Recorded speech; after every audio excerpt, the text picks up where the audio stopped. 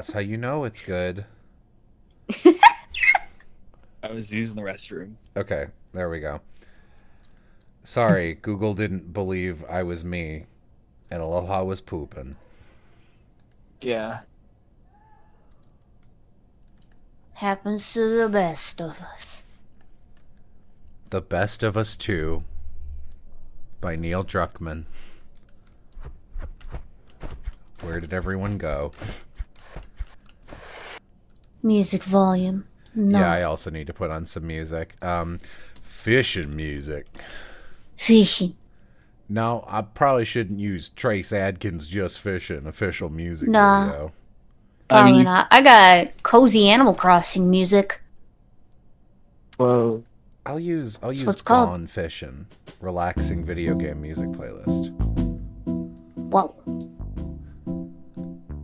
Meatball. Hmm.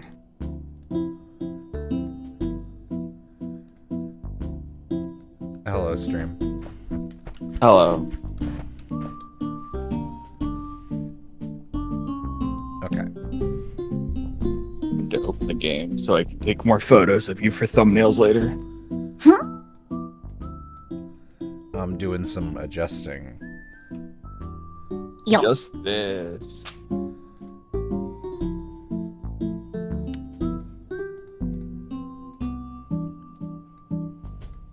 Yeah, I'm gonna be like a little quieter than usual because I'm sick still. Well, no. Yeah. It's funny you say that because I adjusted it in a way that while you said that, you were like so fucking loud.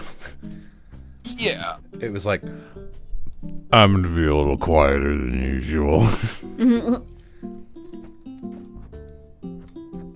Oh, this is a perfect thumbnail. I mean, I just happen to have another photo. It's not as good as the one of like peeking through the waters, though. Okay. Hey, Jello, can I come in? Yeah, Thank you. but only if you're fast. Oh, chat, if you don't let me in, it'll be sad. Okay. Dude. How do I join you? Oh. I hope no audio happens in my left ear. Sorry, is it left ear only? I don't know why that would be. I think that's just that chatter's problem. Oh god, look at all these people. Oh my god. It looks... No, my headphones broke. Okay. You can't be saying stuff like that. Hello? Oh, okay. Listen, Hello. white baby. Wow. Okay. That was... Joe, you said you wouldn't call me that in front of other people. Nah, I'm just kidding. You can call me that in front of other people. That's down there with the worst pet names of all time. Hey, white babe, where are we going tonight? Hey, white baby. And it's like, all right, this is funny the first time, but you just you won't stop.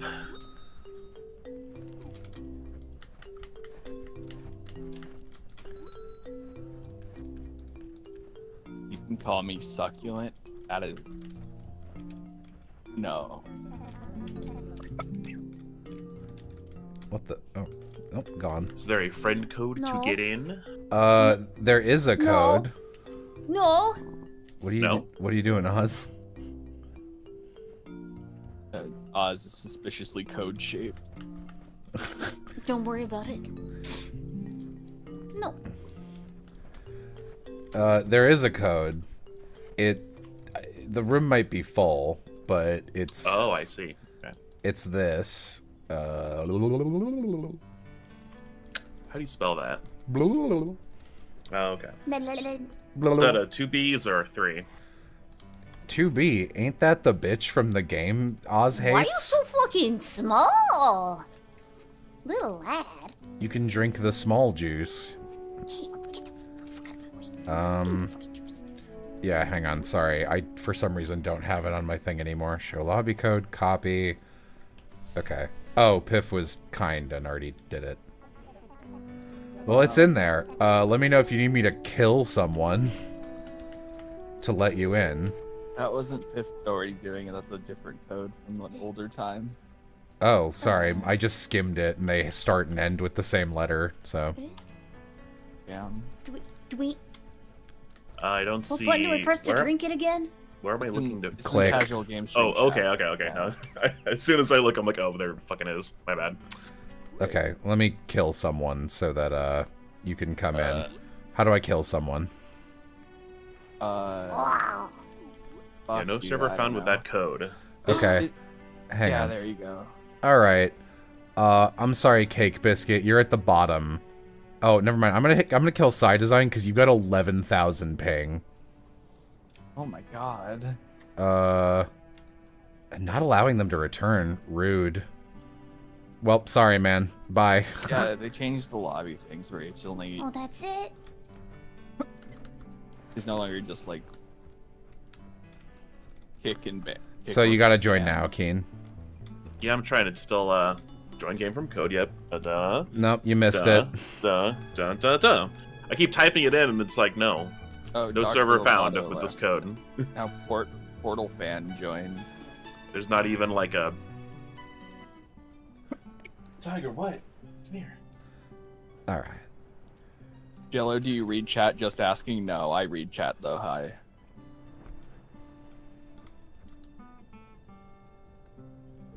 Yes, okay, I can just watch. You didn't see that.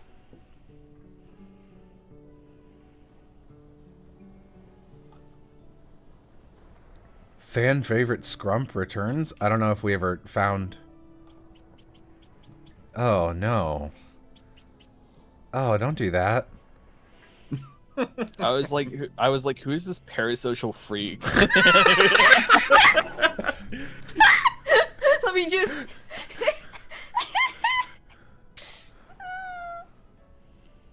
Damn. Damn. I would leave, but Sorry, someone Oz. would just take the spot. The prisoner's dilemma strikes again.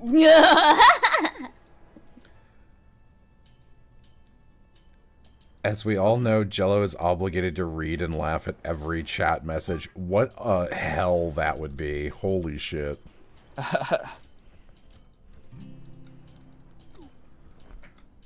Oh man, you're a horror to look upon. No offense. Devil's tomato. Holy fuck, you're fucked. Damn. He's a Portal fan, dude. Walk into the club and everyone's like, you're fucking ugly. You get out.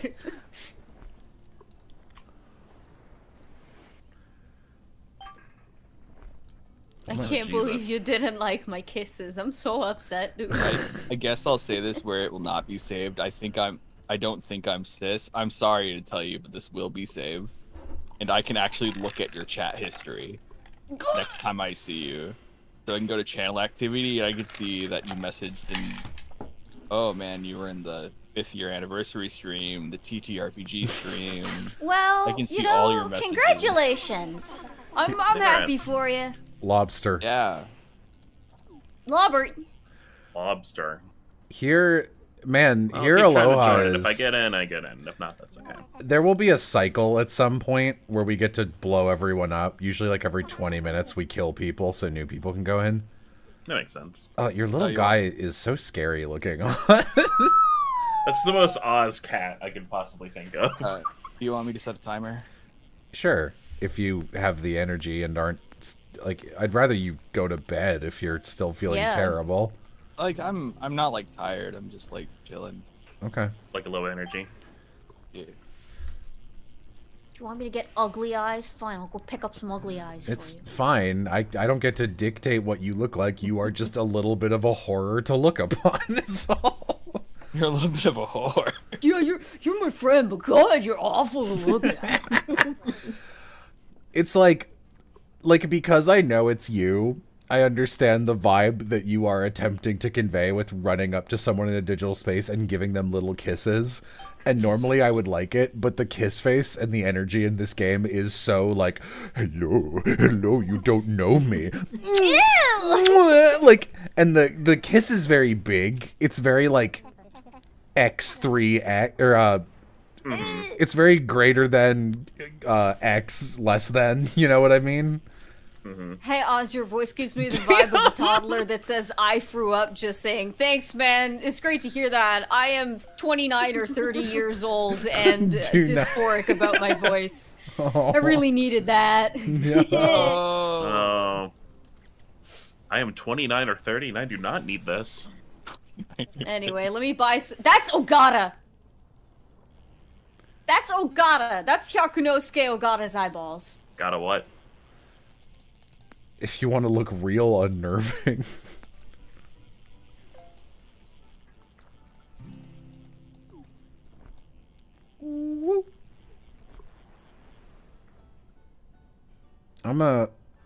I think as far as the web fishing style is concerned, I think Ace of Spades has kind of got the best you can be, which is the Void Cat. That's just like, I guess that's kind of a loaded energy. Do I play web fishing? Like sometimes. This is the third web fishing Holy stream. shit. Yeah, just a little fella.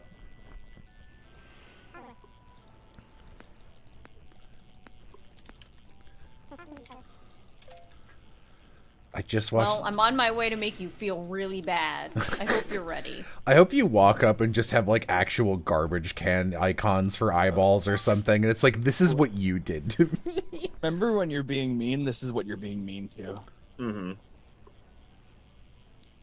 Also, like, I know this person next to me's name is Prismatic Tea Girl, and they're wearing a trans flag on their shirt, but I just want to say that, like, with this icon, I could already tell you were trans. Oh, yeah. Yeah, like your entire getup. Yeah, I'm sorry. I mean, that's not a bad thing. Yeah.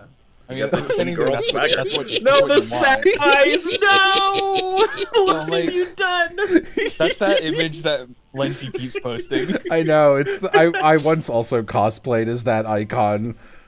I feel bad for being so mean about it, but at the same time, that's so funny. I like how the gray on your cat looks like a 5 o'clock shadow, so it's like you're sad and you're like a little bit homeless. That is me, dude!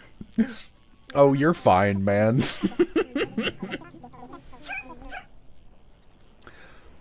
God, Oz, I would kill for your rent a month for the space you live in. It's pretty good. Yeah, I know it's good, but I'm small. That's true. I have to work twice as many hours because they only pay me half. Because you're small. Yeah, they pay me tiny rate.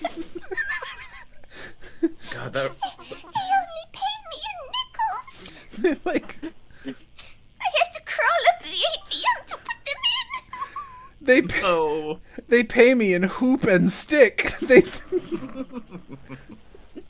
Hey, what the fuck are you doing over there? Wish I was paid in hoop and stick.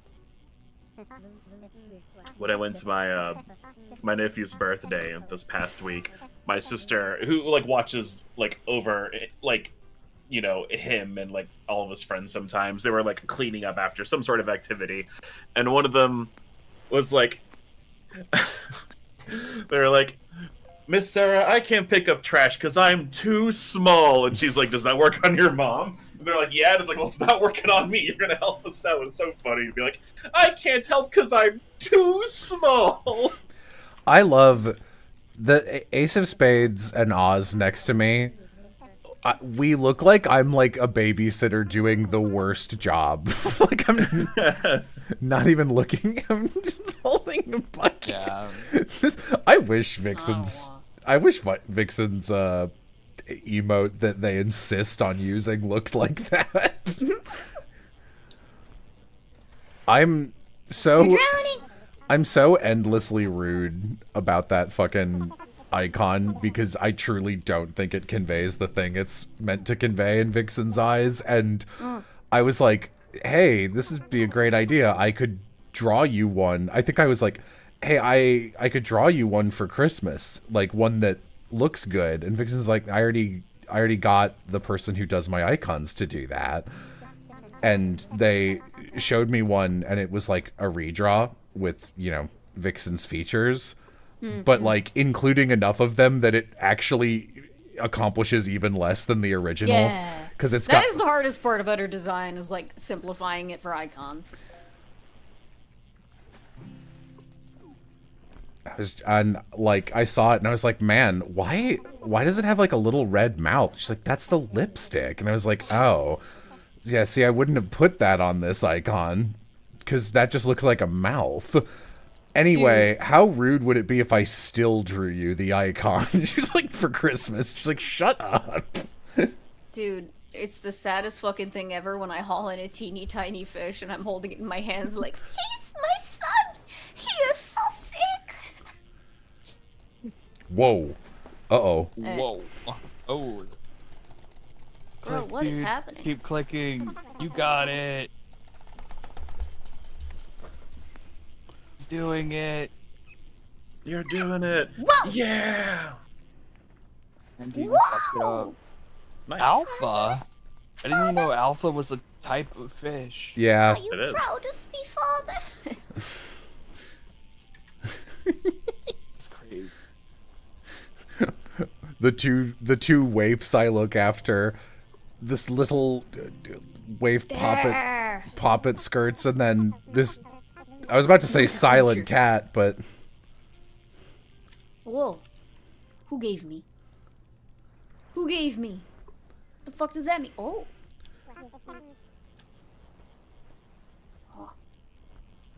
Speaking of Vixen, how's the Dokapon video coming along? Don't ask that ever again. it's been on the back burner. I've been working on Yeah. another project to kill Aloha with. Yeah. I'm almost done with, so this is basically One Piece. I Yeah. spent like collective like 13 hours making one image for it. Yeah. The effect works, and it makes sense that I needed to take that long, but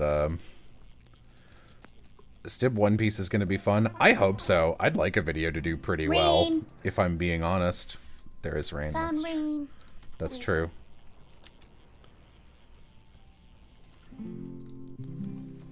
Worm.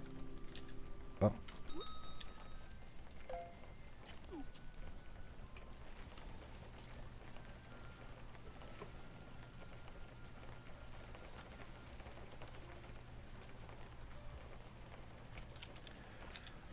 Yeah.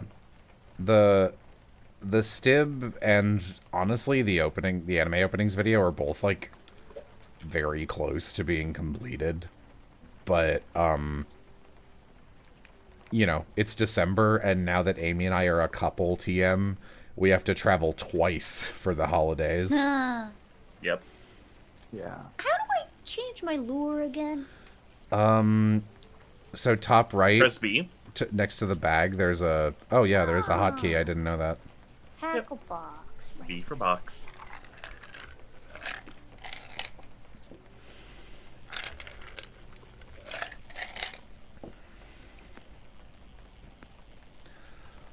I'm sad that Don Dodon isn't going to be on the anime list by the fact it didn't exist when I did the stream. I'm going to be honest, it wouldn't have made the top 100 anyway.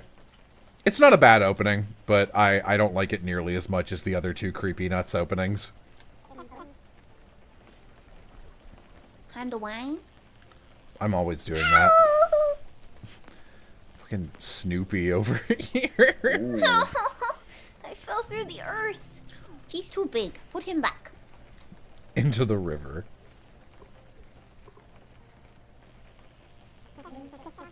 Damn. Into the river. You stupid mutt.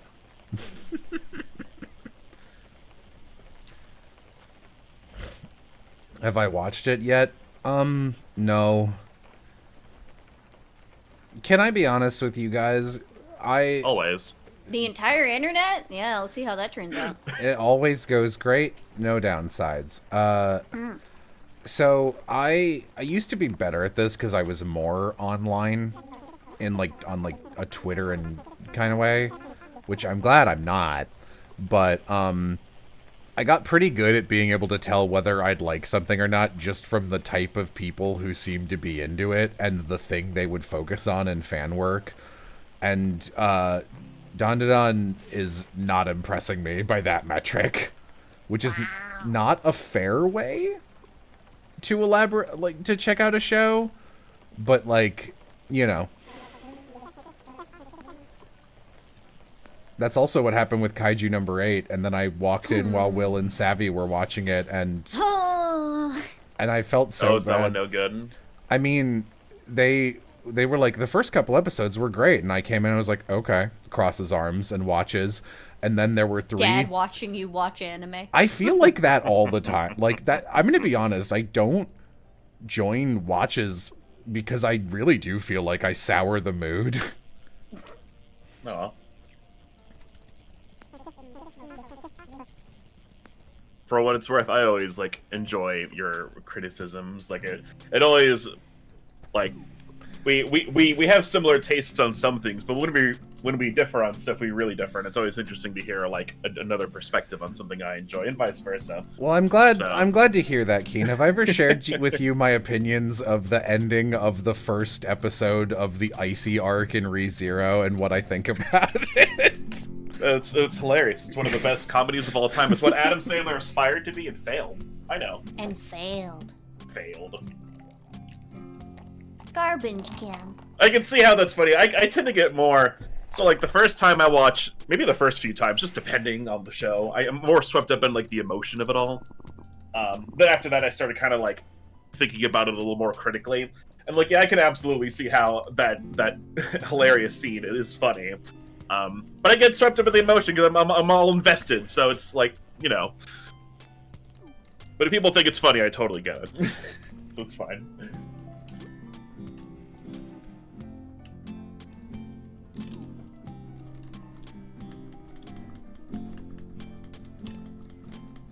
Your flute?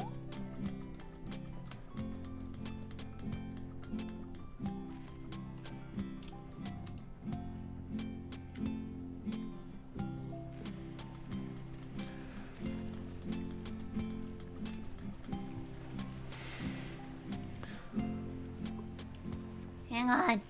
Yeah. What did I get? I wish I liked more things. I would love to engage with stuff and like stuff, even like 40% of the time. That would be cool. Oh, Jello. Just read Fata Morgana, Jello.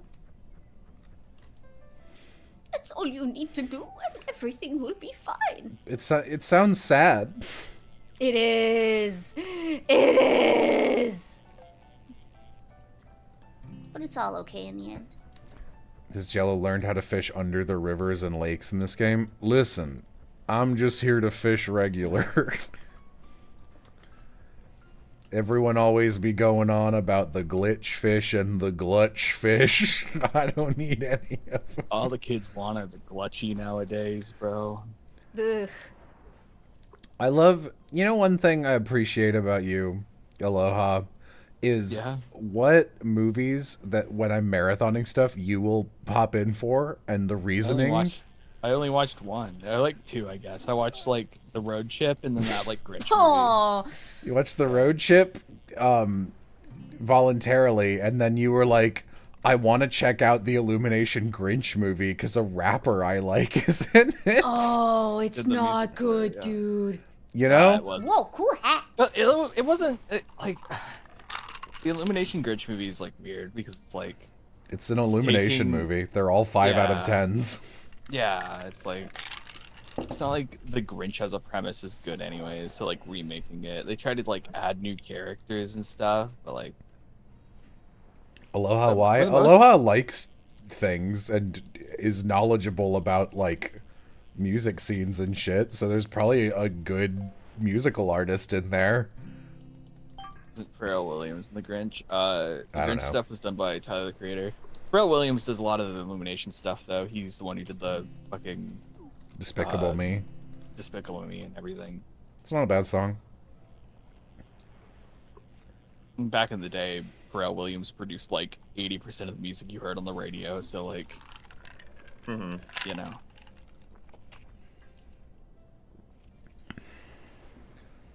Did I ever plan to watch all of Power Rangers? Absolutely not. I don't. That would take a long time. Like, the thing about the marathon stuff is I didn't like watch a lot of them because I wasn't really like I didn't really know you back when you did a lot of the marathoning. It wasn't until like the very end after you like The final you started one and then you like didn't complete it like halfway through, and then like 2 years later you're like, yeah, I should probably finish this, huh? And that's when I like joined in. No, you did the that road trip movie. That was part of that also, and that was the only one of the only ones I watched up front. And then there was a big gap. We were friends by the time I actually like did it. TM. Yeah, we were friends. Yeah. Yeah, sure. I mean, you weren't paying me to be your friend yet.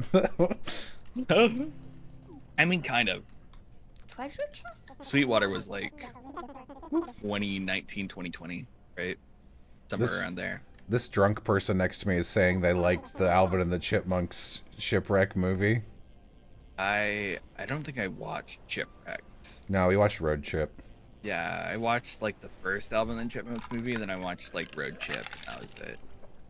How would I describe my media preferences? For video games, I like cute, optimistic shit that is nice.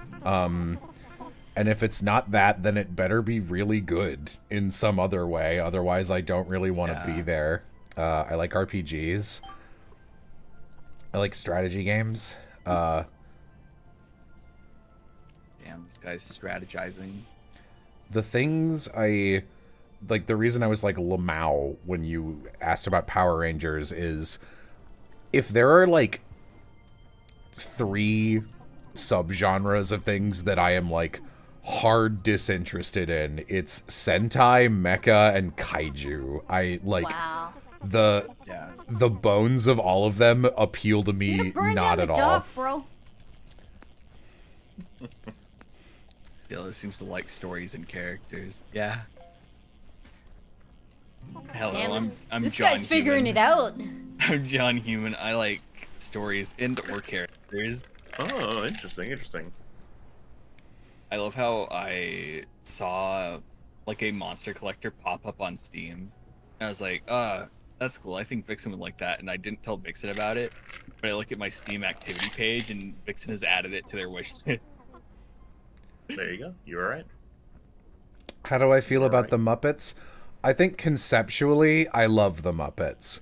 And I think whenever, like, Oz is talking about the Muppets, I love the Muppets. I like the Muppets more as, like, individual characters rather than anything they've actually been in.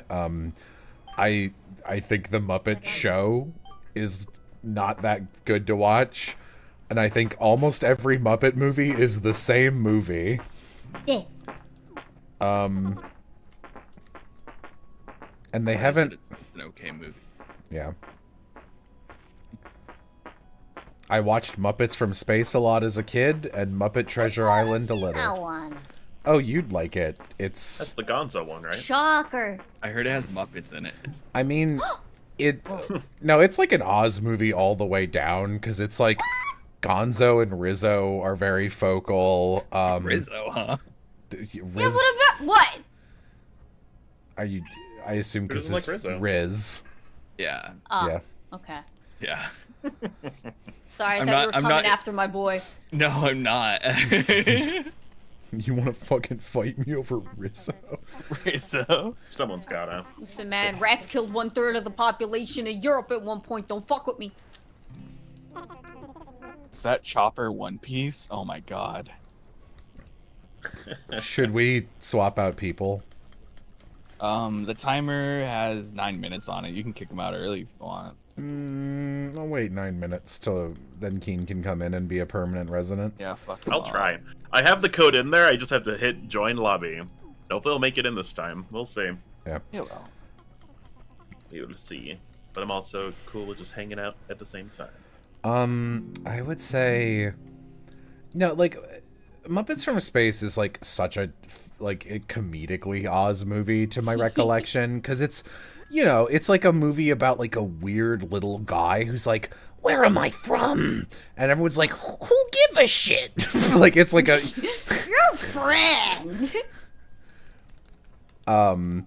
And, you know, it's like a weirdly high-stakes space espionage adventure, but it's also, like, very dumb. So, I don't know. It feels up your alley to me.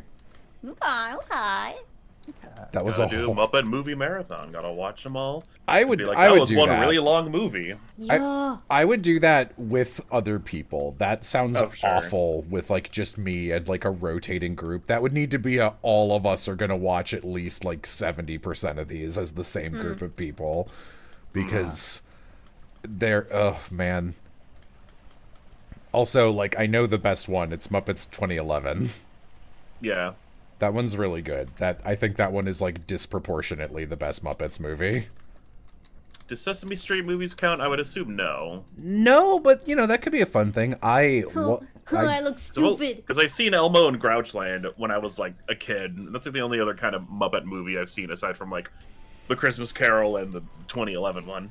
I love Elmo and Grouchland. It's fun. And also, there's a great scene that I was reminded of recently where, like, it's, like, just the, you know, the, like, 60 to 80% mark scene where Elmo's like, oh, something bad has happened, and this is the emotional low point, and then, like, it pauses, and Ernie and Bert walk on, and Bert's just like, I can't believe it's gonna end. I guess that's my Bert voice. It's so... no, it's so sad. No, Bert, the movie's not over yet. What? Things can still happen. It could still have a happy ending. I mean, what movie ends, what movie doesn't have a happy ending? And Ernie keeps talking for a little bit, and then Bert just goes, Titanic. What? Titanic didn't have a happy ending. Okay, that doesn't matter, Bert. Dr. Zhivago. Okay, Bert. Oh my god. Yeah. That's Shane Madej. I do know that scene. That's yeah. Shane Madej and Ryan Vergara. Oh, don't do Ernie dirty like that. I introduced, I like gave Vixen a overview of the Ghoul Boys. And she did a non-ironic, I've had enough of these guys. Yeah. But yeah, no, I was like, please allow me to show you the dynamic and why you're here for Shane. And she's like, Ryan's an idiot. Because the first one I showed them was the fucking Roanoke episode where it's like, where did they possibly go? Into the woods. I've solved it. Ryan is Yay me. comedically dumb.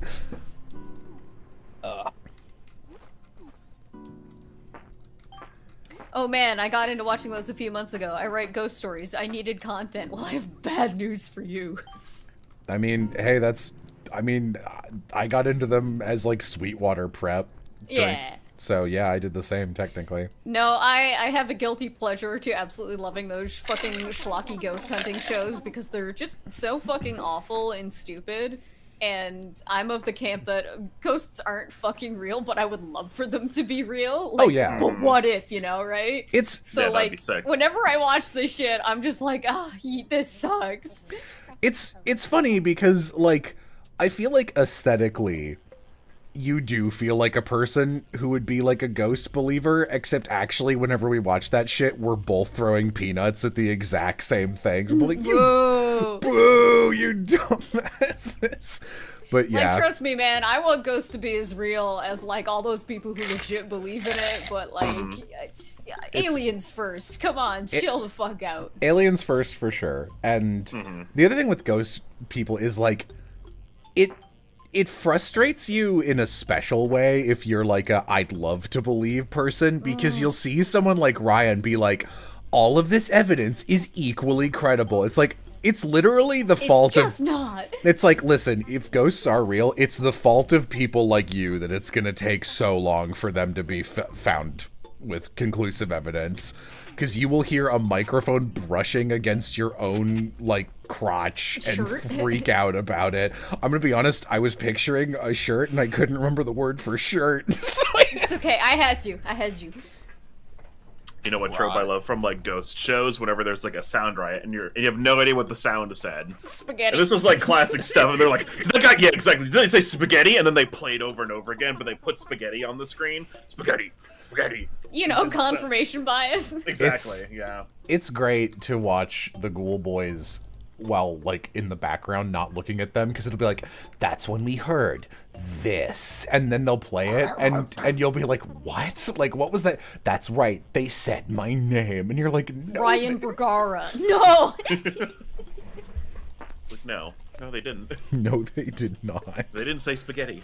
In the My house had a ghost. It would make it would give my siblings sleep paralysis and make the TV turn on by itself. I think your siblings just had sleep paralysis and your TV was not good. What do you mean? I'm Give sorry. your ghosts don't give sleep Give you paralysis. Sleep paralysis. Yeah, You guys, give you sleep paralysis. Demons give sleep paralysis. Duh. Oh shit, you're right. God, Sorry, little Jimmy. That's goes what I always thought it real. was growing up because I grew up like Santa's Baptist, right? not real. That we Nice, know too of. Oh my god. Dang. you know, ghosts gave me IBS. Actually, that's not You know- that's not a more insane thing to say. I mean, that is literally, if your IBS is quite literally, like, stress-based, then yeah, if you're afraid of ghosts, and it makes you shit. I brought in a local expert. I have ESP and IBS. As I get closer to the demon, I will shit myself hard. As we turn on the EMF reader and the spirit box, that's when we hear it. Man, the new season of Knob Psycho kind of sucks. It really is. The spirit box The ghosts is... made me non-binary. You know what? That is true. Ghosts have made me trans. I'll agree to that. I mean, like... Cheers, brother, or Get me more sister, ghosts, or then. whatever the fuck. Now all these ghosts are woke. They That's can't like- sleep. What the fuck do you expect? You don't know that. They can't rest! Are you sure? Yeah. Ancient, like, Yeah. You met a colonial... ghost? colonial ghosts floating around, just like, "Can't haunt anyone anymore because of Because woke." of woke. Kids these days. That's almost like a fuck. Oz, what's the vampire show? What we do in the shadows? Or Yes, what well, is it? it is. You're right, actually. But that with ghosts from You know, various time periods. I cannot. I do not like the drinking of all of these. The children these days. There's a different taste to their blood, you know, and it's. I am. I actually love how just like queer that show is. It's really good. I would watch the fuck out of exactly that show. I really liked the original movie for What We Do in the Shadows. Yeah. And I tried 2 episodes of the show and did not like it at all. Yeah, it is not the same vibe. It has this inherent undertow of like deep, bizarre cynicism and like interpersonal hate that is Yeah. like my least favorite part of the show, and that pretty much never goes away. And it's very much like straight bullies in high school kind of humor that like somehow managed to weasel its way into this show that is not like that. Straight Oh, so like bullies in season high 5 school. of Community. Man. Yeah. Oh, I was gonna say, did someone say that, or you just write Aloha, pulling that out of nowhere? Yes, that is very true. Timer went off. Time to kill. Okay. I'm killing, right? Get ready, Keen. Yeah. Even me? I got my mouse over the button. No, you can. Even me? You can stay. Okay. You can stay this time. I will kill everyone else, though. Just let me know when you've killed, because I can't see. I'm gonna be killing, so just okay. Just Kill, press the button. kill. There's Keen. Where's the ghost demon cutoff? I think it's in the same spot where the human demon cutoff is. It's I the might be in. your name is there. There we go. There we go. Okay. And here's the lobby code for everyone else. Wow. Okay, I was scrolling back up. I like this comment. Jello, that's when you've eating some paranormal activia. Activia. Me after I drink the shit under the sink. Shit, I say. No. Yeah.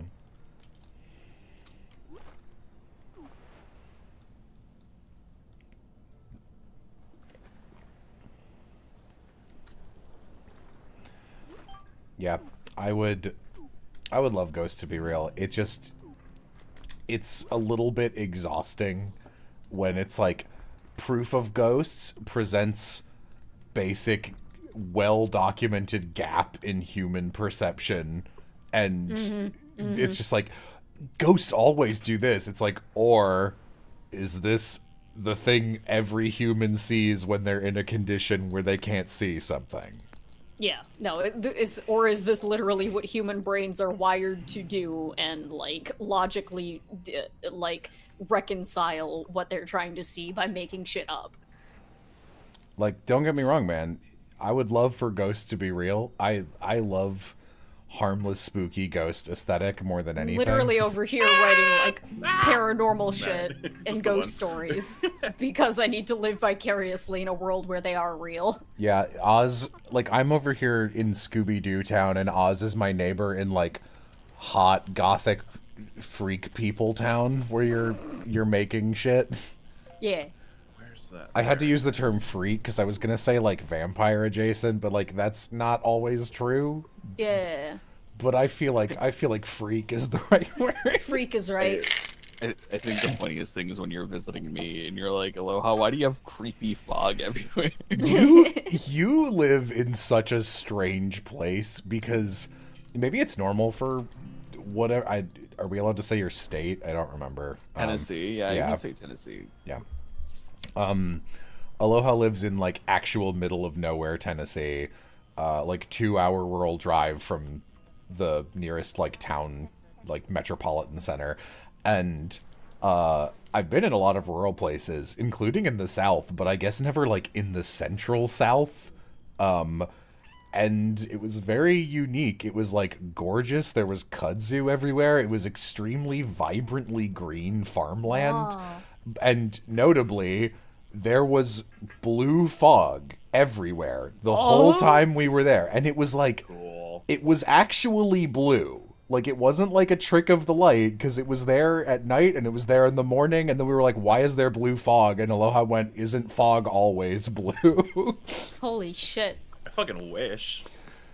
No, but, I mean, it, like, truly there's nothing to do there. But, I mean, we tried to get an ultrasound. we looked up like things to do in my town, and like number 3 was get an ultrasound. The fog was democratic. God, I wish. Listen, there's the red mirage and then the blue fog. Blue. I was trying to figure out a joke with that. Yeah. The fog was what? What color is fog then? It's gray. Normally gray, yeah. It's like grayish It's white. it's like It's been cloud so colors. foggy here lately. So much. Like fog is just clouds, right? But just Yeah. closer to the ground, Yeah. not as like thick Basically, and yeah. crazy as a cloud, but it's all the same stuff. Thick.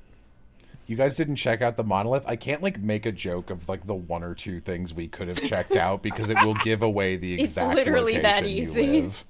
Yeah. Whoa. Hey man, what's up? There is the Bass Pro Shop pyramid like 2 hours Oh, away though. I mean, we passed don't it, want- yeah, but, like, Yeah. Oh, wow.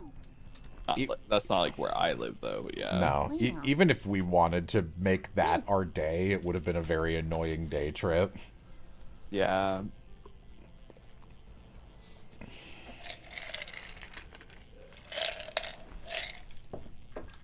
It was cool. It was a cool location. Of all the... I gotta say, having driven through America a couple times now, awful place to live politically. But, like, I really do love... I guess you would call it, like, Americana, specifically. Like, the feeling of ambient small life and culture in America, divorced from its position on the world stage and its history. Like the, what's that fucking show? Beck's anime opening, Mongolian Chop Squad, is like... Yeah. In my dreams, I see that place. Tennessee. Yeah. Yeah, my PC is rumbling. It's fine though. It just makes a lot of noise. Have you ever been to Ruby Falls a lot? I've only been to Chattanooga once, and that was when I was going to Atlanta for a gaming tournament. The thing about Tennessee is that it's fucking long. Yeah, So like it's not like very fast to drive through south to north, which is what we did. But yeah, the other way is a little bit longer. So I'm never on like East Tennessee really.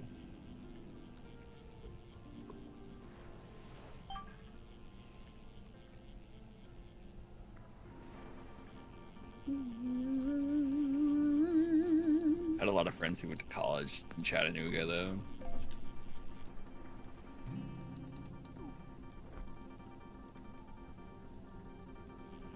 Oh. Something's happening. someone's just hitting one note on a guitar 1,000 times, I think. Hi, Piff. Is it that, or is it the radio that's over there? If you want to come fishing when there's room. Yeah. No. Oh. We. Someone, I saw Hades Town live. It was really good. Hades Town is coming here in the spring. That's cool. I would love to see Hades Town someday in person. Someone asked earlier about if I was going to see the Wicked movie. Probably not. I have seen it. I've seen the show twice. And I think it should be animated, so... Yeah. What would y'all's names be if you were chowder characters? Jello. Yeah. Oh, I don't know. Because everything's aimed at their food, right? So. You know what? My first thought, cornmeal. Me? No, for me. Oh, Yeah. Then I'll be Jello. okay. Sounds good. Oz, you'd be Giblet. You'd be a little guy running around named Giblet. Oh, fuck, dude, you're right. I would want to be PB because I like peanut butter. Oh. That's pretty good. You're just trying to be adventure timey in my chowder. You got Adventure Time with my chowder. I guess I could do PB and J because I do like PB and J sandwiches, but that's also like another show. Jello, What? I figured something out. Yeah? Oh, you've discovered The meowing button. Oh, I have to show you something else then. Okay, so when you're doing that, Oz, do Alt G and Control G for different sounds. Crazy. And then you hiss. So for dogs, it's like a growl, and then I finished me sad, homework. puppy. You know, one of the me homework made me think of one of the best things that Oz and I took from the Ghoul Boys watching, which is in the episode about a lady possibly spontaneously combusting, which actually is a thing I believe could be real and very uncommon. Yes. But I don't believe that instance was spontaneous. I think she just dropped a cigarette and took like 12 sleeping pills and didn't wake up. But a guy going, one witness account said, a fireball flew in through the window. I seen it. I seen it. I don't believe anyone who describes anything as I seen it. And Oz and I say I seen it all the time whenever talking Here you about go, like Oz. kooky shit. What'd you give me? Oh, I did. Tetanus. Oh, Did you a give me a little smooch. smooch? Everyone gets a little smooch. A little smooch? A little smooch. Oh, you have a little bed? That's cute. It's like a therapy lounge chair. Have a lot of little props. Yeah, therapy seat prop. Take a look. Yep. Clownfish. My least favorite unsolved videos are the ones that treat real tragedies as like exoticized ghost stories. Do you have an That shit example? sucks. Do you have an example of one that pisses you off? Because I like their true crime stuff, but I do think some of them are just like, yep, that was a murder. Those happen. Whoa, someone drew a quite good Siffrin. Oh wow. Oh damn. wow. That's Is it good. you? Are you the Sif creator?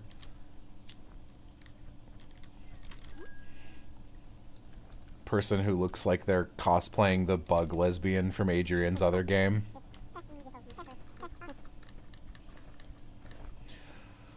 Oh, the one about the woman who had a medical condition where, like, lotion poisoned her to death and it spread across the hospital. Oh, yeah. Oh. That one's pretty cool, but yes, that's a fair criticism of it. So many buckets. I can't watch any Ghost Files or Unsolved stuff. I can't watch any Ghost Files because it lost what made Unsolved good, which is that Shane is there going, this is dumb, because Ryan is producing the show. So, clearly Shane is on a leash. Do I like X-Files? I haven't watched it. That would be the type of... That's on my list of things to watch next, actually. I feel like it's going to be very funny. Yeah, that's like something that Oz and I would try watching and either like hate or be really into for 1 month. Yeah. Like I got really into Unsolved Mysteries for a little while. Yeah, we should go back to that, man. Oh, that is nice. Wow.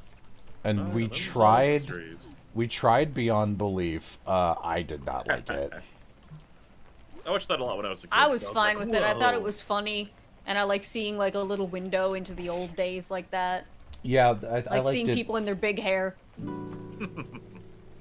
Unsolved scratched that itch and was much better about it. And A bit more respectful.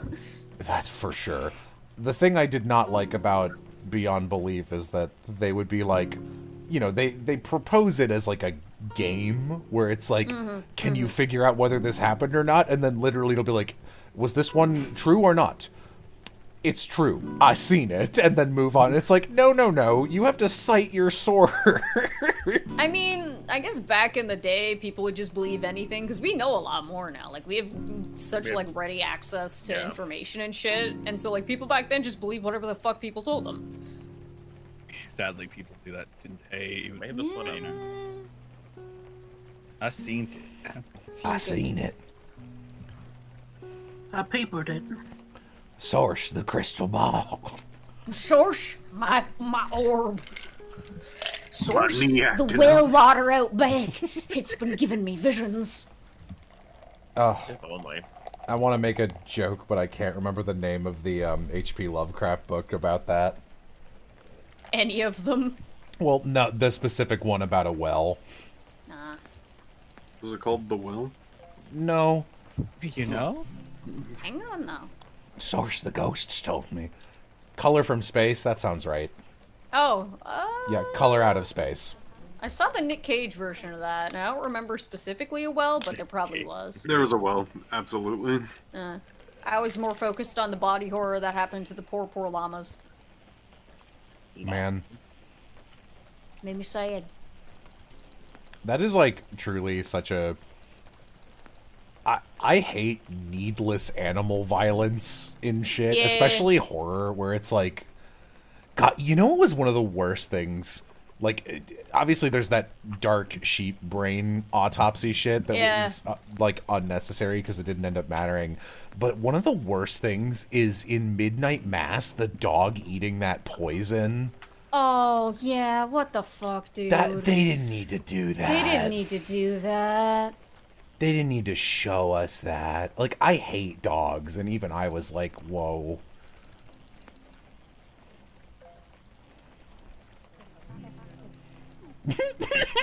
I was reading chat, looked back, and had this, like, perfect... Yeah, you going, hello, looking up at me. Like, fucking adoring fan Oblivion popping up behind Oh my god! You're so right.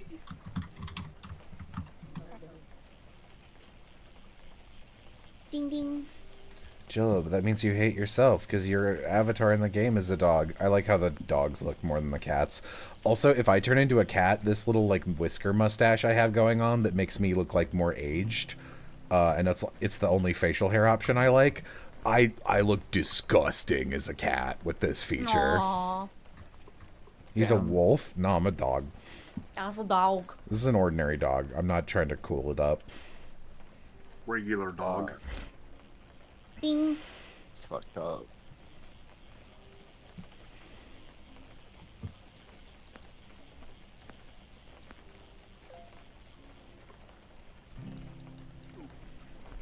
A large crappie? Damn, bro. Alright. Ding. Ding, ding, ding.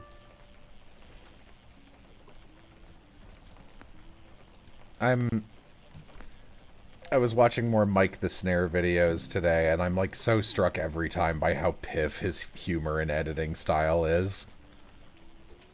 He's good. It is. He's really funny. Of all of the people that I watch, I am the least embarrassed by him. No, his shit's like excellent all the way down. I was watching him as like a nice accidental palate cleanser because I was checking out the newest what's his name, FD Signifier video, who I have like very mixed opinions on, because he does something I don't like, which is he does the modern video essayist thing, which is like a big long preamble of like, now here's what I'm saying about this, and I'm afraid people are going to take it the wrong way, so I'm going to put this big long disclaimer at the start of the video so no one gets mad about it. And then he'll like say some purposefully incendiary shit and keep it in the edit afterwards, and all his videos are clickbait titles and thumbnails, and it's like, if you're gonna do that, if you're gonna do the like big long video essayist thing, I hate that and I don't think people should bother. But if you're gonna do that, you can't also be clickbaiting shit, because now you're just wasting my time with like the other stuff. And like I have other thoughts on him. Some of his shit's really good, some of it I don't like. I like his Drake video pretty well. Yeah, it's really good. Oh, hey, Mishram. Hello. Is Meershroom in the call? I can't tell when people Chat. join. They're in chat. Okay, hello. It's my shoosh. Learned so much from the Drake video. Yeah, it's a really good, well put together video. It just kind of gives you the entire history. Yeah. I Video. have my watch list. I don't know if we'll get around to that eventually. It's like the 3-hour one. There's a something couple about- Drake ones, but yeah. Sorry, go ahead. Okay. There's something about like video essays that started becoming like high school essays or middle school essays. Yeah. Well, Or, you like- see, literally what it is that people who are high schoolers now have access to video editing software, and they've taught themselves. So younger and younger people are making content. Sure. But it's formatted the exact same way, in like the worst way, where it's like, alright, I double spaced everything just to make sure that it looks padded, and then I'm going to have like this is what my essay is about, as like wordy and long and unnecessary as possible. It's because people are bad at making video essays, and now it's like a popular format. It didn't used to be a successful format, but like it is the one for YouTube right now. Like, Yeah, long form content. big long form content about a simple subject that's asking a rhetorical question that doesn't even need to be examined, which can be really fun. This is not the best example, but it's the first one I think of. There's these videos that are like, how many Mario games are there? I promise this is an interesting question. And it's talking about like, it ends up going into the history of the entire franchise, which is very long and winding and interesting, and going like, here are the different ways you could classify this. Like, and it's like a stupid question, but one that acts as a really interesting lens. And then there's other stuff where it'll be like I think Aloha and Piff and I have talked about this a lot. This feels like something Piff and I share specifically, where it'll be like, can you do this in a video game? Where the answer is obviously no. And then they're like, all right, ignoring the fact that the answer is no, how long can I make a video about it? An hour? 2 hours? And then at the end it's just like, but it turns out I couldn't do it. It's like, I know that. Yeah, like it's this thing of it's like the YouTube Kids kind of situation with like video essays, where like YouTube Kids is just like, yeah, we just throw videos up there and it'll cycle, and then it doesn't matter if your kid understands it. It will play and we will get a view. Video essays are kind of like that, where it's just like people put it on and then like go to sleep to it, or like have it in the background and not really pay attention to it. So it's just like you're watching a 5-hour video that you're not really paying attention to, and they put ads throughout it like, occasionally, right? So they make money, and so it's just like that's pretty much the thing. You basically set it and forget it, and that's like it. Who's the worst video essayist you guys know? I mean, it's any of the content farm ones. There's a million terrible video essayists. The worst one, I'm very out of date with his shit. He could be so much better than this now. But when I was first moving from Texas to Cali... Ew, why did I say that? Whoa. Oh, God. Well, I gotta wash my mouth out with soap. From Texas to LA, I had to clean a whole house by myself. So I had video essays on for, like, literally a week straight. And I ran out of all of my guys. So I had to try some other guys. And I tried that guy who did those... He's got other stuff. The iCarly ones. The iCarly ones. And I was like, okay, this is like, I'm always very interested in the history of a show. I'm a huge fan of like defunct TV. I am curious to see what he has to say about this. And it turned out to be one of those like, I consumed a lot of media and now I am listing you the media I consumed and my meaningless reactions to it, and I have no thesis. And it's like, cool, don't make a video. Jacob Geller, that's a good pick. He's got some good ones. He's good. Yeah. I might kick a freaking bee's nest with this because I don't know like his connections with fucking anything. But there was a freaking like a video game sort of like, oh, what happened with this video game person that's like a skeleton. I'm quite sure somebody has seen this guy around, like is it Sean? Like, I don't know. No, Sean's just a skull. Yeah, I think this is like a skeleton that's sort of like a TV show host sort of vibe to it. It is... I am so upset because every single time I click on something and are just like, oh, maybe I want to learn a little bit more about a subject I already know about, he is just horribly inaccurate the entire time. And I go, no. This pisses me off to no end. Yeah. Yeah. Who's singing? The Can't worst think thing of ever any I is don't like because I don't like go back to them. I watch one and I'm like, I don't like this for any reason, and then they're gone from my memory. What were you gonna say, Aloha? I don't do video essays. I think the only one that I've watched recently was the FD signifier. Is what the culture's feeling one. Yeah. Just like it's really Yeah, good. stuff's good. Yeah, And most of those info I already knew. It's nice tough. to see like someone put it together. It's tough I do because like video essays, but about science and shit and space and history. yeah, Because at least then I'm actually learning shit. maybe I should get you a Nebula subscription for Christmas. Oh. Nebula's got all the good stuff. Honestly? That'd be a good easy gift. Then I don't have to worry about transporting anything. Wow. Yeah, the like FD signifier is a good example of like that's clearly like a thing he's like crazy passionate about, and Yeah. he spent a lot of time on that video. You can tell because he was like, this is a really important topic.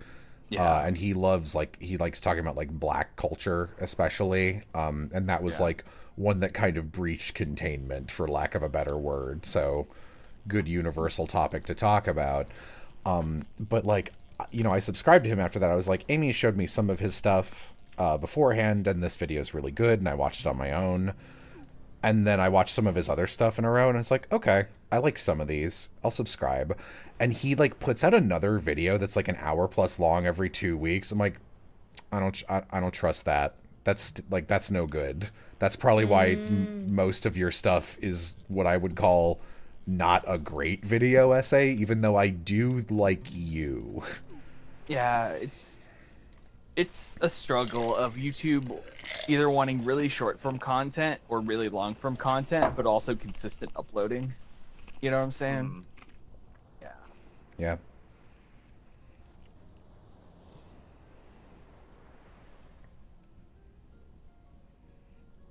Someone said thoughts on Brian David Gilbert. I like him. That's my thought. H-Bomber guy is my favorite.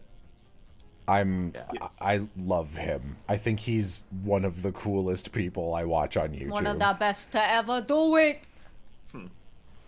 Him doing what he's doing is why video essays are probably as popular as they are now. Not singularly, but yeah, Yeah. it's so sad that you know, he makes this video, and like obviously the big headline at the end of it is the James Somerton stuff, but you know, it's also a video about content farms and the laziness of bad video essays. And then you see him being like this reaction YouTube and this like fake like what just happened news YouTube is all the worst. It's terrible. And then, of course, because his video was like a mega hit, like a 14 million view mega hit with ongoing stuff because Somerton is an idiot and did stupid things in reaction to it, it like ended up fueling content farm mills for a little while. And I was like, I would feel so bad about this if I were H-Bomber guy. Like, I would just be like, God, I truly cannot tell this story in a way that wouldn't have made this happen. Stoke the fire, like, just inherently. Yeah. Which YouTuber do I think started it? I don't think anyone started the video essay trend that got, like, I think it's just that it became a successful thing over the course of about 6 years. And people, who, like, shitty people have noticed and have started doing the low effort version of it, which is what shitty people do with everything. So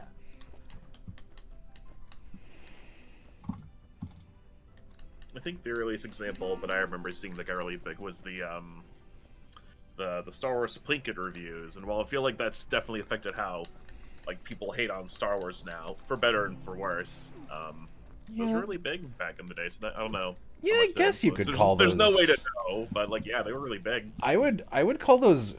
I guess you could classify that as a video essay. I would call it something closer to like what the Nostalgia Critic used to do, where it's like it's like the text LP equivalent of. Because you know you get like a lot of clips and kind of like a slow watch through making fun of shit. The only person I know who still sometimes does stuff like that is Your Movie Sucks, and I don't really watch his stuff for his movie reviews. I watch it for his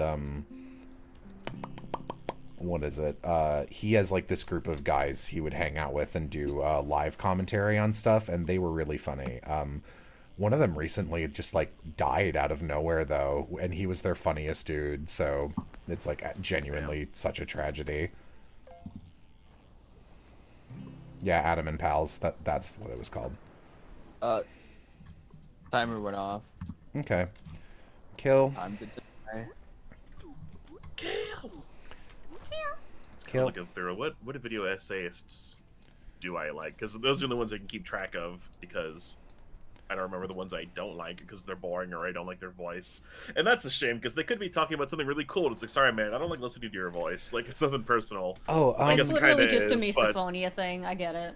Listen, Yeah, it's just- some people, God, some people, there was someone Amy was showing me who, Amy watches like a lot of video essayists, and she has pretty good taste in it, but she also has like, is able to enjoy slightly, this sounds so mean, her bar for quality for them is also a little bit less stringent than mine is.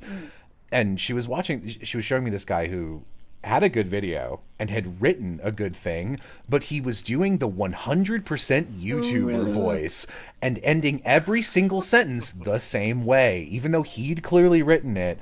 And like, they were like simple sentences too. And like, I to the degree that like every time he did it, I would just like mock him out loud. I'm like, this is unacceptable.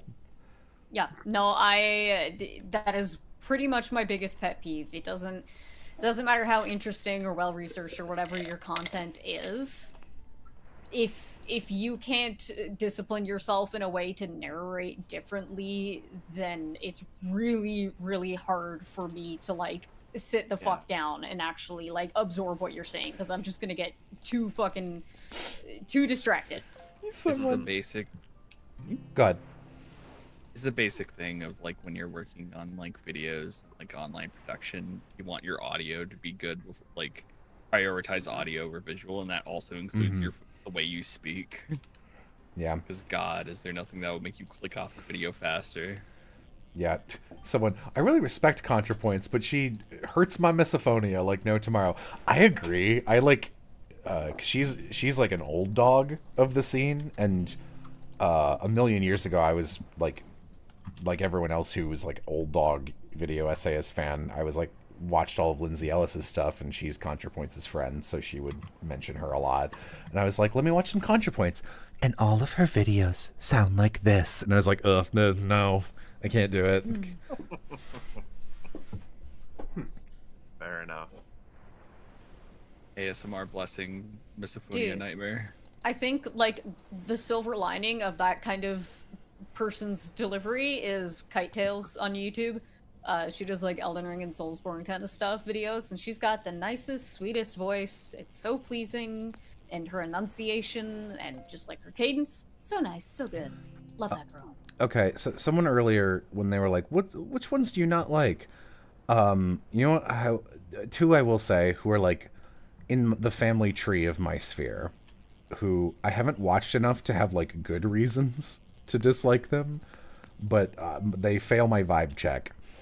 I don't like, I think LS Mark is his name. He's like one of the guys who's like, I watched every episode of The Simpsons, and here's this 8-hour video, and it's like, oh boy, what, like, and he does it all the time, and all his thumbnails are like him looking exhausted, and it's like, okay, so like you need to pitch to me why I should watch this though. Like, is it like, I watched every episode of The Simpsons, and here's how the characters evolve over time, or I watched every episodes of The Simpsons, and here's my analysis of the culture around it and how people like stopped liking The Simpsons, and yeah.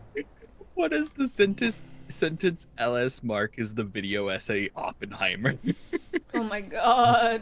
What does that mean? What does that mean?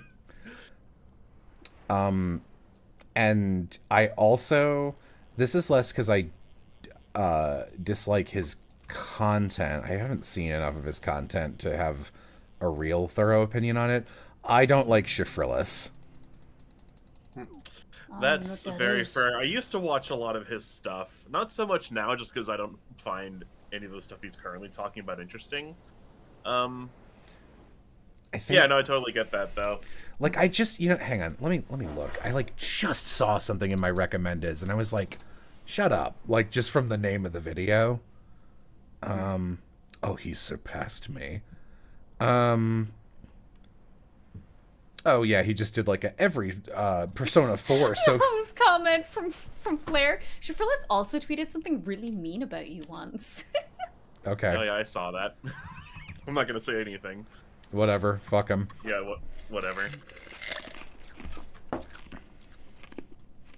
There was another video essayist that's very similar to like the first person Jello was talking about, where like it is like a person after my own heart, a person that goes out and does extremely long and difficult games for like full completion. I'm not really like that guy for the most part anymore. Like, I now have reasonable expectations about like my time and effort. I was like, man, I would probably really like this. And I watched through his cookie clicker video. And two things I got from that. One, I don't want to actually play cookie clicker. So he did a really good job in showing how difficult and things like that would be. The other thing is, it kind of became sort of, in a weird way, formulaic, where he was just like, I was at this point, and I felt like I couldn't keep going. Like, this happened, like, a few times in the video. I'm just like, I can't handle these. When people yeah. like dramatize it for no reason. Dramatize? Dramatize? I think both. I've used both interchangeably. They're both correct because it's English, so who cares? Yeah. The Dramatize. yeah, but just like popped open his channel, the thing I saw was like he recently did some like every Persona 5 confidant ranked and every Persona 4 social link ranked. And speaking as someone who just put on Patreon a thing that's just like text going into that, like these videos are like, each of these videos is like an hour and a half long. You don't need that. That's a bad video. There's literally not that much to say. No, my stuff. Yeah, no, the clicker thing was just like, he went through every single step where I was like, all right, you did the start, great. That's how that should be. Now you should go, and let's skip a few until we get to the interesting part. No. As well as, I think this one actually, like, got me the most as, like, the entire reason why I was watching the video. He didn't even get all the achievements. Oh, jeez. It's not that he didn't show all the achievements, he didn't get all the achievements. Fucked up. What a fake fan. I was like, what? Yeah. Alright. I think I'm gonna go to bed. Good night. Good Feel night, better. Aloha. Alright, aloha, feel better. Yeah, no, literally every video on Chivalrous's channel I look at and I go, ew. Just like, well, because like all of them are like, they're all the different genres of things. I was just like, I don't like any of these. Where it'll be like, I watched everything ranked, and it's like, oh, I'm sorry, I didn't know we were still in 2011 YouTube. Let me check my calendar. There's one where it's like, why Whisper of the Heart is my favorite animated movie of all time. It's like, shit pick. Like, even among the Ghiblis, that's not a good pick. Oh my god, remember? Okay, no, I think he like ranked the Disney animated films and fucking what? He put something above Hercules and I lost my mind. I don't remember what it was.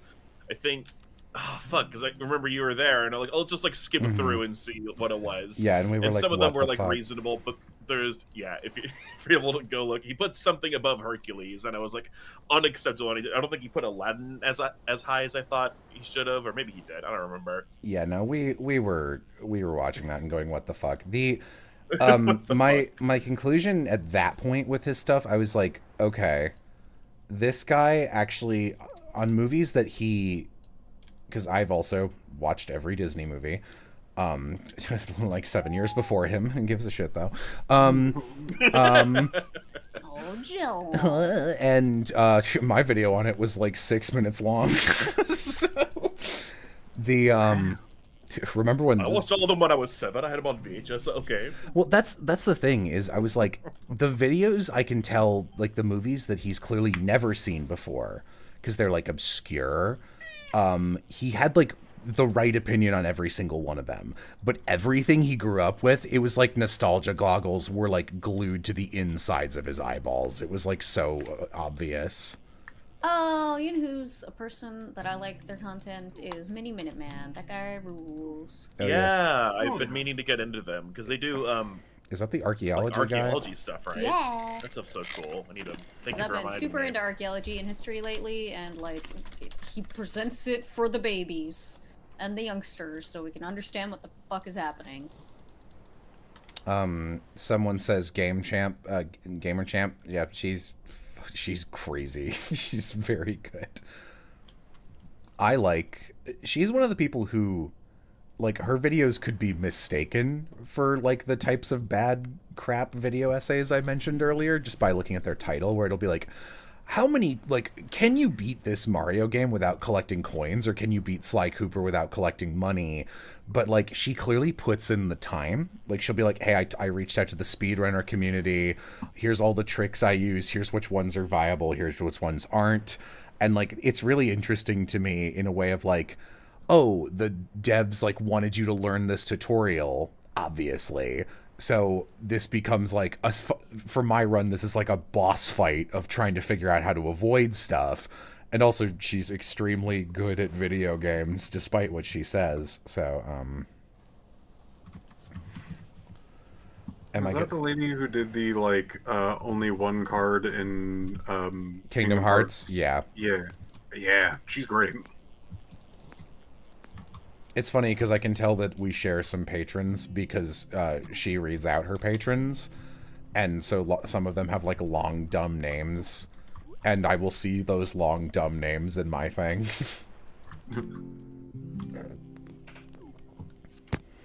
Sorry. Oh, Dan Floyd? Dan Floyd is good. I haven't actually watched any of his new stuff, but he was the creator of Extra Credits, and by extension, Extra History, which I like. I think is probably one of the best channels that's ever been created. It's so nice. I love that guy. Me when I throw Oz down the well. Oz deflating like a balloon. Any feelings on cartoon reviewer YouTube? Stop reviewing popular shit. Review weird crap from a VHS from 30 odd years ago. Use your platform to raise up unique shit that was good and have something to say if you're gonna make a video on something. Like my stupid Dokapon video essay has like a thesis. I'm not just making it to be like, look how bad, Lamau. There's someone I follow called, I think it's just called Hazel, and they put out a video recently. Yeah, about, chat's mentioning that person. Oh, are they? Oh, wonderful. I was looking at chat. But yeah, they did put out a video kind of recently about because like during like the 80s and 90s, there was lots of like direct to video like anime stuff that's just been like lost to time, and she just kind of talks about it like, hey, here are just some ones I found. Some of these are more rare than others. I'll just give you the gist of each one. And then some of them are like, oh, that's pretty neat. Like, maybe I'll go check it out. Or it's like, ew, gross. No thanks. Dan Olson, he's one I don't watch that seems very good.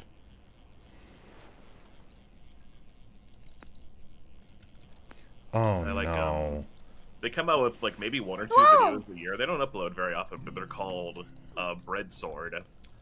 And if you click off of someone because their voice is awful, like they're kind of the opposite of that for me. Like I love how they like describe stuff with like the sort of like gravitas, you know, like he sets the scene very well for all those videos.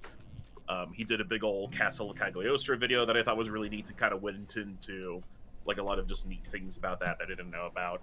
I also just love anything Loop on the Third, so I'm a sucker for that. But he also did a really good video called Robin Hood and the Death of Color, where like, yeah, early Robin Hood adaptations are pretty, like, nice. Like, there's, like, the Errol Flynn stuff and, like, the Disney one are all pretty, like, optimistic, but nowadays it's, like, not.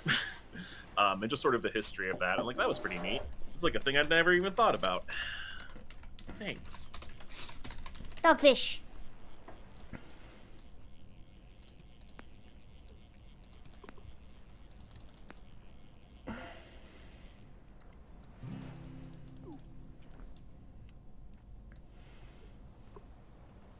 Splurp. Thoughts on Lily and Michaela Orchard? I don't know. People keep making like dunking videos, and so at this point I'm just like, didn't Lily Orchard do her takes like at the start of Steven Universe's tenure? Why are you still dunking on this person? Do they actively have a platform where they're being like, I don't know, like a shithead? Like, are they transphobic and rich? Like, what could possibly justify this amount of hate? Why are you High Guardian spicing this woman? I don't remember. Oh, chat brought up Steak Bentley. Yeah, Steak Bentley also comes out with a video once every never. Yeah, he talks about the Venture Brothers, and he did a video on Scavenger's Reign recently. Anything Venture Brothers, I'm gonna gobble up because there's nothing for it. Yeah, this stuff's good.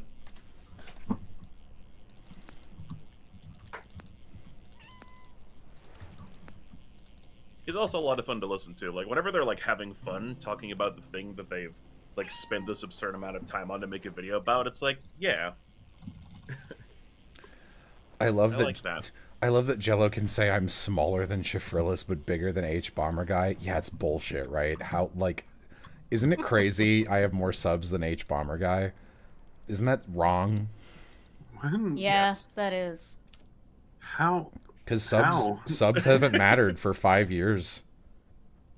Mm. You just get popular on the algorithm.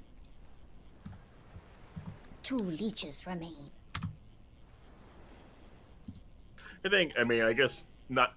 We could go into, but I think your stuff also works for a larger audience than his stuff. So by default, it's like why they make a lot of movies PG-13 instead of R. You know, because the bigger audience. I wouldn't say wrong, but it's weird to think about. I would say wrong. His stuff is way better than mine. No, I mean like as far as like. I was reacting to chat. Oh, sorry. Oh. Who else does good video essay stuff that I can chill? Me. You do. There's a guy named Joe Apocalypse. I've known him for a while. He's I have a pretty video cool. essay. It's 8 hours long, poorly dude. constructed. Let's get this Jello guy out of here. Let's watch that video instead. Mm-hmm. I did rewatch my Scooby-Doo video essay, which I forgot it was. I forgot it was good. It is good. It's pretty good. Keen's pronouns are he, him. Yep. Thanks for asking. I got no bait. I'm making a video about the sound design of Luigi's Mansion. That sounds cool, actually. That's cool. I got no bait. Fuck yeah. There's the bait. Overly sarcastic productions. I love Red and Blue. They're very sweet. I followed their shit because I really like the way Red summarizes classic novels. Mm-hmm. I actually have mixed feelings about the Trope Talk videos. But like it, For rubber ducky. my biggest criticism isn't really like anything Red could do. I just think that like it's nice that their channel's been so successful the last couple years, but like I don't think TV tropes is even like a good lens to view media through. It's like it's basically a fandom wiki, if we're being honest. It even yells at you if you have ad block on now, and it's just updated by anyone. I love Trope Talk. I'm sorry. I haven't watched it in a long time. I don't know. I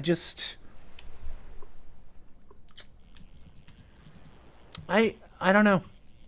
Maybe it's just that it doesn't interest me. It's just not your jam. I mean, with trope talks for me, it's like, is this a trope I'm interested in learning more about? Yes or no. If yes, I watch. If not, then I don't. I like their detailed diatribes, though. I have like a backlog of those I've been going through. Those are pretty cool. When I'm just like chilling and like winding down for that, I don't put on one of those. Oops. Oh, I was not looking at how much this fish did. Oops. The one they did on Star Wars Episode 3 is very good. Yeah, Entertaining. the mythology videos are good. I like those. Mm-hmm. Bling bling. Gotta find these black and white versions of Star Wars Episode 3 now and see what all the fuss is about. I like Red's Red when she talks about an individual story rather than like something across many stories, if that makes sense. Or like multiple adaptations of the same thing. I like that.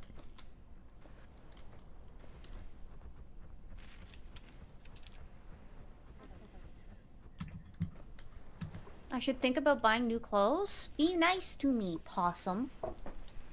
I'd buy new clothes. I got plenty. Aren't we animals? Should we not be wearing clothes anyway? Anyway, I'm not here for the clothes. I'm here for the rubber ducky. Yeah. Yeah. Her Lovecraft Rubber video, yeah, ducky. her like author stuff I think is her best. Like the Stranger in a Strange Land video is really good. The Jekyll and Hyde video is very good. That's also a video that's a book I've actually read. Mm.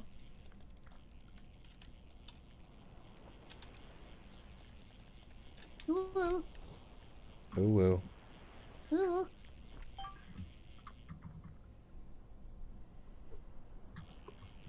I got a rubber ducky. Ernie. Got the rubber ducky lure. He's got a rubber ducky. You idiot. It's We've so all got rubber small. duckies. It is really cute. I do like the rubber ducky. Oh, I have no bobber. bait. Ow. Forgot to buy more leeches. Whoa. The no- Ah! I'm just that sound. I'm just imagining like a flat like PNG picture of Oz just being like stretched and squashed like.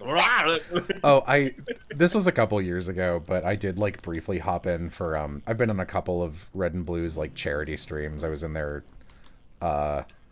Zelda Awakening thing recently, and I remember hopping in for they had like just done a bunch of Breath of the Wild shit, and they were playing some other open world game, and we were talking about stuff, and I do admittedly remember them like excitingly talking about like all the like deep lore theory videos in like a very serious way, and I was like, oh, maybe I gotta be a little more careful what I listen to you say about me.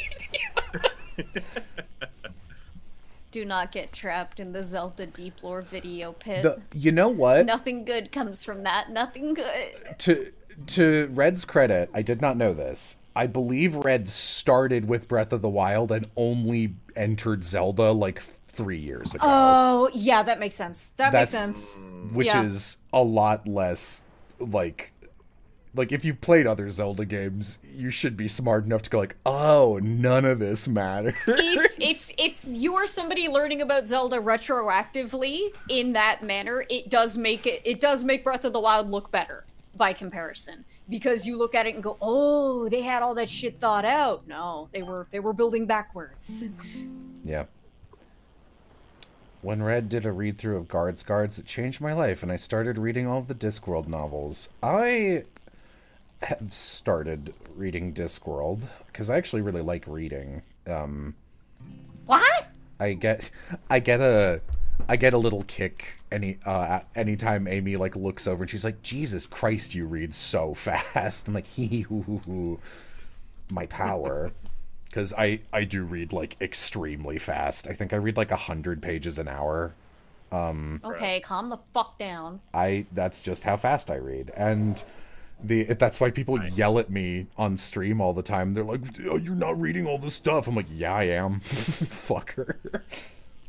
So I felt bad because someone on Tumblr a little while ago was like, how do you guys cold read stuff so well? And I was like, I don't really think it's a learned skill, but not in a way where I can teach it to you. Sorry. Read Small Gods of Discworld. Okay. So, hey, Webfishing, why are you suddenly so loud? I gotta work on the sound balance in this game. Hang on. Yeah, there's certain sounds that are just louder than others, like people playing guitars. Yeah, I'm sorry. I do honestly wish I could, because I'm usually listening to music in the background, so I wish there was a turn off meows, barks, and guitars thing. Oh shit, my Animal Crossing music stopped a while ago. Was I completely guess it would forgot. just be like just turn. I guess you can turn all the volume down. I guess you can, but Yeah, get the sound of the fishing.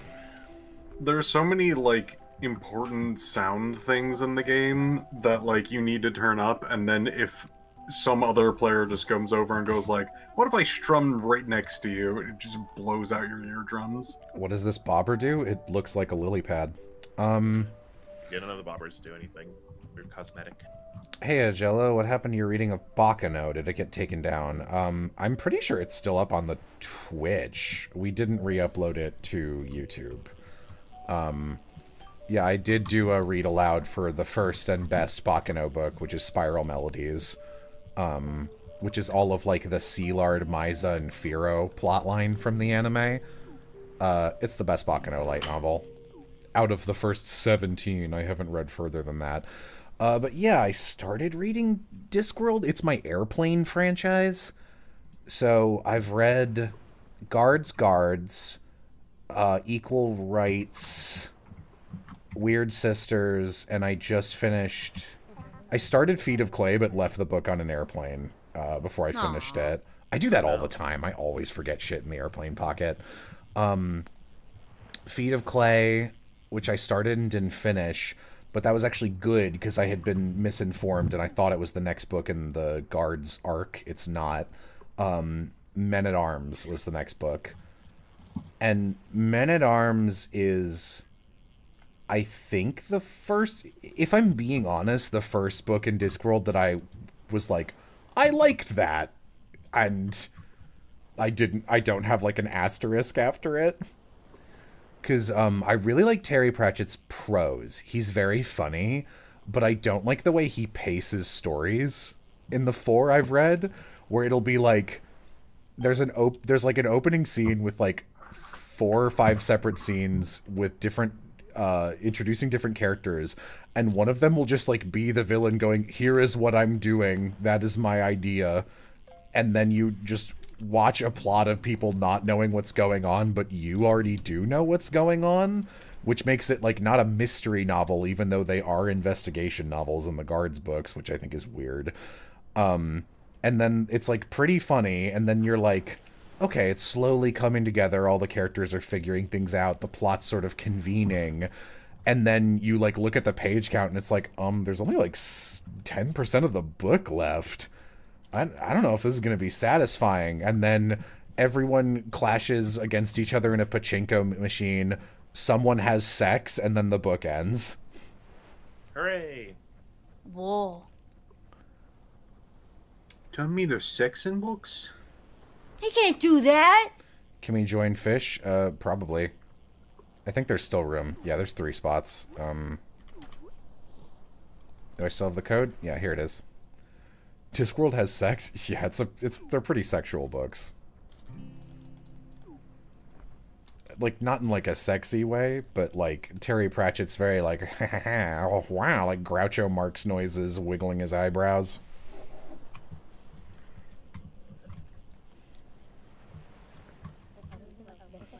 Bing, bing.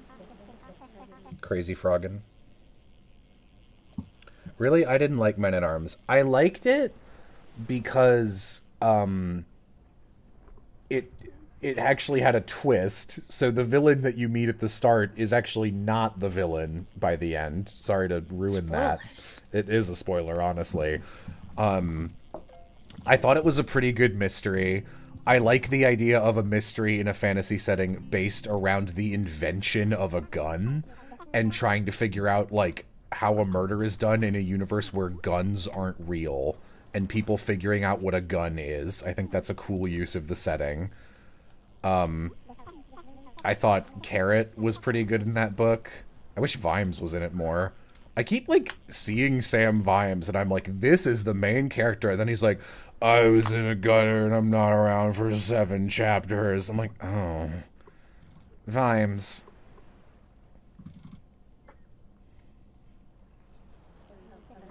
Vimes. What have you done?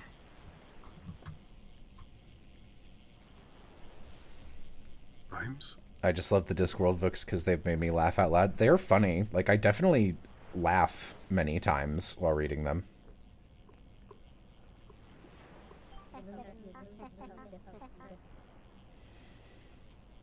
That's not how you spell lemonade.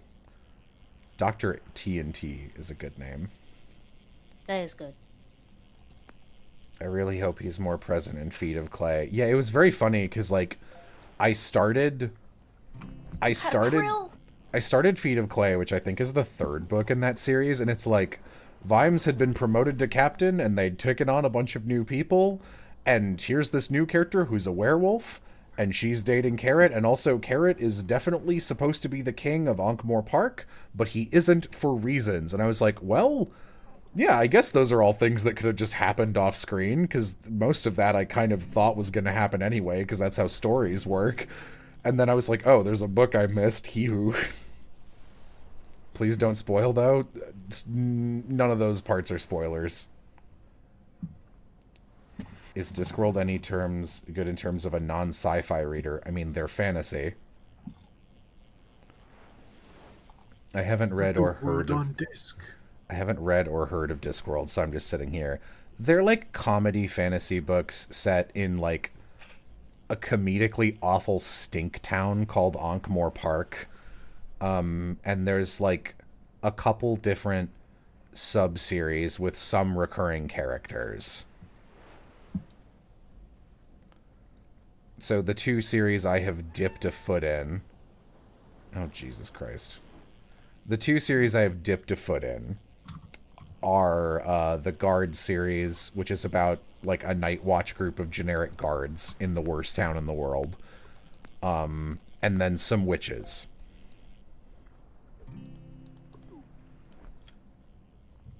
YouTube again is like, who are you? It's probably because I'm using a VPN right now. I bet that's why. They're very bizarre. Yeah, I thought I'd like them more based on what I'd heard and like my friends who liked them. Like Aram really likes them. And I think Aram has a pretty similar sense of humor when it comes to comedy media as me.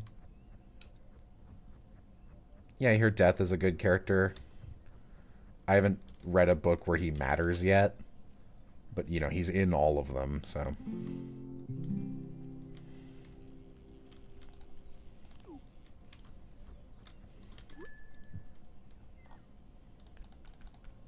I kind of got burned the last time I was recommended a book because it seemed like an extremely, like, this is super important about, like, design and things like that.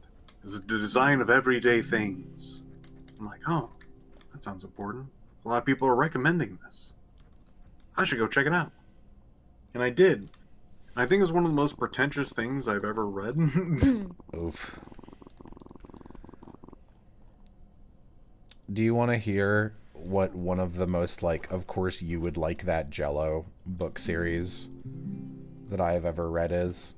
That I've never met another human who's even heard of this franchise. I don't even think their website works. I have mentioned these on stream. Epithet erased. Shut up! So, there's this series called the Hermux Tantamok Adventures. And there's 4 of them. And these books were originally written by some guy who was separated from his wife by distance for a little while. Like he was on an extended work trip or something. So what they did is he would write her a chapter every night and email it to her. And they're like fantasy mouse adventures in like, it's like half cartoon happy modern times, half like Agatha Christie time mashup in a mouse world. It's not Earth. Like there's no humans at all. It's mouse world. And each of the books is about a little mouse clockmaker named Hermux, and he's a loser. And he has a crush on an aviatrix mouse pilot girl. The villain is a capitalist in every book. There's a love story going on. And my favorite book of the tetralogy, and the only one I've read more than once, and I think it's the only one I own. There's, in order, Time Waits for No Mouse, which is just like a pretty stock standard mystery. I actually don't remember it being like that good. But like I liked the sequels. Then there's The Sands of Time, which I like a lot, which is... None of you got to read this, right? Can I spoil the twist? Because I actually like the twist. It feels like something Oz and I would come up with for like a TTRPG or some shit. Don't I'm matter okay with me. Yeah, I'm mostly asking chat.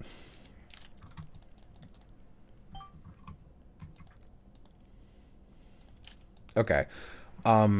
So it's about a... You guys know how Alfred Nobel, the guy the Nobel Prize is named after, invented dynamite? And I didn't know that. he did. He invented dynamite. Spoilers. And then was in real life spoilers for the past. And then his death was mistakenly reported, and his obituary was like, Alfred Nobel, merchant of death who invented dynamite, passed away today. And he was like so sad about that. He was like, I don't want that to be my legacy. It's for like mining and shit. Aw. So he invented the Peace Prize. Aw. So the story is about this museum, and it's like owned by this lineage of inventors who most like they've got a bunch of artifacts, but also most of their shit is like a lot of the exhibits are just like things invented by their famous lineage. And the current guy is like, yeah, people keep stealing our shit, and can you solve this mystery? And it turns out the twist is that the guys stealing shit from the museum are like, this is shit from our culture, British museum style. And they're like, it turns out that basically this family discovered mouse ancient Egyptian like tombs of architects and like inventors and shit, and they stole all their inventions which had not been created yet in modern mouse society and spaced them out, and every like 50 years would, heavy quotes, invent a new major invention and make a bunch of money off of it. And I thought that was pretty funny. like, it's like a reverse Ancient Aliens thing. I thought it was, It's kind of taking the piss out of Ancient Aliens. I thought it was kind of fun. And then the third book is No Time Like Showtime, which is my favorite one because it's the book where the main characters finally admit their feelings and kiss and go on a date, and it's a murder mystery set in a theater. Hell yeah. And then the fourth book is bad. Oh. What the heck? Sorry. What the fuck? It's time to smell the roses. Spoilers. I can't believe you fucking said bad. These roses suck.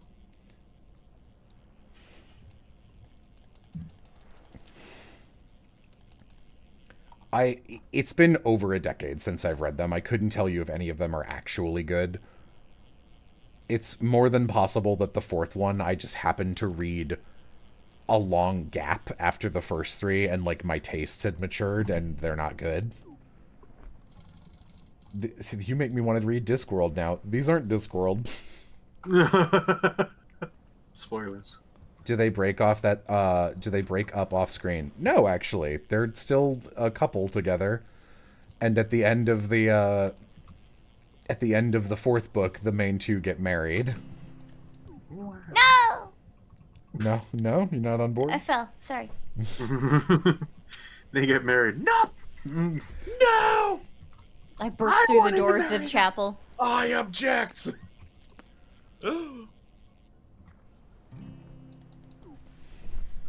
Anyone familiar with Stormlight Archive? That sounds like something maybe Kenzie's read. Yeah, I've heard of that for sure. I just don't remember what it is.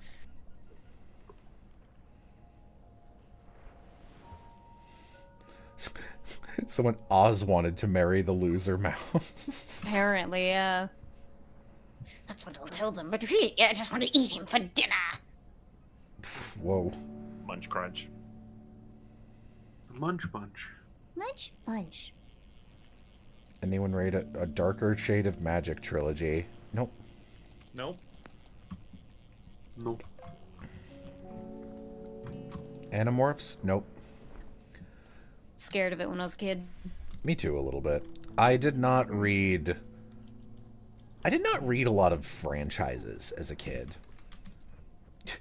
You know, I've mentioned this on stream, but going back to talking about ghost shit, because I have not sleep paralysis, but I have the part of my brain that lets me see demons,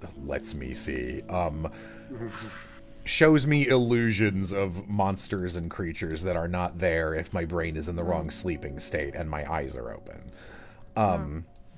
Demons and ghosts aren't real. But when I was little, like the week after my grandfather died, I ended up seeing like the first one I ever saw, and it was like a man, like a whole ass man. So like, you know, as a little kid, it's like, that's a ghost. And That's Grandpa. yeah, and like unlike Ryan Bergara, I do the thing of course I would do, and I got up and touched it, which is how you dissipate sleep paralysis hallucinations. Not that I knew that. So I was like, oh, cool, I can see ghosts. So I started, like, studying ghosts and, like, reading all the ghost books my library had. And literally, as, like, an 11-year-old, after 2 months, I was like, oh, ghosts aren't real. because I read all the stories and I was like, oh, they're all the same. But, like, in a way that, like, fairy tales will be told the same way. You'll die. You'll die. So, You gotta learn protective magic before you start poking at the veil. See, we got someone paying attention over here. is there like an audiobook that anyone would recommend to me? No. No. Okay. Okay. How much do you like horror stuff? Horror really Or like spooky? It's more spooky than like horror, I suppose. I'll tell you this. I love horror, but I do not get scared by it at all. So it has to Jesus stand... fucking Christ. Yes, I'm so sick of you, man. Who is this anime kitten that keeps making noises? I want to crawl into the sea. And I'm dragging you with me. I'm using you as the cinder block. Oh, I see you. It's your way over there. I'm sitting on this rock. Oh, hey, So it's not a book series. It is just a podcast called The Magnus Archives, which I've been enjoying a lot. I've had that recommended to me like 9 times. Yeah, it's just like it's nice to listen to. I used to listen to it when I was on like long car rides, and which was basically never. So I would kind of visit it every few years or so. But now that I'm like door dashing, I listen to it all the time. And for those who don't know, it's all fiction, of course, but it's about this group called the Magnus Institute in London, and people like will go there with their like strange encounters, and then the people who are a part of this institute will try to figure out kind of what happened or follow up on it or anything. And it starts off, and a lot of the stories are just kind of like just that. It's like, yeah, we can't really verify this, but it's a spooky story, I guess. But as the series progresses, like the stories start tying more into what's happening with like in their lives, and like turns out spooky stuff is like real, and that's like a problem they have to deal with, and like things happen. But like it's an entertaining time. It's not scary. It's spooky in like a fun way, where it's like when they introduce the show, they do it in the spooky voice, the Magnus Archives, and I love it. It's like it's fun spooky. Good characters. I'm liking it. People saying nice things about Prison of Plastic's audiobook quality. Yeah, it is. Woo! It is above curve. Sorry for ruining other audiobooks. Though the Audio Awards didn't even nominate us, even though I gave them a couple $100 to check us out. Wow. Boo. I mean, I wasn't sounds surprised. illegal.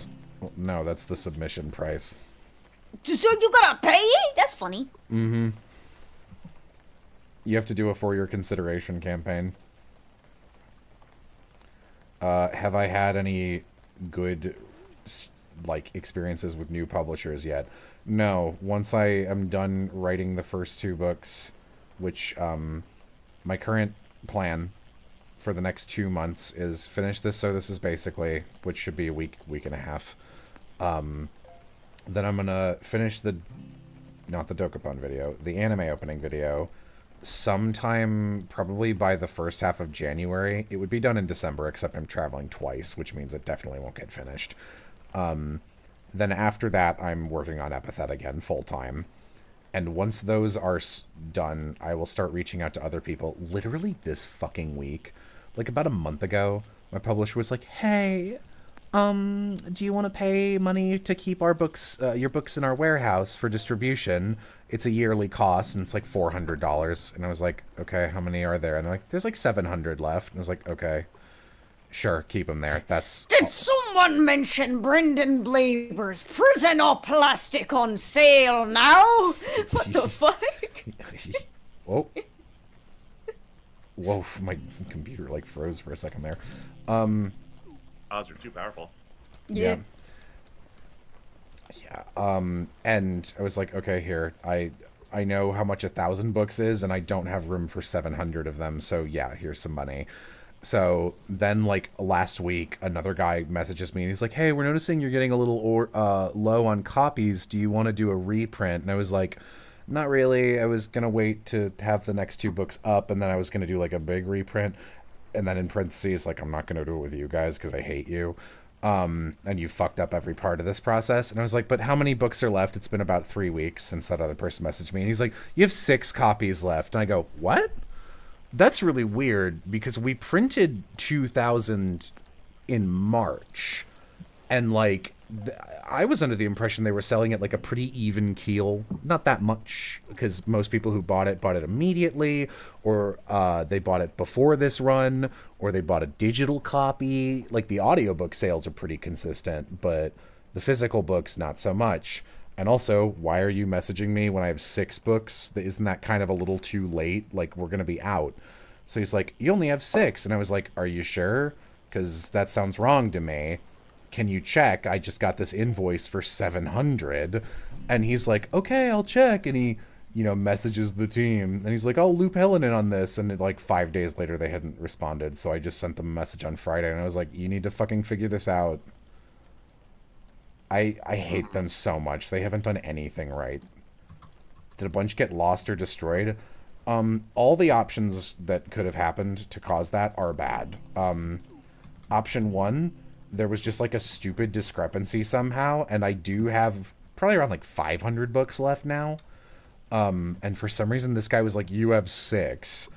Option 2, I did not have 700 books, and they accidentally told me that, and I almost have none left, which is also bad, because why would you tell me that? Option 3, which I'm going to be honest, I think is the most likely one, they inflated the number to get me to pay for another year of storage, when actually there were very few books left. And now that I've asked them for proof, they're scrambling and taking a week to get me numbers about it. And I hate them.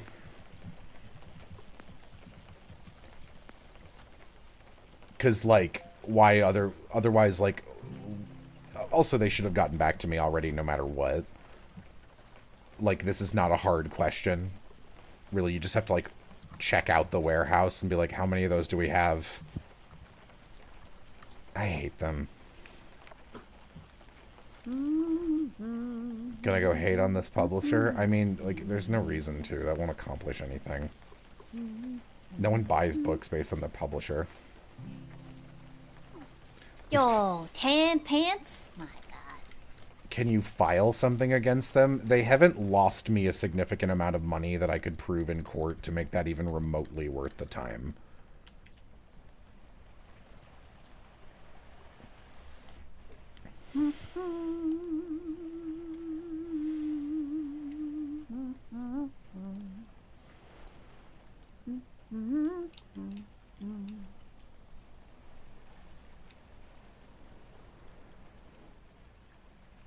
My God.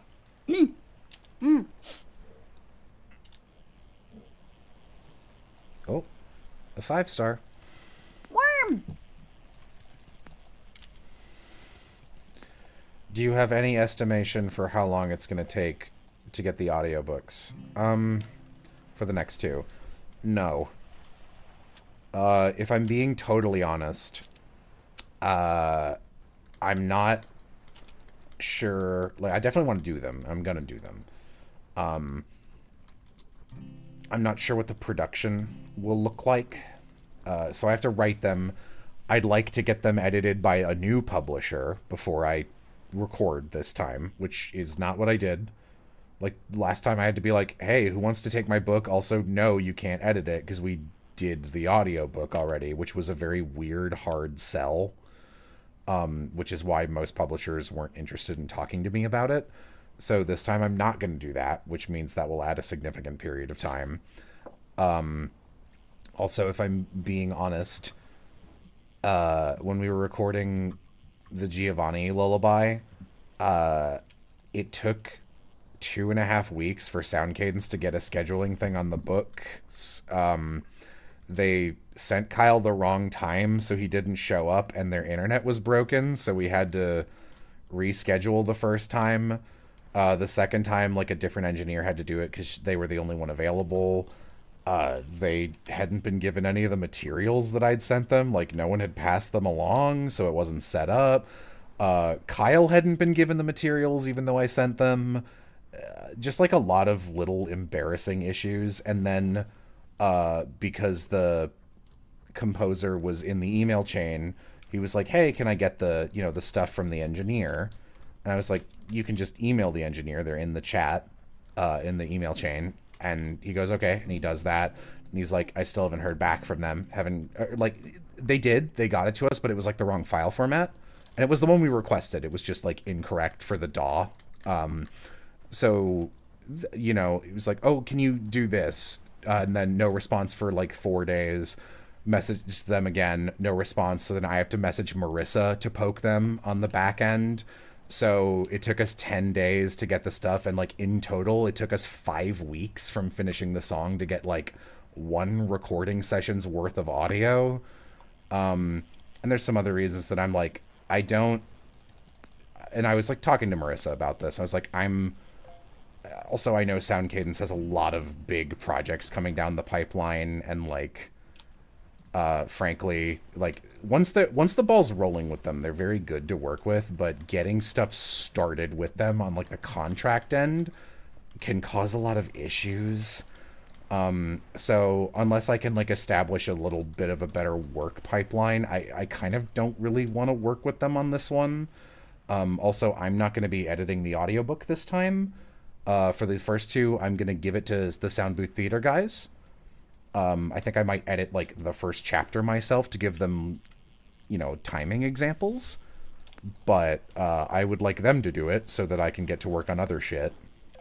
Since I already did my timing for that story. It's called Epithet Erased Season 1. So, yeah. Really can't wait to get you that 4-leaf clover, dog. Sounds like some kind of luck god is conspiring against you. I don't know. I really can't stress enough how bad my luck is. It's nonstop. I think it's the universe trying to even you out for being famous on YouTube. Oh yeah, that's really gotten me a lot boon-wise. Especially in the last couple years.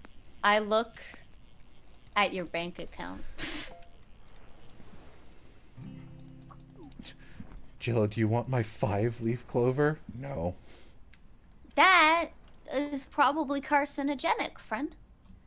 We used to have a little spot out back of my youth boys and girls club where the counselors would smoke and throw their cigarette butts, and there were just countless 5, 6, 7-leaf clovers. I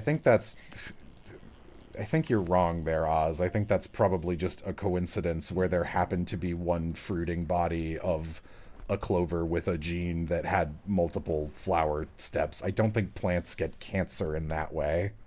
Oh, shit. I mean, the gentleman hangs out in your chat sometimes. That's something. That's true. Don't worry, Jello. Us bad luck peoples, we just have to work a little harder than everyone else to get around all of the things that happen. Ben Affleck smoking.jpg. Hello, Kane. I'm so glad that I get to work with you, just because like there is some bizarre things that happen, like that DVD that I got your recordings for. It was insane how I was just like, oh, let me try to pull this. Oh, it's interlaced. Oh. Oh no. Yeah, one day I'll get to that one too. It's just been a scant 2 years that you've been holding on to that for me. Yeah.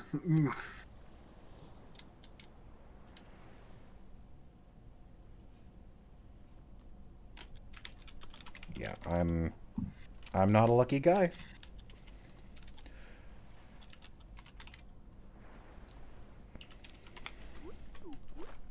I thought I was pretty unlucky for quite some time. I think I have now settled on the most unlikely event will happen. Which usually is bad luck, but not always. Did you guys know you can eat pine needles? They taste like spearmint. You can eat most plants. There will be effects. TM. Like grass. Don't. Yeah, that Do one. not eat grass. Yeah, that one you're not supposed to. Anything is...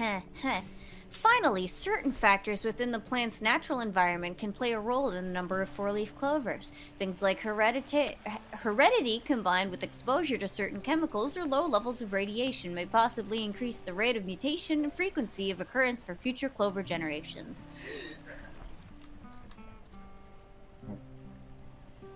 I had to find out. Radioactive. Oh, you beat me to it.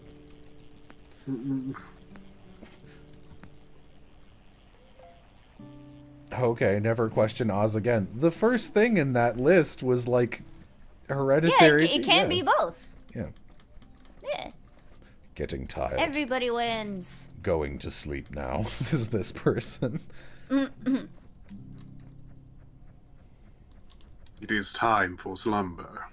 I love atomic gardening. Thank you, Cobalt, for giving us blood grapefruit. I love atomic gardening. Thank you, ammonium sulfate, for making my hydrangeas bluer. Oz, the ones I found have not been in nuclear waste dumping sites. Are you sure? Have you seen the Chicago River on St. Patrick's Day? You're in Chicago. It's all radioactive. Oh, man. I got slapped in the face by Toronto's sewer stink like 6 times today while getting out of my car trying to parallel park it. Ew. Gross. They don't have taps. There's just like geysers of poo smell everywhere in Toronto. Ew. It's really gross, yeah. You can just like fall into those? No, like they have... So there's grates, but like they're not manhole covers, you know? If you fall in, you fall in. Oh. I thought you were gonna be like, they have guide rails. They have arrows pointing down. This is my face so often.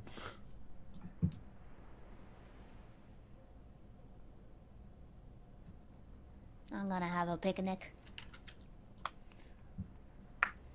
Wait. I need to find better, like, How do you or I sit? guess more, like, tactics games. Because I think I have an aversion to them. And I want to find ones that I like, so I can, like, express why I like or dislike them more. Chicago smells. It sucks. It smells like wet iron. You live in Poo City? So there's like major streets in Toronto that will have these, just like you'll be walking and like once a block it'll be like, ugh, which is bad. But it's like only in like the midtown areas. Everywhere in Chicago smells like wet iron. That's its standability. St. John's mostly smells nice. Pancake Street. Pancake Street does smell like that. I was walking to get food the other day and the entire street smelled like cookies. It was so nice. St. John's only smells good now because it used to be Pooh City Central for most of history because of the harbor, but we dealt with that. Yeah, you guys... Now it only smells like poo every here and there. You know how animals will, like, if they're in, like, a box or something, they'll, like, at least poop in a corner? You know, they won't just do it in the middle, because they'll be like, I need to maximize my space with not poo. Yeah. Like, the people of St. John's were like, man, that big old bay in the fuck middle of our town, that's where we'll put the poop. Yeah.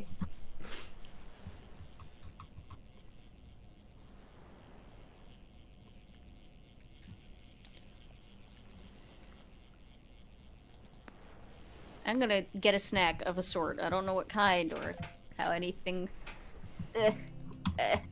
is. Hermit Clavicle says, I'd rather smell blood than shit. That's why I shrink down and live in puddles of blood, I find. I bet that's the first time someone said that. You can't fool me, you fucking extremophile. I mean, it's called St. John. They used it as a John. Hang on a minute. Hang on a minute. That's not why they called it that.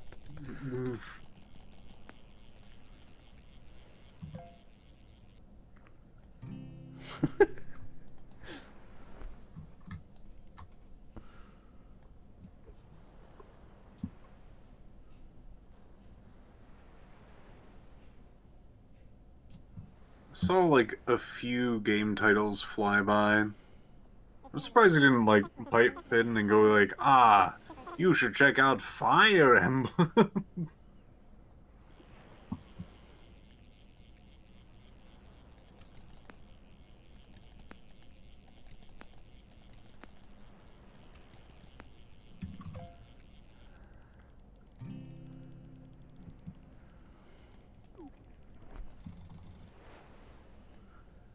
Hope this isn't Chris's blood. Would you recommend a Fire Emblem? Well,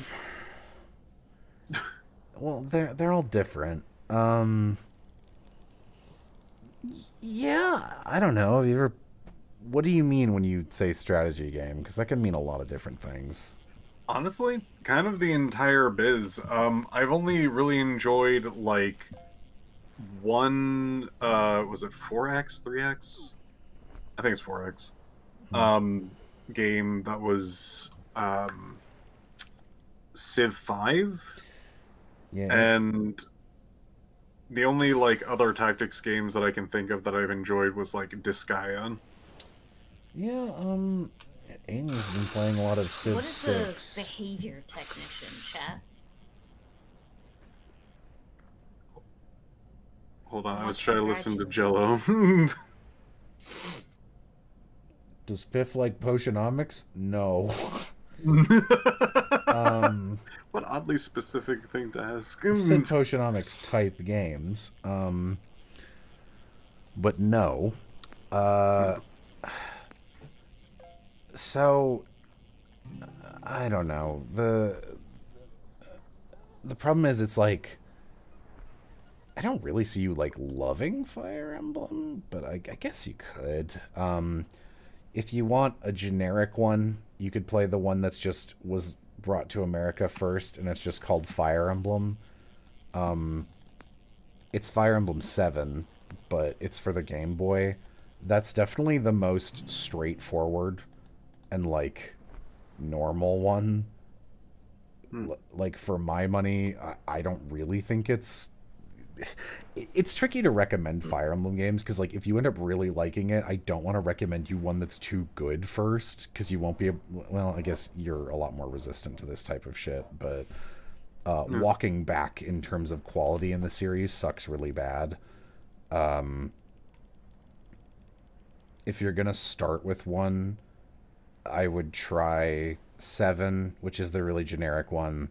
Has Lynn, Eliwood, and Hector, who are in Smash Brothers in like sticker format and assist trophies.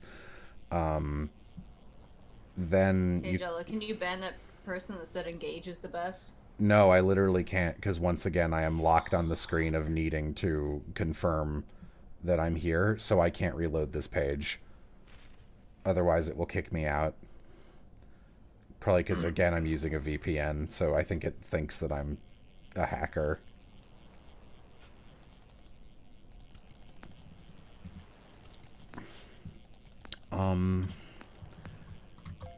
The first Ike game, Path of Radiance, that one is pretty good. I think, honestly, if you ask me, like, what is the best Fire Emblem game, I would say Path of Radiance. It's not that hard. It's, like, well-balanced, though.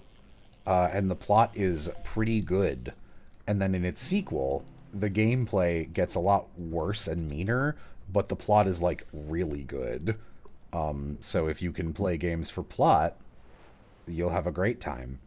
But it is a little funky. Or I would recommend Awakening, which is sort of like the first of the modern Fire Emblem games.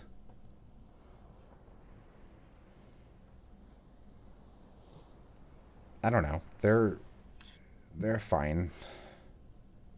You know, let me ask you this, just so, like, I think I dipped my toes in way long ago when I was a lot more, like, interested in just, like, JRPGs that had, like, very consistent, like, leveling and, like, you can go back to previous places and boost to your stuff or whatnot. You can kind of go at your own pace.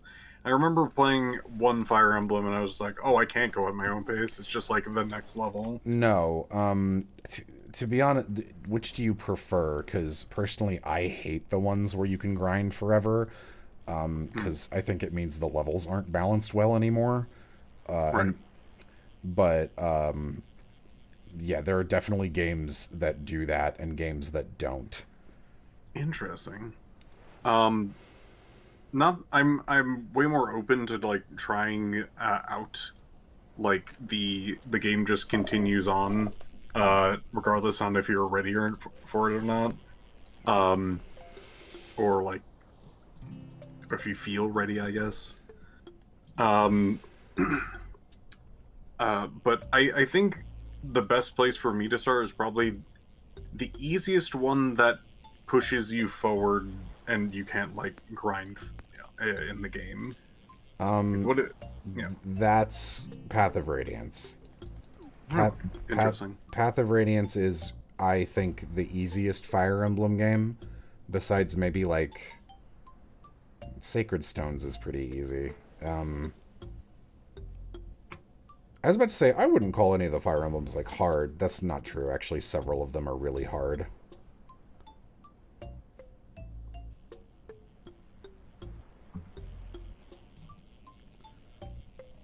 It is. I had such a hard time with it. With Path of Radiance? It's so easy, dude.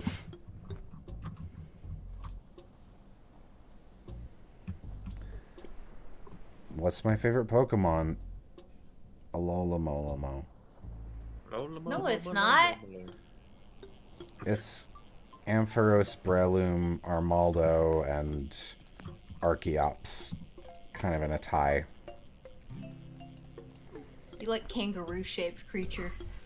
Do any other Fire Emblem games let you craft custom gear, or is that just Path of Radiance? A lot of them let you do it, but it's always in different ways.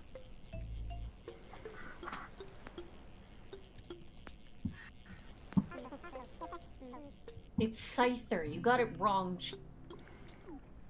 Didn't even get the joke right. You can tell that person's a Vixen viewer, because Vixen perpetually misquotes that as Scissor is your favorite Pokemon. What's yours? And I correct them every time and it never sticks. Have I played any of the Lobotomy core games? No. Savvy has some kind of opinion about those.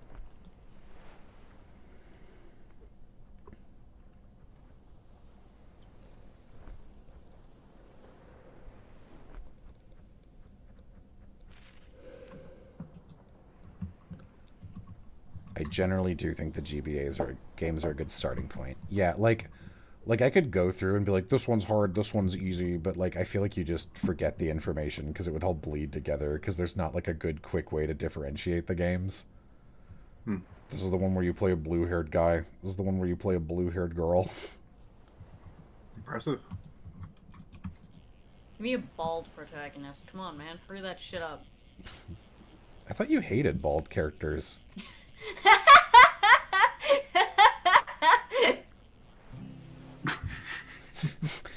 Manic laughter. Does not answer.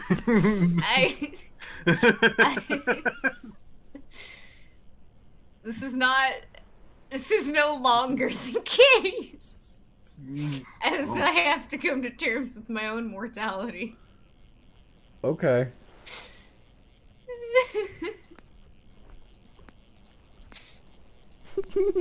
I just picture terrible string of things. I was like, to my recollection, I only like just noticed you're wearing overalls. That's my skin! It's like so much worse with your character's unblinking smile.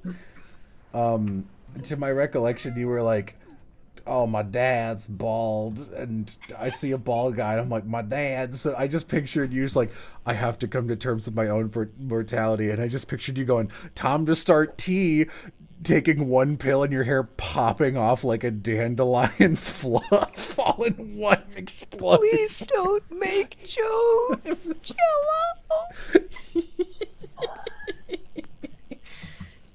That is literally, when I say gender is stored in the hair, that is so deeply intrinsically tied to my gender expression that it's what I have been struggling with internally, where I'm like, oh, how do I weigh this? Oh, God. That would definitely suck if that ended up happening to you, but, and like, I truly would not give this platitude to just anyone. I do think you could fully rock an entire wardrobe of different wigs. Yeah, that's the plan if it happens. Because you already wear wigs kind of casually. Yeah.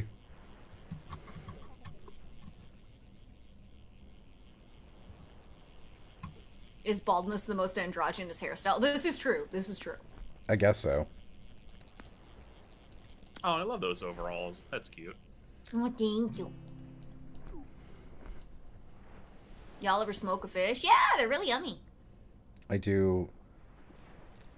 Usually when I'm wearing, if I have a nice hair day and I'm wearing like a long sleeved dark blue shirt, because that's my color, Bat's eyelashes, then I will occasionally be like, oh, I look very cute today. I hate it when my hair is long, dude. I look so gross. Yeah, I could never pull it off. It was always like not good to manage. It's a very involved process, and not all people's face shapes lend to long hair being the most flattering thing for them. No. So, You know what I'm still not used to is, so Amy's very afraid of bugs, so if I see like what could be a bug out of the corner of my eye, I like go into like SpongeBob caveman alert to kill it before she sees it. But also, Amy generates hair tumbleweeds nonstop. yep, and they fucking roll around like bugs. So I keep getting faked out by like Amy hair bugs. Yep. Dude, our shower drain, it's never looked better. Yeah. Also, like, this was never... I feel like I'm going to offer you an unasked for apology, Oz, because, like, there were obviously this, like, long process of being like, okay, Amy's going to move here, or, like, am I going to move to Canada? What's going on? We were like, okay, like 2 years ago, especially, like, will Oz be good solo? Because, like, then you didn't have a job or whatever. And I have to say, I think you probably managed more of the house than I expected you did, because I will be surprised by how much of a cartoon gamer girl Amy will be, and Amy will just play video games for like 48 hours if you let her, and she won't even get up and do other stuff. And like she'll forget stuff sometimes, where like the other day I was like, oh, like, I'm going to be working on So This Is Basically all day. Can you bring me up a cup of ice so that I can pour this drink I have into it? She goes, okay. And she goes downstairs and does not come back up. And 20 minutes later, I DM her on Discord and I go, Amy, my ice cup. And like an hour later, nothing. So I was like, okay. So I go downstairs to get it. And like, she hears me come down and turns around and goes, I forgot your ice. Like, it's like, Amy, you didn't even do anything between getting my request and going downstairs. She's like, I know, I forgot. So I'm like, damn, girl. She wouldn't even get me an ice cup. Well, technically, she didn't get me one either. She wouldn't even have forgotten to do it. So Flushed her cash.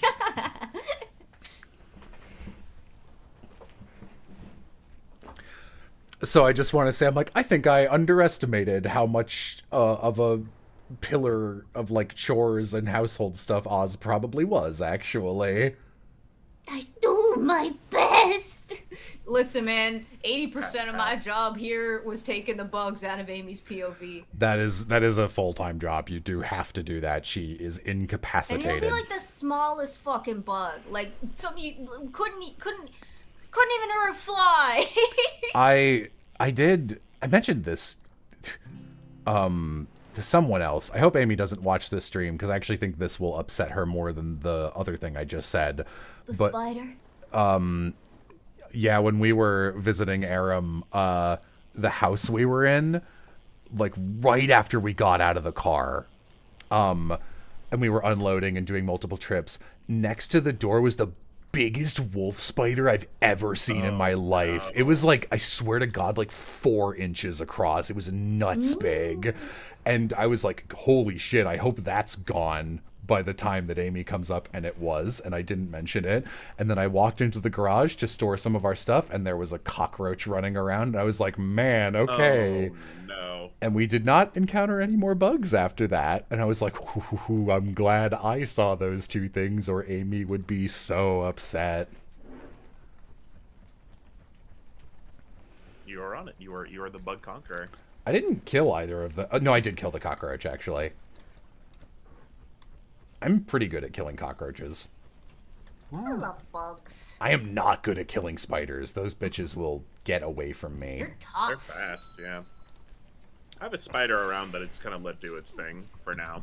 Dude, I kept having, like, these cartoon moments, like, basically within the week of Amy moving out. Like, it was, like, the week before she left, and I was doing, like, all the big cleaning and everything. I guess I flushed them out into the open, because, like, I would find a spider in my room and be like, okay, I gotta put this outside. So I go to get my cup, which I keep near the door, my spider cup and paper, and then thered be a spider near the cup and paper, and I would have to put, like, it would be like the goats and the cabbage across the river fucking thing. And then, like, after I thought I was done with it, I was like, okay, I gotta go pee now. And I'd open up the door to go to the bathroom. And as soon as I reach for the fucking light, there's a massive spider on the wall next to the switch. And, like, I do, like, a cartoon little girl scream.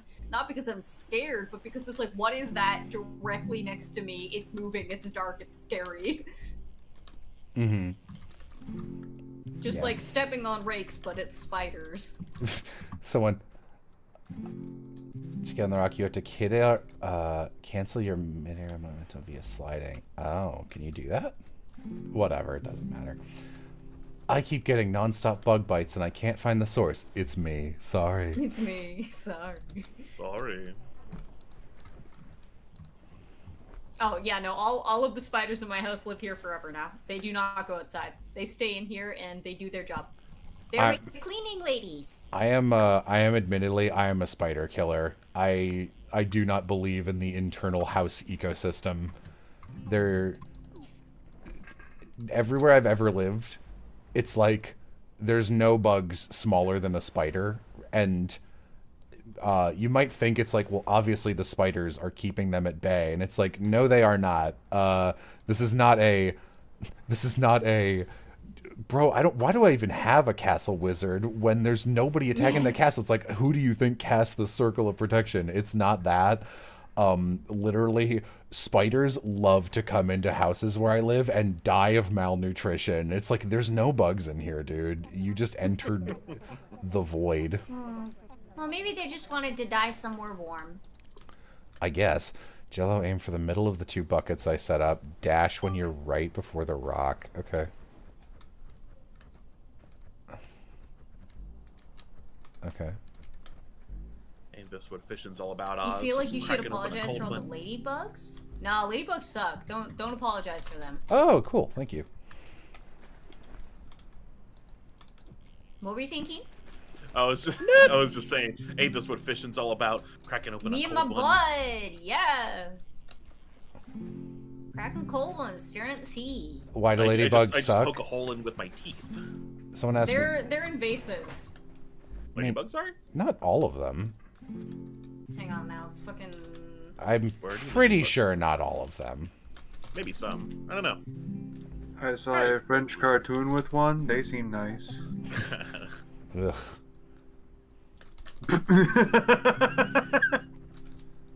I know It's not nothing all about the ugly, show. Is Jello. there a problem with it? It's just What about bad. Pigeon Man Oh, and okay. the Bubbler? Keen and I watched it together. Like It was the first 100. season, yeah. I mean, well, Yeah. yeah, that was all that was there when we watched it. Really? I could have swore there was more. Maybe not. They must have just started season 2 if that's the case. I'm quite Ah. bad at this. I'm just gonna go back to fishing. Hang on.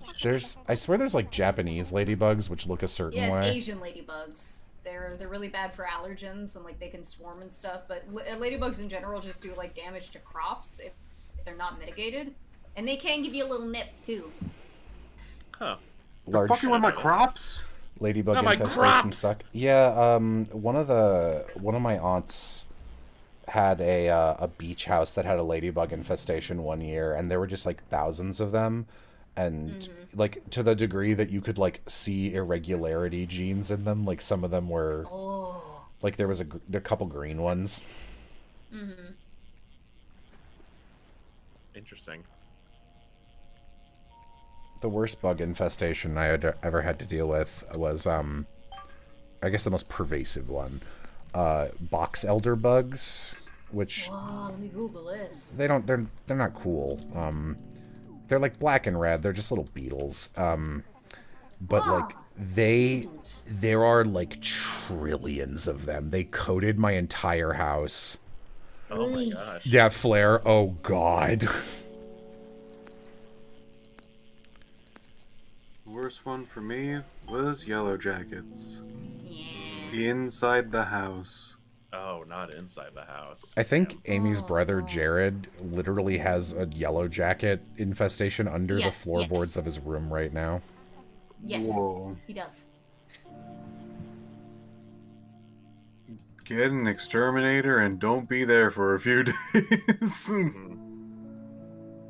I told you guys about my yellow jacket infestation, right? Oh yeah. Yeah, you had to Cool, get a we new Got your ass wardrobe. while you were mowing the lawn. Yeah, and update to that, they came back. Fuckers. It's either the same ones, and I could have swore I got them all because there were so many dead ones, and I saw the queen and like killed it because it was like wobbling around outside, like, oh, I'm dying, and I'm like, not enough, die, and like I thought that was it, and for a while that was it, but then, so my back porch had been like rotting because it's like an old house, so like it was just time for it to go, and the rot was starting to spread to the house, which is like a huge problem.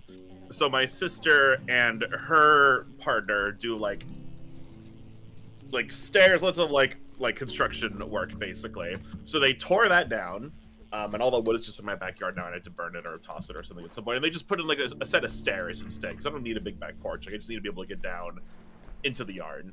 And fucking like one of them got my sister right on the neck, and she's like, "Oh my god, like they're back." And I'm like, "What do you mean they're back?"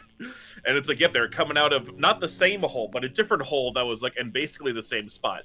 And the only time they come out, and it's making me wonder where exactly the nest is or how deep it goes, because I know they can get like fucking huge. Because like when you're on the stairs, they don't bug you too much, even though that's like kind of where they come out of. But if you're off to the side, and they were taking like the wood and throwing it to like the second bottom layer of my backyard, then they start coming out because of like vibrations or whatever, like them like throwing wood. And she got it, and then I went back and it was like, sure enough, there's some flying in and out, and I'm like, god damn it. But then I've been out recently and I haven't really seen them, so it's either like some stragglers that were left, or they're starting anew again in the same fucking spot. So I'll have to see what I can do about that.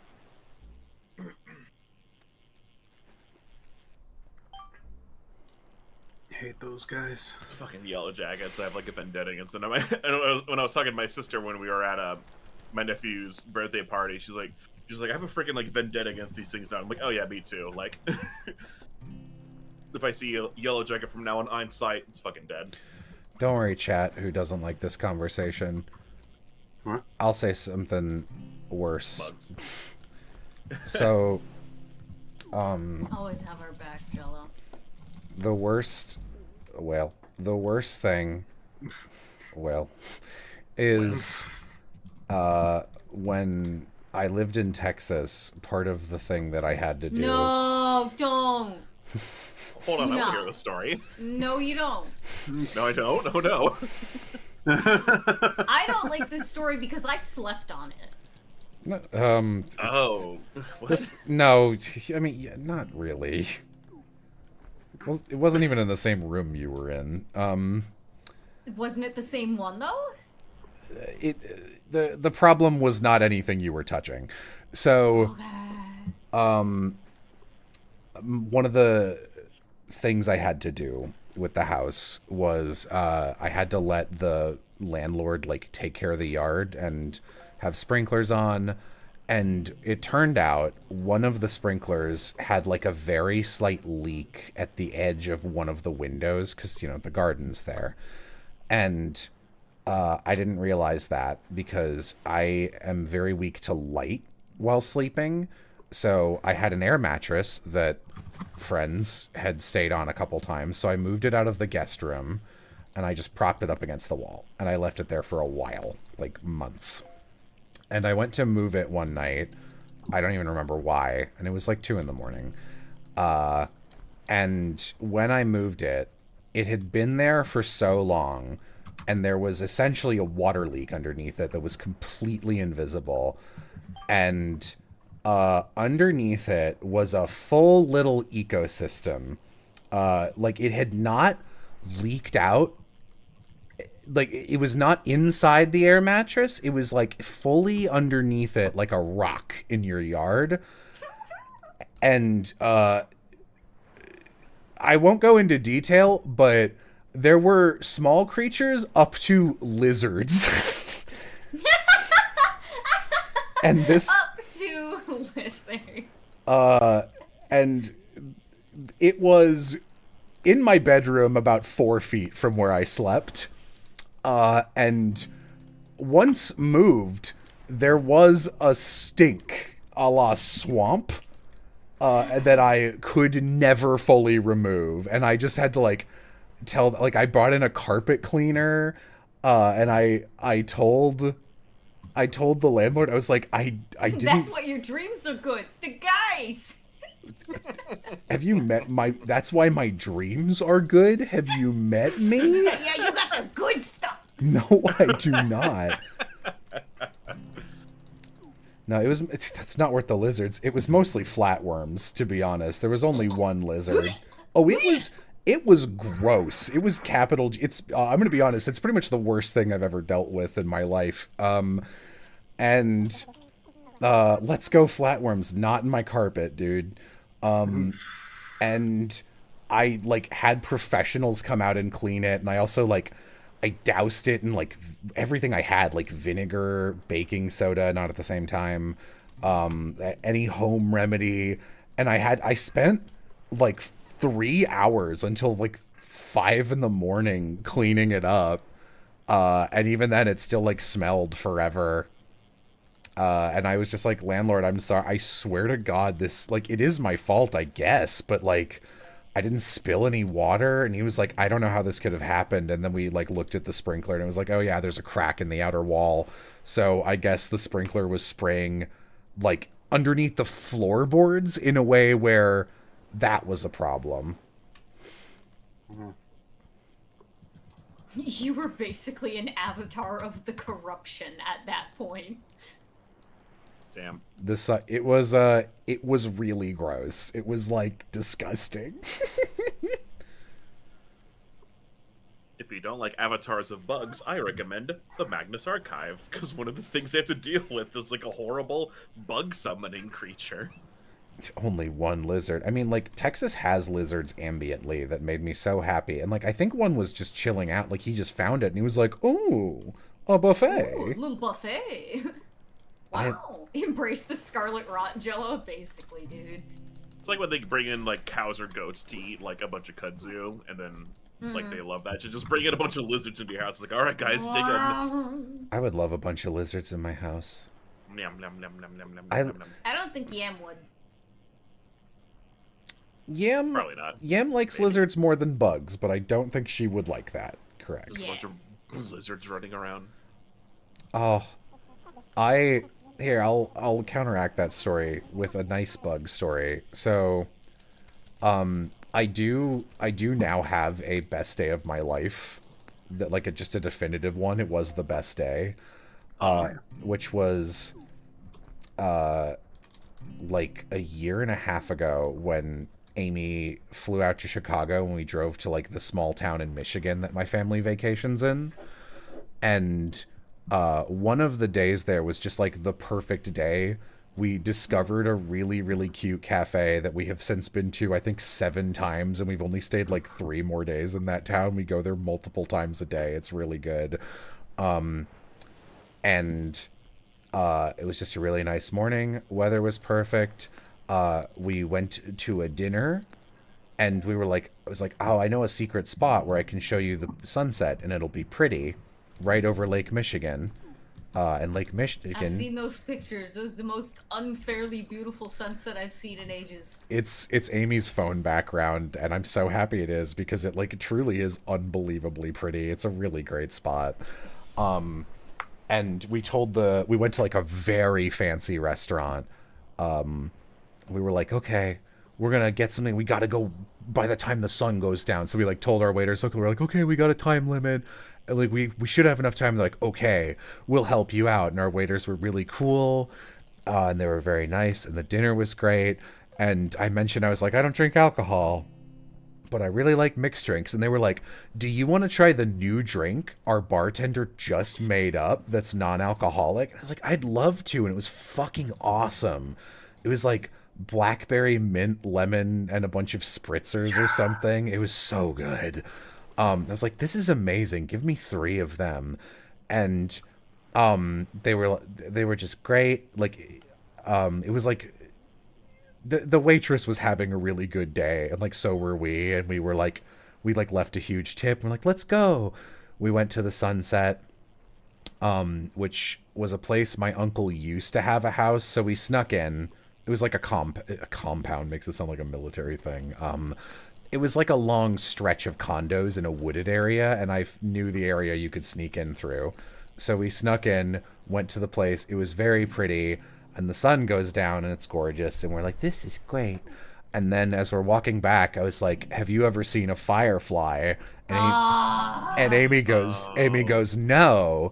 And we wait a little bit longer around all the beach grass for the sun to like get into twilight, and then all the fireflies came out. She's like, oh, fireflies. Amy, you've never seen a firefly? They don't live in Newfoundland. No, they do not. They barely live in the U.S. anymore. Shame. And then we went and got ice cream at the artisan ice cream place. It was a really good day. Damn. Looks like somebody found a flaw in your story. Fireflies are bugs. Yeah, no, Amy, I was catching them. Amy did not want to touch them. I was like, you should catch a firefly once. And she did. And then she was like, oh, they really do just land on you. I'm like, yeah, fireflies don't give a shit.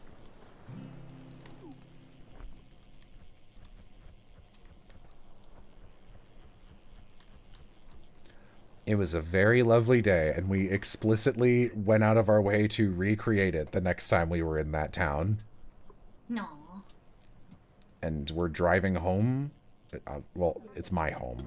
We're driving to my home part in Chicago for the first half of December. And on the way back, I'm going to try and conspire it so we can pass through that town and go to the cafe. Even though it's a summer town, I think it should still be open.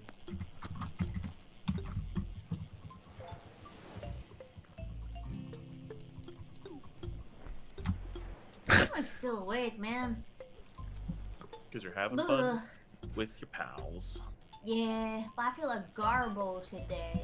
You should go to bed then. Garbo. I had like a weird headache for the past 2 days. Cause Drink water. I have been. It's just, I don't know if I have like a cold coming on, but it's like, it was like especially chilly, at least as far as like Florida standards go. And like I just bundled up in blankets. I didn't turn the heat on or anything. And then I woke up the next morning like super congested and my head was killing me. And that went away after a while. But then I woke up today, no congestion, but like an even worse headache. Ugh. Michigan mentioned I get summoned. Are you from Michigan, Lovey? Go to bed, Civ. I go. Bye. Bye. Bye, Oz. It was negative 13 today. Fucking ew. Where do you live? A thermometer? Get out of here.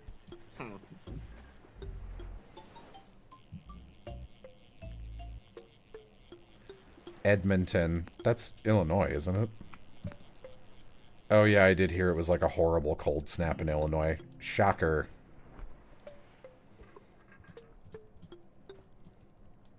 No, that's Canada. Oh, okay. There is an Edmonton in Illinois as well. Nah, probably Celsius if they're Canadian.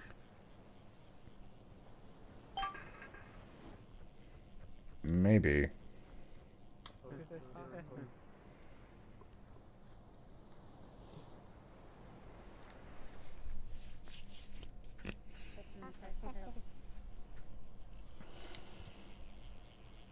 It was Celsius. Oof. Okay. That's actually way better. Negative 14 Fahrenheit is like negative 35 Celsius or something. That's fucking It's cold. ridiculous. Yeah. It's actually way more than that, I think. Let me check. Negative 14 Fahrenheit to Celsius. Yeah, it's negative 25 Celsius. That sounds more correct, yeah. Hey, it's not my fault Celsius is a dumb system. I'm sure the Fahrenheit is the one that's dumb. No, that's the one where we're right. Like all the measurement shit with like kilometers and centimeters, I'll give the rest of the world that one. Fahrenheit is better for temperature. Cuz basing your temperature for how comfortable a human is on a scale where 0 is freezing and 100 is boiling is dumb. Because if it's 100, we die. Aren't negative 40 Fahrenheit and negative Celsius the same? 32 Fahrenheit is 0 Celsius.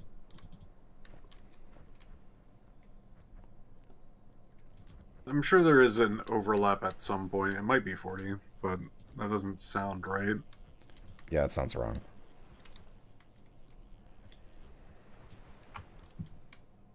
For science, Celsius is better. Yeah. But for weather, it's like... What is Fahrenheit based off of? Oh, something stupid, probably. Okay. I do think that it may need an expansion of numbers for, like, humans, and as well as, like, accuracy for temperatures. No, negative 40 degrees is the same for both. What a dumb fucking thing.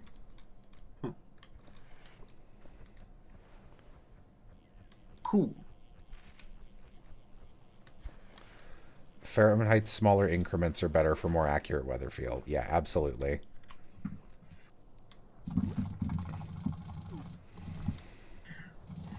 Big number. 1500.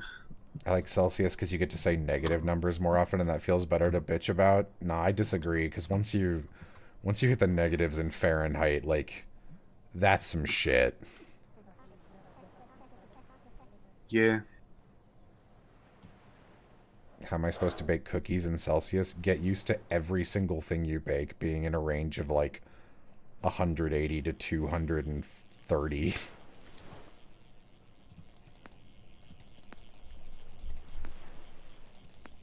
Yeah, I think Fahrenheit's, like, larger number pool works out better for accuracy for, like, baking and things like that. Yeah, but going negative 40 feels awesome. If you're in negative 40, you're fucking dead, dude. That's some, like, the deepest part of Siberia temperature. We just established 40 is the same on both of them. Mm-hmm. We just established.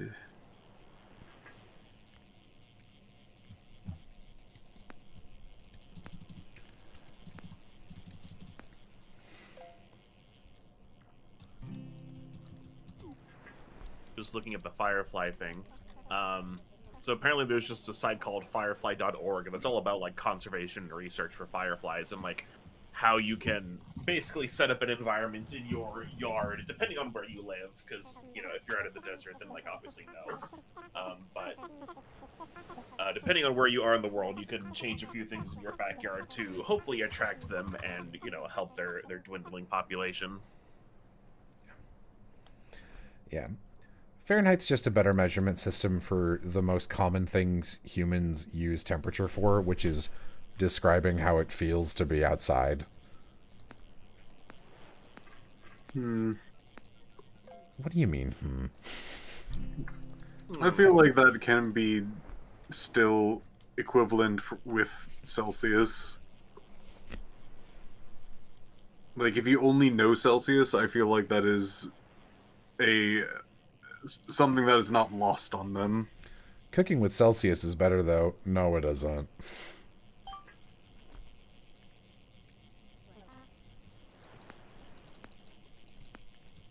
My stupid fucking... This Celsius oven is so much worse than my Fahrenheit one, and that Fahrenheit one was at my LA apartment. And that apartment was bad.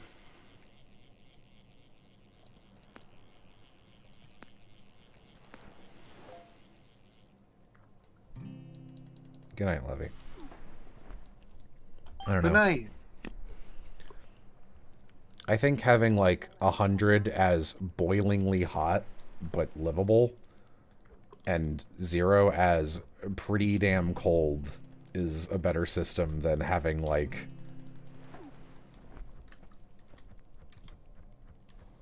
I don't know, what's 0 Fahrenheit in Celsius, like -8, -12, somewhere in that range. I think it's mostly just what you're used to.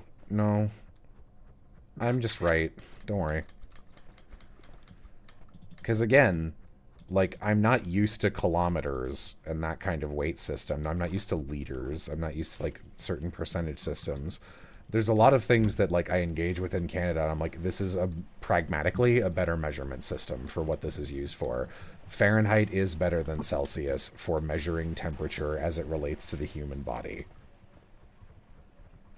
Yeah, Celsius goes from ice cubes, smiley face, to your flesh falls off your bones.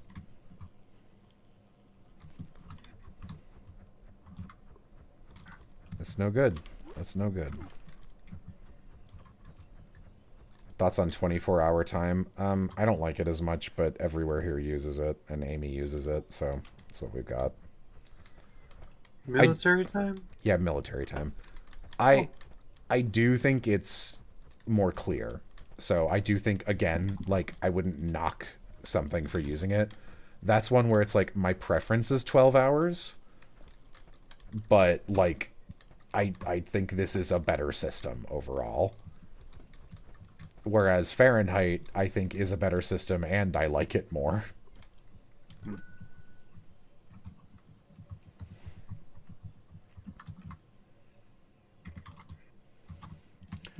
Have you seen that SNL sketch where George Washington talks about how weird American weights and measures will be? Yeah.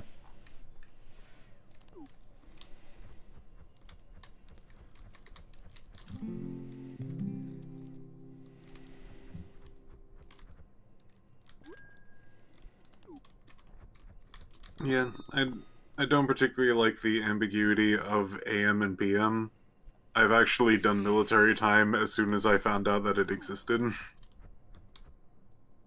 And I'm like, this...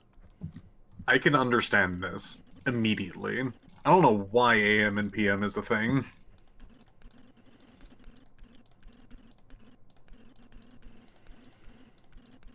And why they, for whatever reason, decided to actually make it so that it was harder to figure out, like, when you're a kid, you don't inherently know what AM and PM is. You have to be taught this. So when you go like, it's 5, and you're like, 5, they're like, 5 what? And you're like, I don't know, it's 5. 5 afternoon? They're like, nah, PM. And I'm like, I'll remember that with my shitty memory. And then the next day, I'd be like, what is it? And I'd be like, I don't fucking know again. I don't even know what AM and PM stands for. Is it like antimeridian and Prime Meridian. Post Meridian, probably.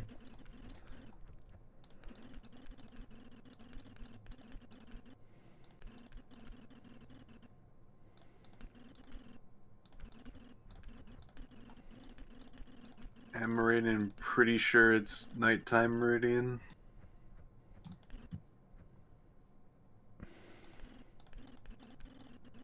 Yep, I'm out of money. No. It's true. What did you use it on? Oh, I was buying a bunch of money. I mean, wait.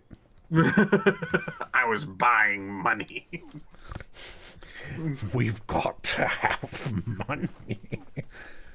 I was buying just all the clothing. I haven't bought a single thing since I started the game because I like this look. Rich guy. Go ahead. Found $100,000 and invested to make $6,000.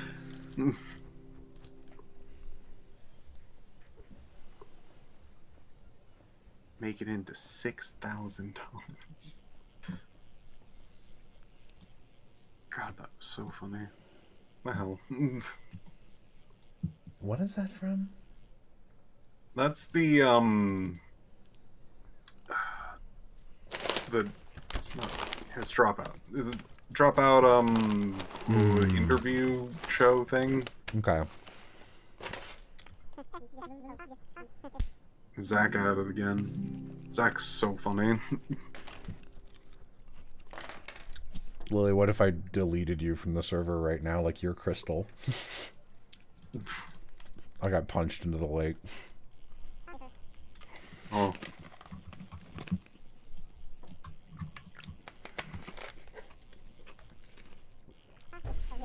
How are my 4 other trolley problem clones doing? They didn't make it. I'm I have to actually explain that. What is that? I'm actually clone number 3. One of the first streams we ever did on here was a trolley problem stream. Hang on, I have like a sneeze very slowly coming. Gotcha. Okay.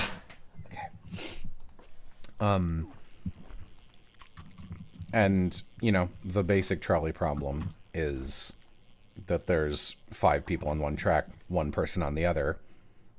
And in the abstract, it's like, yeah, if you, it's probably better to, if you can only save 1 track of people, you would want to save 5 people because 5 is more than 1. So then, later on in this game of trolley problems, there was a bunch of iterations on the question, and one of them was, there are 5 exact clones of you on the track, and then you are on the other track. If you have the choice, which one do you save? And at the same time, Vixen, Aloha, and I went, oh, this is easy. And they both went, I saved myself. And I went, you obviously saved the clones. And they're like, what the fuck do you mean? I was like, well, you know, it's the basic trolley problem. And the question of the trolley problem is, you don't really know the quality of the people you're saving, right? Like, maybe they're all murderers, or maybe, like, they're assholes or something. But, like, the one guy's nice, which, like, might change your answer. It's like, but here, in this problem, I know exactly the worth and quality of these people. It's the same guy. It's me. And if there's 5 me's, we could do a lot. And they're like, but you would die. And I'm like, but the clones would live and they would do exactly what I would do. And they were like, you don't know that. I'm like, I do, because they're me and that's what I would do. And they got very upset about that answer. They're like, I think we're learning something disturbing about you. And I was like, I don't understand your hesitation. This is actually easier than the base trolley problem because it takes out the ambiguity. Yeah, I mean, if they're just like literal copies of you in every way and not just like, I don't know, like a clone, but not exactly you or whatever, then like, yeah, if it's just a bunch of yous, then I'm like, there you go. Like, the one downside would be, like, you'd have to, like, food and house them based on the amount of money I have for 5 people, which would be difficult. But, you know, other than that, like, I all get jobs. All the Jellos can get jobs doing stuff. Yeah, but it's, yeah, like, but yes, like, morally, I think it would be right to save 5 me's over 1, and I think they were, especially Vixen, was a little disturbed by the concept of like, but they're clones. I'm like, I don't know. When you say clone in this situation, I'm picturing like a Photoshop copy paste of me that was made 5 seconds ago, and like that's just me again. Yeah. Here's an interesting question then. Same trolley problem, except the clones don't exist yet. They only will exist if you get hit by the train. That sounds the same to me. Interesting. Like what? Like I get run over, and then there's 5 me's spontaneously generated. Like I would just assume the other direction wouldn't kill anything, but if you got killed, there'd be 5 more of you. Oh, then I wouldn't do that, because then I would be like, well, that's I don't want to like if it's just if the question there is 5 me's spawn and I die, or nothing, or I continue on, I would continue on, because then I wouldn't have to deal with feeding and housing 5 me's. But like that's kind of my main hesitation. The idea of other me's running around, it doesn't really bother me. I trust that 30 years of life experience and living, like having the same memories, is gonna put us pretty much on the same wavelength. Okay.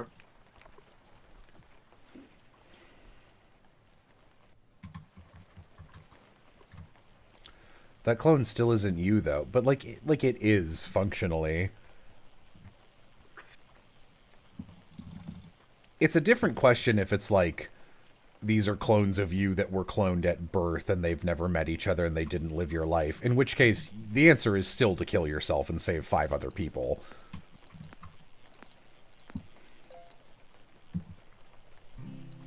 But what if one of the clones is fucked up and evil? What then? I read 100,000 YouTube comments in 1 week, and I didn't get fucked up and evil. None of them are fucked up and evil.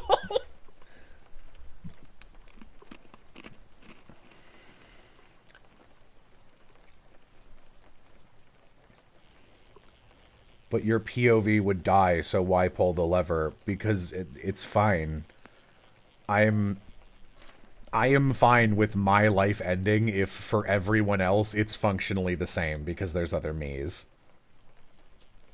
That happens in Star Trek.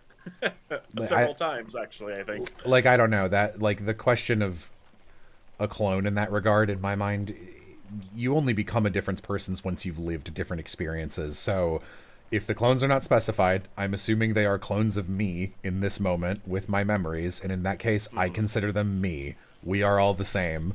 The idea of one of me living, and so that I can keep my POV, like, that's selfish and dumb to me. It's the same as, like, I don't know, to me it's the same question as, like, if you're on a track and you get to save 5 people, you've never met them, would you sacrifice yourself? I'm like, I probably would. Yeah, I think I would do that. So when the question is, you know exactly who they are, it's an easier question. Okay, but, like, I wouldn't want to die, though. Like, that's scary. I'm not really afraid of death.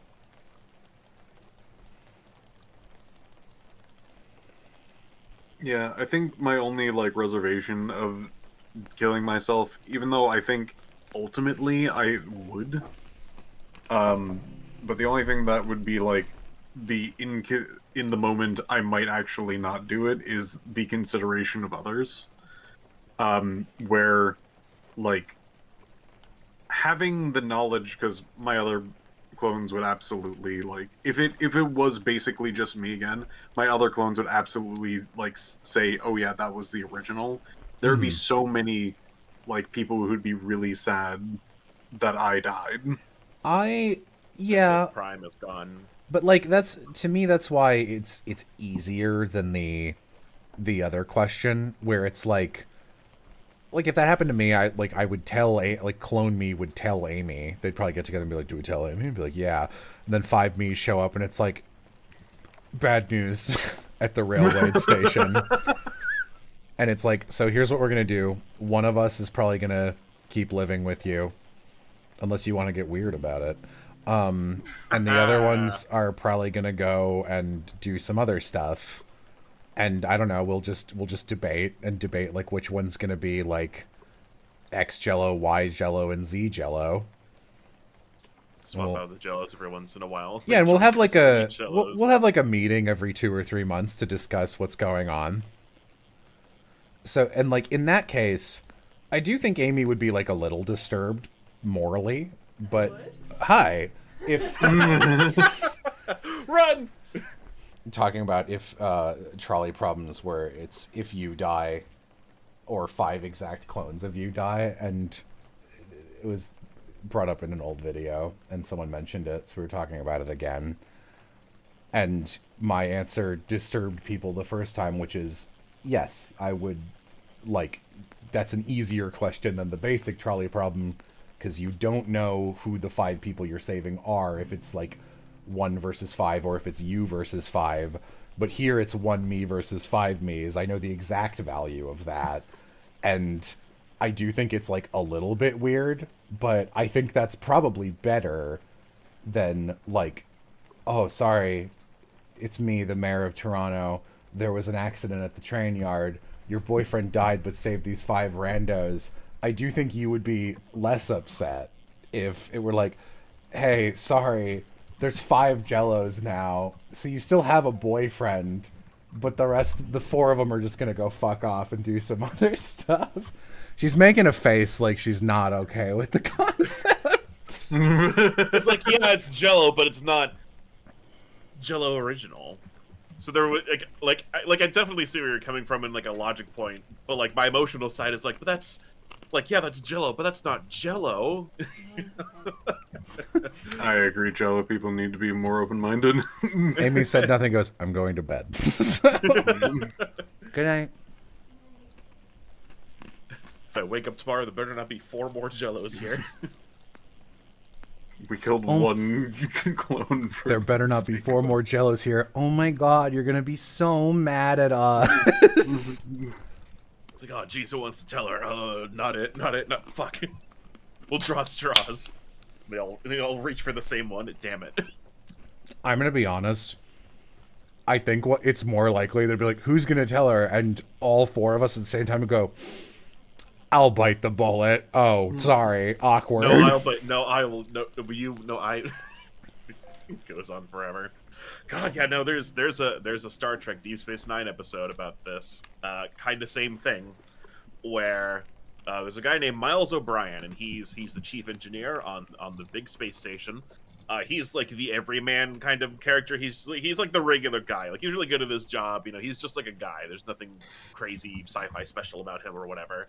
But the show really puts him through the ringer, and like all the really bad stuff happens to him, and it's just like beamed on. But I think one of the earliest ones in the show is due to some sort of like sci-fi accident.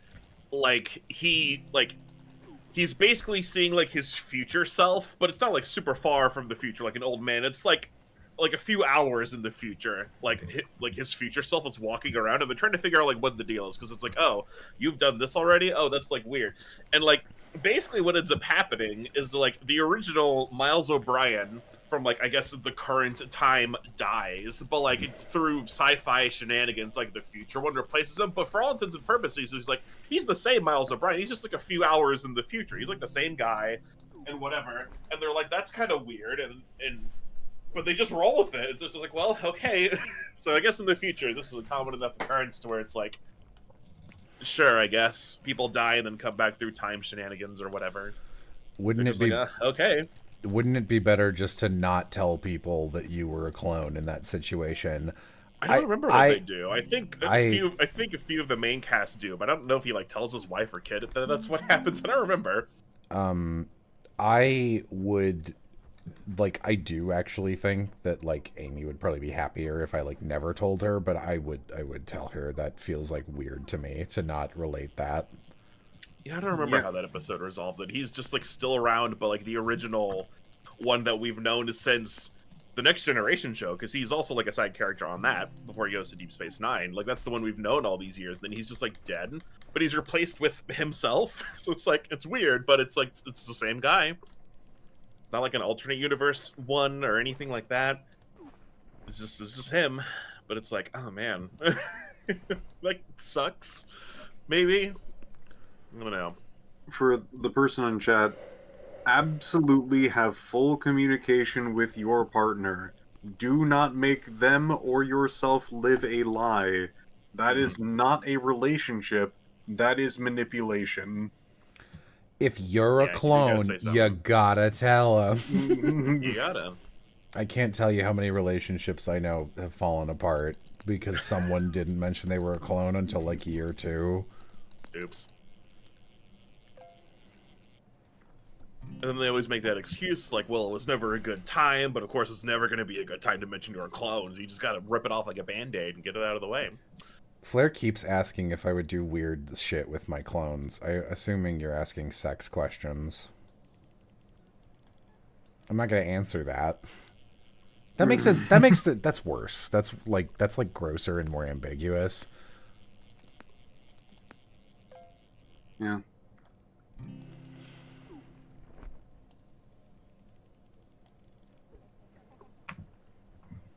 Oh boy, it's that time in the Jello stream. I haven't said anything. I haven't even said words. You're hallucinating. We're like, huh, what? And Jello just hasn't been here this whole time? I was What's a going on? clone. Piff, I'm scared. I thought you were gonna. I haven't even said words. You're a loser. Look, Piff and I can just do really good Jello impressions the whole time. We're covering for him. He's on a clone mission. I mean, at least once for curiosity.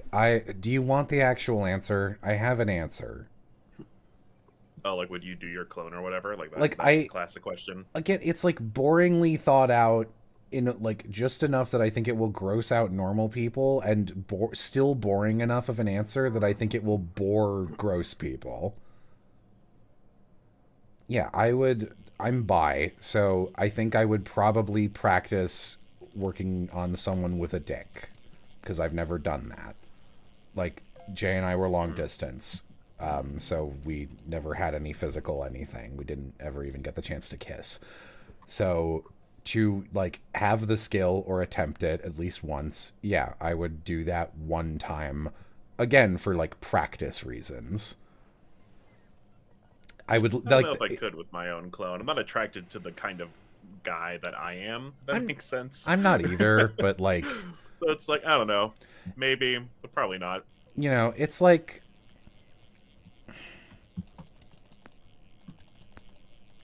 I've explored a lot of myself and I know what I like, and I've spent a lot of time thinking about that. So given the opportunity to be like, here is an angle you've never been able to approach male genitalia from before, yeah, I would probably try and figure out how to do a hand job or how to do, I was about to call it a mouth job, blow job, that's what they're called. Mouth? Yeah, I guess it is. Would not do anything penetrative because I know I don't like that. So that's the whole answer. Chet says, you would give yourself perfect feedback in your own technique. That's true. That's the thing. You like, know exactly how you like it. Can you imagine how boring and clinical a sex trial with two Jellos talking to each other would be? It would be the most lifeless, unsexy thing that's ever happened. But what if one of them was just like, let's spice it up, and then it's just gonna go somewhere? I would be so concerned if one of me had a different opinion on that. I'm not even joking. Like, that would make me so scared because it's like, okay, wait, are we not all the same? Hang on. You're right. Boring. I have a firm theory that even if you have exact clones of yourself, you'll never be the same person. Yeah, I think from the moment of clone birth, you are gonna slowly become separate people as you have different reactions to stuff. But like in the trolley problem, it's like there are clones, and I'm like, okay, I assume they're made at this millisecond, in which case they're all me. Yeah. This will become a tricky question if you add any more qualifiers to it.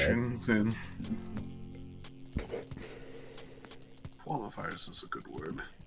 Yeah, if all the Jellos go off and do different things, then after X amount of time they come, they all reconvene. They would be different people with different experiences. Yeah. One clone wants to do shibari, and that's concerning. I don't know what that is. Oh, is that like the rope tying up?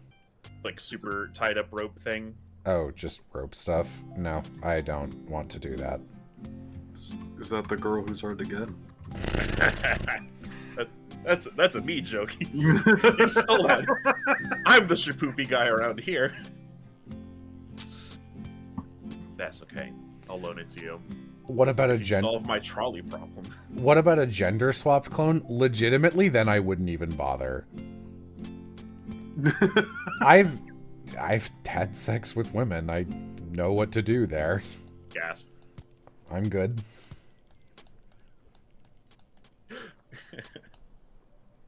And like, I know you meant I'm good as in like I'm good, but it's funny to think as like I'm good. I mean that too. Nice. I'm just over here like. No, I disagree, Jello. I think you think I suck at sex. You're bad at sex. I think you would have an equivalent like agreement with like gender swap you. Just because gender swap you would also need that information. If gender swap me asked, then yeah, I would. Like, sorry, I'm assuming that I'm still a male Jello clone in this situation. Right. Yeah, you're still you, but there's also like a lady you. And all that entails.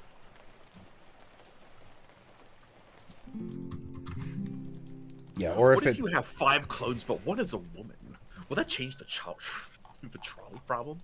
No. Are you a weird misogynist? No. No. But that's like a funny. No, that's a good joke. Obviously not. But that's silly. What if this? So fun. Like, I love these like needless qualifier questions because like none of them actually like change my. Just like, is female me trans or cis? I'm like, doesn't matter. What if one of you has green hair? What about that? What if one of you has a slightly longer nose? It's like, what are you doing, Jonathan Frakes?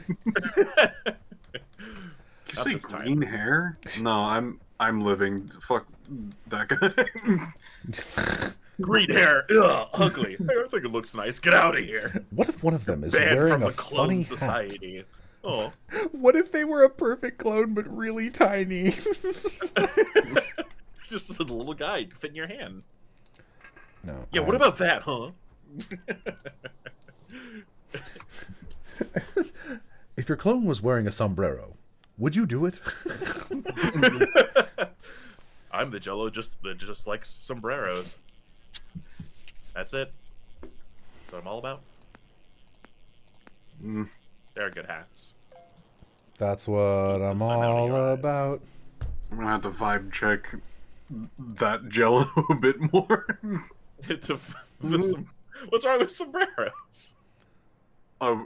Jello, the large white guy, going like, I love sombreros, and then just puts them on, and then just never takes off sombrero. I go like, I don't know. When he goes to bed, I'm sure he'd take off the sombrero. But like, they're big hats. They're good for keeping the sun out. You can wearing a sombrero is not cultural appropriation. It's like, I think that's equally weird as party hat 24/7 Jello, who wears a little party crown on his head.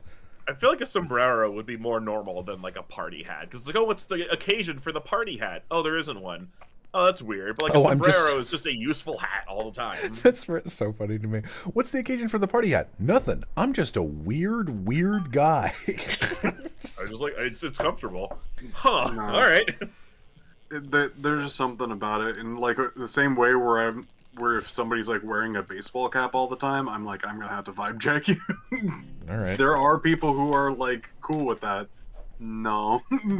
There's so many people that I've seen. They're just assholes.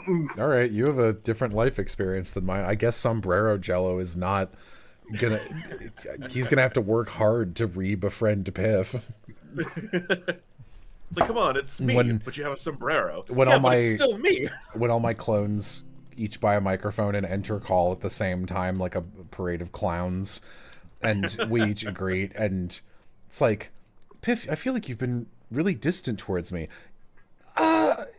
Yeah, I was just wondering why your icons had it's the same as the other 4, but there's a sombrero photoshopped onto it all the time. Just like, you never minded when you were sombrero, Piff, in the other universe. In the universe where just everyone wears a sombrero. That's the only difference.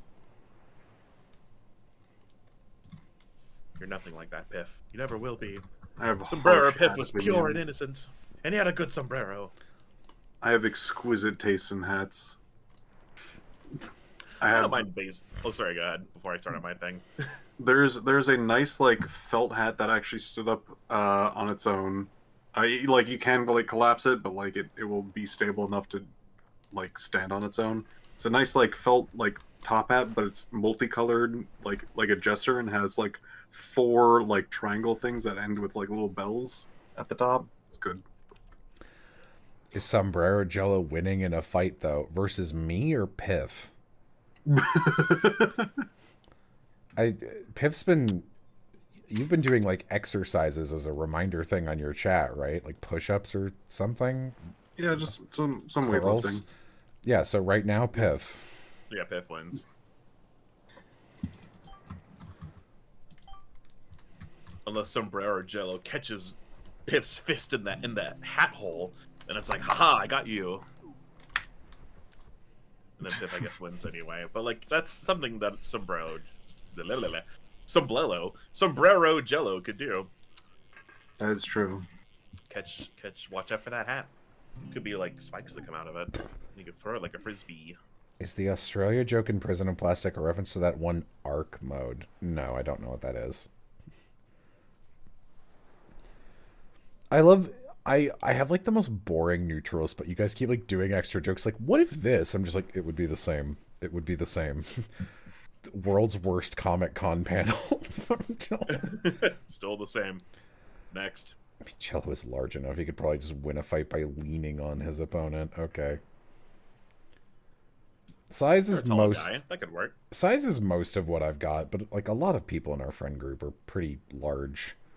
Like, yeah, like Keen, sure. You and I are similar sized guys. I've never met Yeah, you Piff. sit on someone and I win, but unless they're really strong, then I'm fucked. I am shorter. I might still have a similar like weight and overall like the weight's, how do I put this? It is distributed fairly evenly because like well-rounded. I'm a dense body type. I'm not quite sure how to put it. Sinks in water. Yeah, exactly. I see what you're putting down.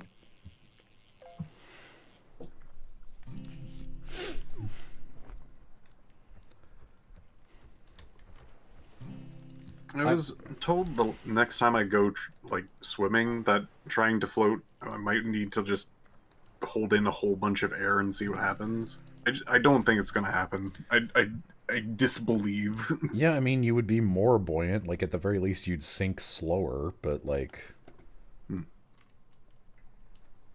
Who joined? It's Will. Well, It's me. I'm glad to hear that, either way, that chat was a little more understanding of my trolley opinions. Because they were very, very against it. Before. Like, logically, I'm for it, but emotionally, I would be, like, a little sad still. Like, I don't think I could help it. Yeah, I'm too Neil deGrasse Tyson about it, unfortunately. Like, I would be no fun at a party in that regard. And a clone party? A clone party. Jello, if this is you sober, what if your clones did edibles together? I don't know. I've never been not sober in my whole life. I have no idea what effect edibles would have on me, but I can definitely say I'm sure I'd be fucking annoying as hell if I were drunk. I already have a voice that, like, catches people's attention and fills a room when I'm not trying to be too loud. And, like, if I'm drunk, I think I'd just be infuriating. What if it's a trolley problem and the other track is Neil deGrasse Tyson? I'll kill Neil deGrasse Tyson. Kill Neil deGrasse Tyson. I would rather be alive than have him alive. But It sucks because it's like, a modern, cool science guy, and then he wasn't, and everyone was like, "Aw." Yeah, like, he's not problematic. He's just so fucking unfun. Yeah, like science is fun, and space and stars are fun. oops. He really had the world in the palm of his hand. He was like guesting on everything, and then he was just like, Yeah. what if anytime someone was like, look, a beautiful rainbow, it's like, fool that you are, you don't realize that rainbows aren't real and you are just reacting to chemicals in your brain. It's like, I know, it's a nice thing. Fuck you. I just wanted to be happy for 8 seconds. Happiness isn't real. And it sucks because it's so easy to reword that as like, yes, they are beautiful. Here's how they work, and then you just say how it works, and then it's like neat trivia. Yeah. Instead. What's the tea with Neil? He's just like very blunt, and you know the thing I'm do all the time where I'm just like pragmatism, and it's like a little killjoy fun. Imagine like that aspect of me, like very public and turned up like times 20. It's like Bill Nye, but not fun.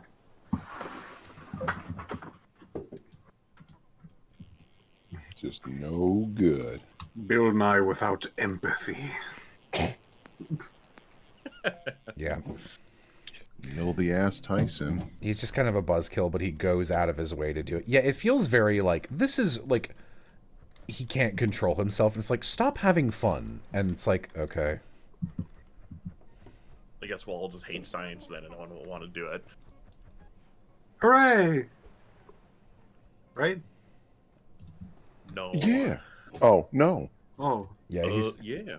very facts don't care about your feelings. It's just like very lame, because especially the sort of general science that he would often get like hired to promote in like a celebrity scientist kind of way is like exactly the kind of thing that gets kids interested in science. And like, you know, like when I was younger, science was before science got like mathy, it was like by far my favorite subject, just like natural science, just like learning about like volcanoes and how plants make food. Like it's a very cool world we live in. So seeing that guy take literally every opportunity to be like, why would you find joy in this? It simply exists. It is a neutral construct. Stop emoting. It's like, stay in your lane, Neil. I think rocks are neat. Yeah, like, let people think rocks are neat. Don't. Rocks are neat. You're gonna activate her.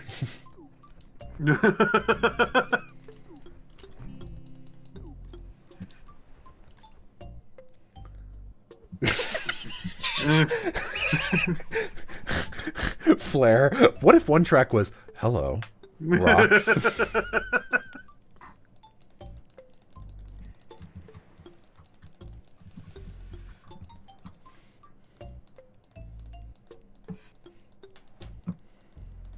Yeah, I think by the end of like high school, I think science was my worst subject. Like all that stuff was neat, but when it comes to like remembering the scientific specific names of things, like that's when my brain starts turning off. You ended up being like better at like math by the end. Like just like whenever they're like, here's how to do a math thing, and then I would just get it instantly instead of being like, how does that work? It's like, oh, it just works how they said it works. And then I just did it, and it worked. It worked fine. Everything else is in the middle. Incredible. Kind of late for you, Will. You good? Kind of early. But it's one of those things where no. I do. Will, are you but, the Neil deGrasse Tyson time telling? I get one. This is my one thing. What? All right. God, sometimes I wish I was like a face cam YouTuber, so because like I had such a real disdain eye roll there that like afterwards I was like, man, I bet that looked like I was doing a bit, but that was a real reaction. But Just to sort of like answer your, deflated a bit. but to answer your question, is one of those things where I went to go to bed, couldn't fall asleep for like 40 minutes. I was like, well, people are here, so I'll pop on and say, how do you do, until hopefully I can fall asleep. How do you do? Howdy. Jello, How was your day? Well, what all did you do today? Well, today has only just started, but Yeah, I know. What have you yesterday. done today? I don't care about yesterday. Tell me about today. Well, not a whole lot then. Okay. No, I'm kidding. Go ahead. But Tell me about yesterday, I went to work and all that jazz. Got to do some recording, which was fun for a ting. But yeah, that was more or less it. Nice.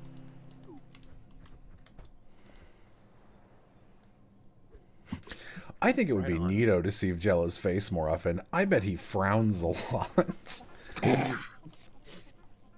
Glowing review. I have a more emotive face than you would expect, I think. I've been told I look like this. I have been told on multiple occasions by multiple people that I look different in every photograph taken of me. Because my face is asymmetrical, like both hot dog and hamburger way. And it morphs a lot while I'm talking and doing bits. Yeah. Which track are you choosing between your life and the lives of 7 Neil deGrasse Tysons? If it's me versus any number of Neil deGrasse Tysons, I'm killing the Neil deGrasse Tysons. If you make it Neil deGrasse Tyson and I'm going to say 2 other people, like any other people, but especially if they're just like, normal outlined bubble stick figure drawing person on the track, then I'll let them live. Because my rule is that, like, I think I'm worth, like, 3 average people. Having worked with a lot of people, I think I'm worth 3 people. Am I wrong, Neil Will? deGrasse Tyson's on the track. Wouldn't even be upset that they're getting run over. They'd be like, why would I feel any sort of anything with this as they're getting, like, crushed into... I won't even have time to feel the pain as my nervous system shuts down. Where's Hang on. that one Neil deGrasse Tyson video? Hold on. There's only one? No. There's only one. It's not actually him. It's a little cartoon thing. Hold on. Find it. Film cow video.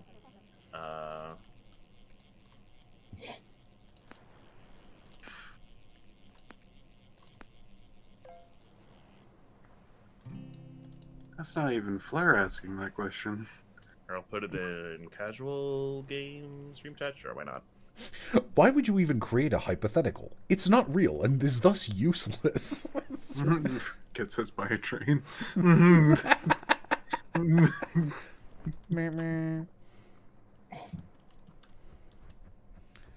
Do you not care about us, Jello? What? I mean, no, but where's that coming from in this context? How did you find out so quickly? Who told you?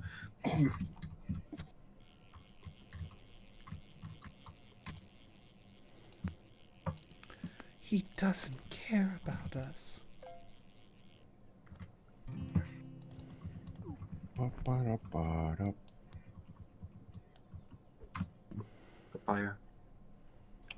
Papaya. Amy and I have started doing a thing where we will just, one of us will go edamame and the other one will start chanting and we just go back and forth like cavemen, like edamame, edamame, edamame, edamame. And the other, I love shortening words to 1 syllable. So like when I was playing Persona 5, I talk out loud while playing games to myself, and like say like I need to look at Futaba's stats. It would be very common for me like, okay, Foots, where are you? Oh, I can hang out with Foots. Foot is available. Where are you, football? Like I'll just slowly corrupt things. And in that way, I do that with food a lot. So blueberries are bloobs, noodles are nudes, and the other day I made some edamame and I served it to Amy first, and I was like, "Here you go, Amy, some edamame. Careful, it just came out of the pot, the boiling water, so it's really hot. Hot moms in your area." She's like, "Shut up." The moms. Hot moms in my area, it ain't so. I will not go to those moms. Oh, I love hot memes.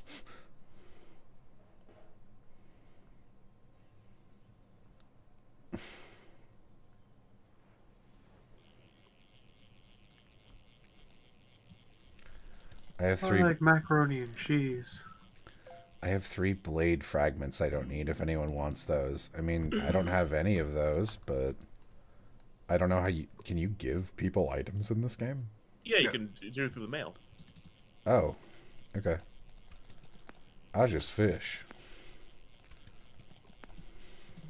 You can super launch any particular person into the stratosphere by giving them a $4,000 fish. I wouldn't say no to some sword fragments. You That can sword give them, accessory looks cool as fuck. you can give them to Keen. That's fine. Great.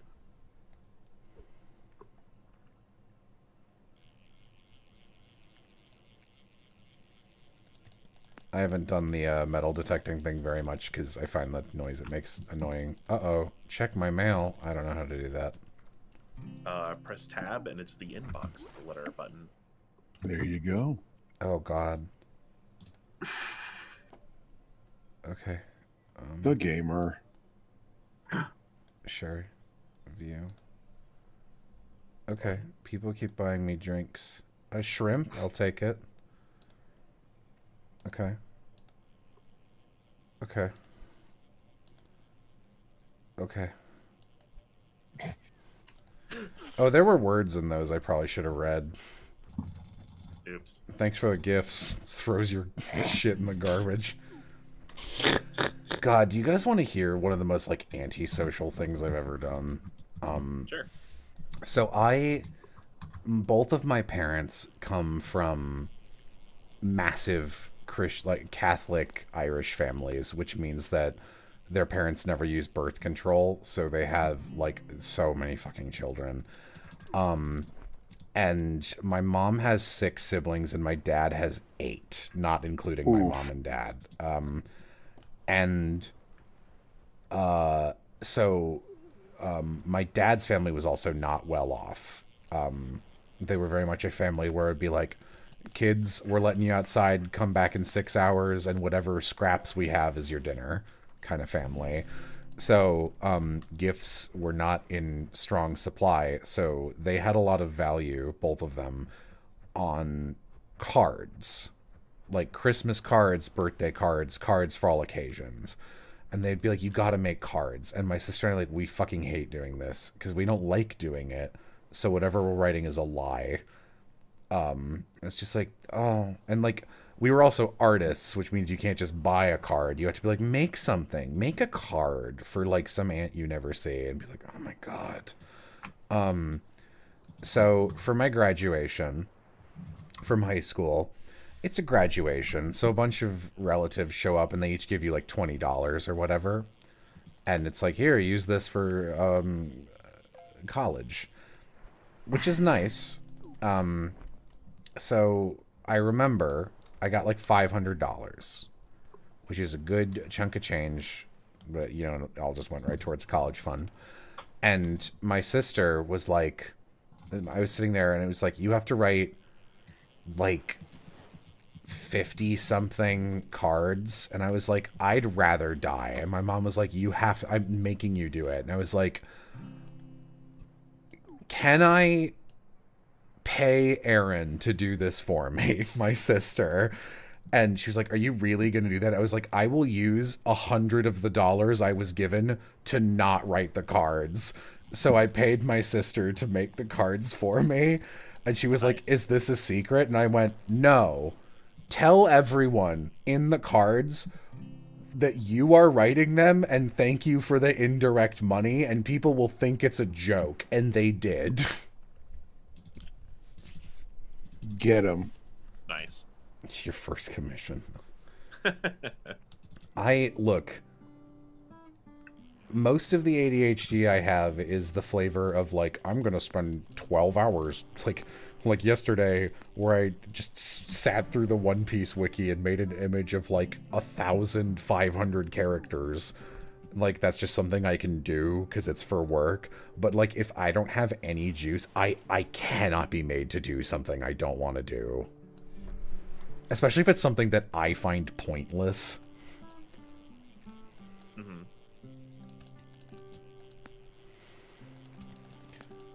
I wish I valued money little enough to do that. The amount of creative strength that would have taken me to get through those letters.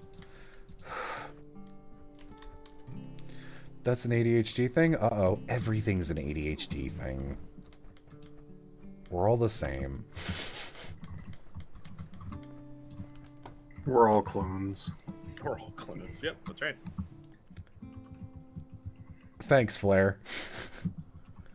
Why did you edit the guy pulling the trolley to be Diary of a Wimpy Kid guy?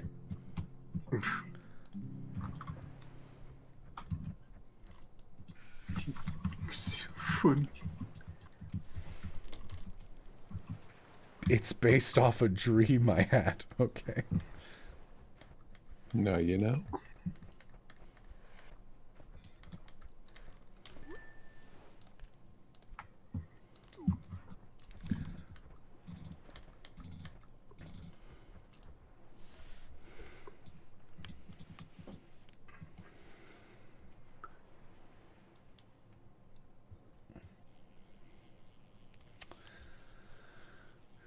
Man, I really like Slay the Spire. Like, each time I come back to it, I'm, like, surprised more and more at how, like, razor's edge well-balanced it is. It looks fun. I bet I'd like Slay the Spire. It's a game that has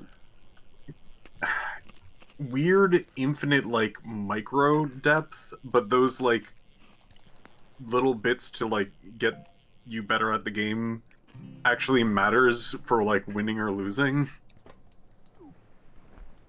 It is very fascinating to, like, see something that, like, does work or doesn't work or, like, just works enough. And sometimes you also do, like, super heavy snowballs where you're just like, I am a god and will shoot this man for 3,000 damage. Good night, people. Huh. People are leaving the chat. Oh. You bore me. Goodbye. No. Oh. Gets me every time, the cutoff scream joke. It's a good joke, sir. Whoop! Whoop. Oh! I woke up a Goron. I was going for the king from Zelda CDI. Oh, yeah. Oh, I know him. Enough. Our ship sails in the morning. You know who I think is a great underrated CDI character from those games? Is Who? the weird, like, colonial judge-looking guy who goes, "This is illegal, you know." Yeah, he's fun.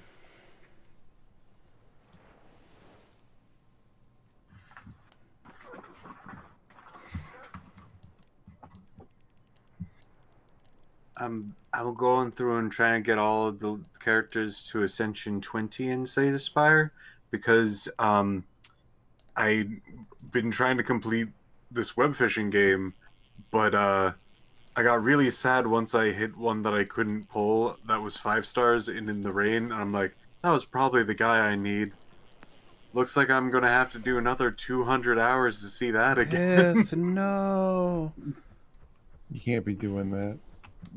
No, Piff, I believe in you. Piff, what's the fish called?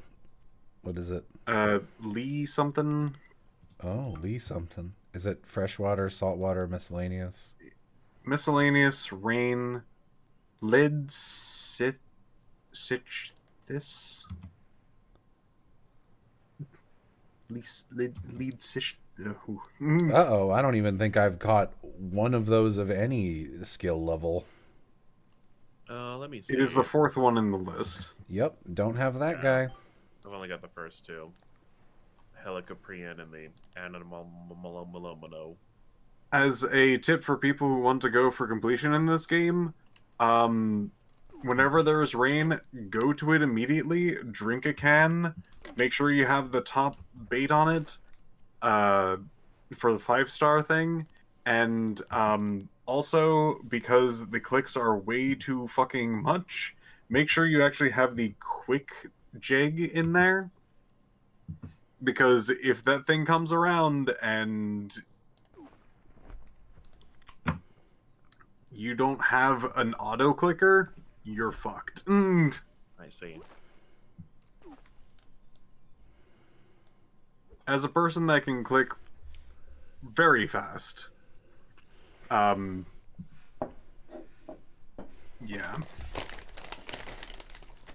I might have to do like some sort of like mouse click setup if I wanted to like do this faster. But it also feels like a little disingenuous to do it. But at the same time, I'm not quite sure if I want to legitimately do another 200 hours of this. No. You shouldn't do that. Yeah, I love the first time I played this game, someone in chat immediately went, "No one tell Piff about this," but it was all, like, already too late. Like, I turned my head and there you were.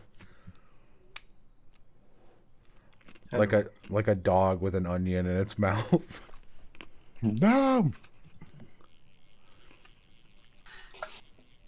It is okay. If I like really do not like doing this, I am at a much better point in my life where I'm just like, I will stop actually doing this if I'm not having a good time. Well, that's good. Yeah. Ooh, there's a rain cloud over here. I'm gonna try it. Is there? It's kind of way off to the side. Like if you're at Oh, spawn, yeah. it's off to like the leftish. Yeah. Go. Yeah. Yeah. I do think rain doesn't show up as much as it should. I was playing with Piff one day, and there were like 6 meteors and 1 rain cloud. Yeah, rain's pretty rare. Shouldn't be. There has been mods to like basically have infinite rain. Yeah, I've seen some fun mods for this. Like more animals is like the main one I'd be kind of like interested in. Like just more cosmetics. There's also one that lets you swim, which really just lets you stand in the water without it, like, sending you to a spawn. Oh, these are cool fishing rods. The ghost ones. Yeah. If you ever want to know how to get it, I can show you sometime.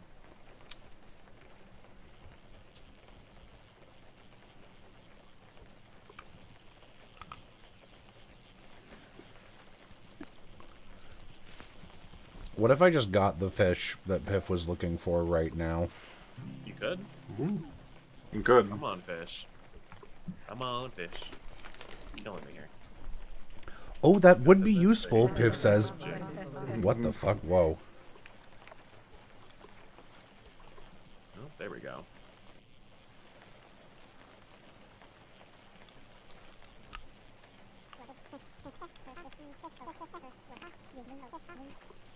Radiant small crab.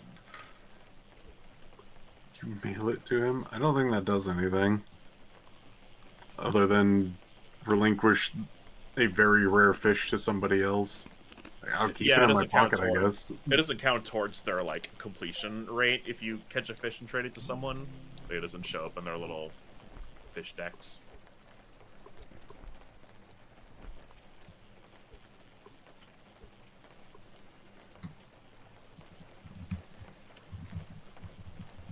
I'm a coy boy.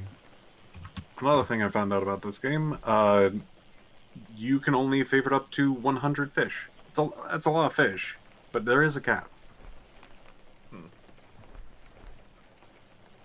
Wait, what does that do? Like favoriting a fish? You get to keep it in your pocket, and it won't be automatically sold when you say sell all, as well it won't show up on your little, like, sell list at all. It's very nice. The point is to make money. Why wouldn't you sell all your fish? I'm Neil deGrasse Tyson. I'm Rod Serling. Is that fucked up or what? See you next week. Or I'm Rod Sterling. Who gets it wrong. Whoa. New creature. You caught an opulent, huge... Oh, is it the lead Sitius? Yep. Yes, the one. Oh, I got it. Oh, it's giant. Very nice. Yeah, I just use the quick lure, and I have a catch boost ultra. And the Nautilus. Yeah, that worked out pretty great. Sweet. What's the other fish I'm missing again? Or the miscellaneous fishes?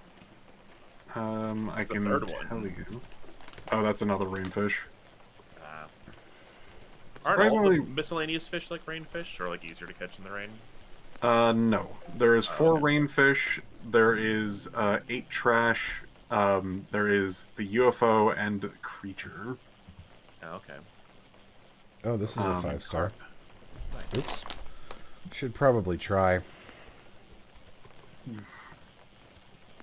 I had my non-dominant hand on the mouse with my ring finger as the thing clicking it, so that I could eat pretzels. Ooh, pretzels sound good.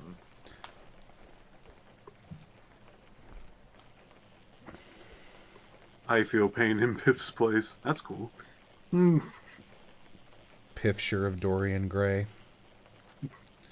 What kind of pretzel? Rolled gold thins.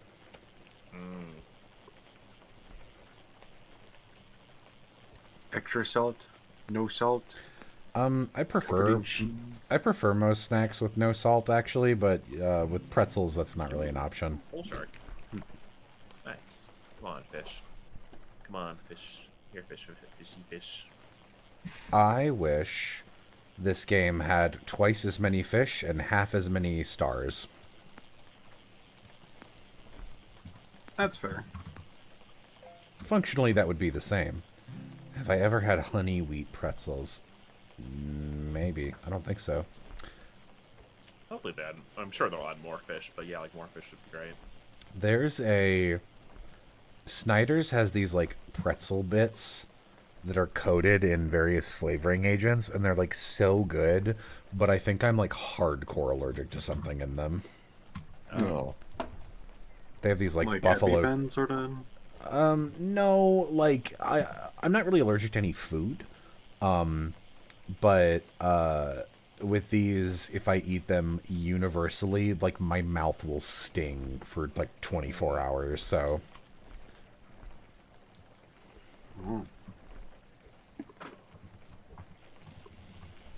Honey mustard and onion are my favorite ones. I like the barbecue chicken flavor ones. It sounds gross, but they're really good. Or maybe it's buffalo I like chicken. soft pretzels. I'm not really a soft pretzel guy. I'm a human. I'm a human male. Who's a human guy? I'm a human guy. Shiny. Boopy, boopy, dee, dee, dee. It's snowing outside. That's great. Why is there wine? For drinking. To make you more drunk faster. I don't know. People gifted me a lot of wine. Seems Yeah, Bottoms up, I Wines say. and the Catcher's Deluxe. Oh, I need to drink another one. Fuck. Oh, so rain's gone. well, Or moved anyway. nah, it's gone. It'll be gone in 2 seconds. I'm right about everything. Oh.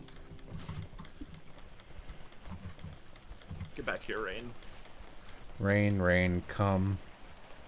No! No! No. Oh my god, this rain is arriving. Alright. I'm all sewed it up. I've got a better idea. No one will see this coming. Are you just going in the direction that the cloud is heading? No, there's a ripple spot, so I'm doing this because it'll speed shit up. Oh yeah, it's going away. I might be able to get one more fish off the rain. Supposedly there are like better fish in ripple spots, but I don't know in which way, so I don't understand the benefit. I The know benefit, it's like an insta-catch. yeah, the benefit to me is that it lowers the catch time. Oh yeah, it's the next tick, but like it also like in the newest update it was just like, oh, you catch like better fish, and I'm like, how? Is it like rarer ones? They're better. Is it like higher stars? They're what, better. What are we? You have two metrics. Which one do you want? Got me a lot of money. Ooh, and it got me the soup T-shirt. Nice. What store did you buy that at? No. No. The billboard store. Oh. What does the shirt say? I can't even. Who's this handsome fella? It's a soggy Hi. doggy. Hi, Will. Oh, Will, would you describe yourself as a soggy doggy? I don't think so. That I'm gonna be honest. That sounds like some shit you would eat.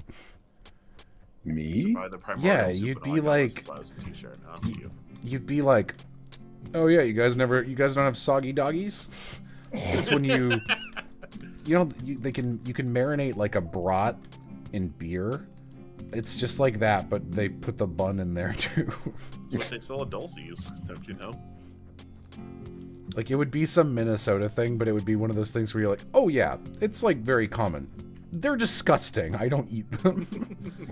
I don't partake in the soggy doggy. You know, I don't like the Oh, word yeah. doggy. It's laggy and has hell in here. Hell yeah. Really? Oh, did you join? Yeah. Yeah. Not too bad. Maybe. It will eat my clicks. Hooray. Yeah, Piff Actually, has a it's not doing bad. Piff has a rough time in these. Juicy Lucy's brother, Soggy Doggy. Oh boy. When she adopted him, he was just regular Doggy. What did she do to him? If, Juiced him. if. Yeah. Hello. Would you like to see my fish? Yes, always. Okay, what kind of flavor would you like? What are my options? Large, small, types. Start with the itty bitty first. Give me the baby fish. Ugh. Jello, you joke, but Juicy Lucy's are a common thing. They're so Or disgusting. is it small? Oh, hold on, let me zoom in. I'm gonna be Oh, stingray. anti Lucy for till the end of days. Or is it? Oh, it's a snail. It's like it's so covered in sparkles, I almost can't tell what it is. Because the sparkles don't get smaller right there; they're just giants. I just don't like food in proportions you didn't decide in other food.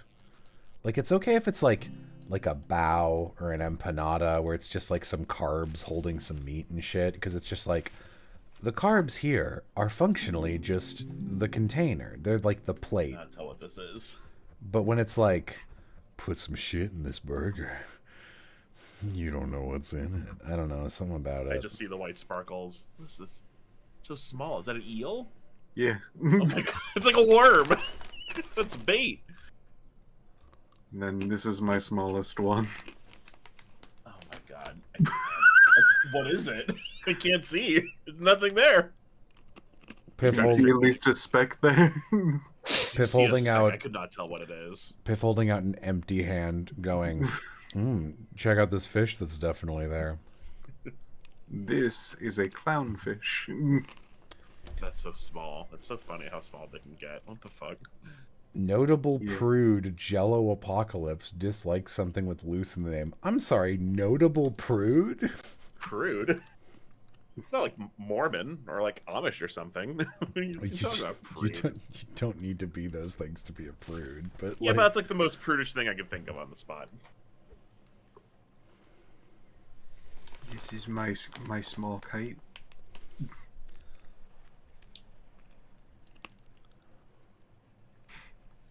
It is neat. I like it. Wait, what are you holding up? This Oh yeah, the stinger. Okay, I don't know why I thought you were pulling out something else, and you're like, "Here it is," and I'm like, "I don't see anything else." just the manta ray. Let's see. I have recently obtained this little guy. Ooh, that is a little guy. I figure if I say it loud and funny enough, it'll become part of your lore. What are you fucking talking about? You can't just You can't just do make up that. stuff about other people's lore. You Yeah, can't just people. you can't just be like, Jello, noted brunette. Like, that won't change me. Here's a small whale. Unfortunately, one of your clones is a brunette. Would that change anything, Jello? What if one of your clones is a brunette? Yeah, I'd kill them all then. Oh, in that case, that's where we draw the line. Then here's a smaller whale. Ooh, yes. This one's slightly colored different. Yeah, this one's an alpha. I do like that. Depending on the quality, the color is a little different. Yeah. Don't And tell then- Vixen. This. Oh boy, let me get all up in your face and put my. Oh, it's a little little whale. Oh, you put that in a Small. fish tank. It's so little. You gotta show these to Jello. They're so cute, so tiny. Jello. No, I'm good. You want to see a tiny fish? Nope. You won't believe how tiny this is. Oh God, here they come. The way you're walking up to him like a little kid showing an adult like a rock they found. Like, look what I found. Oh yes, it's very good. Look at this. I love it.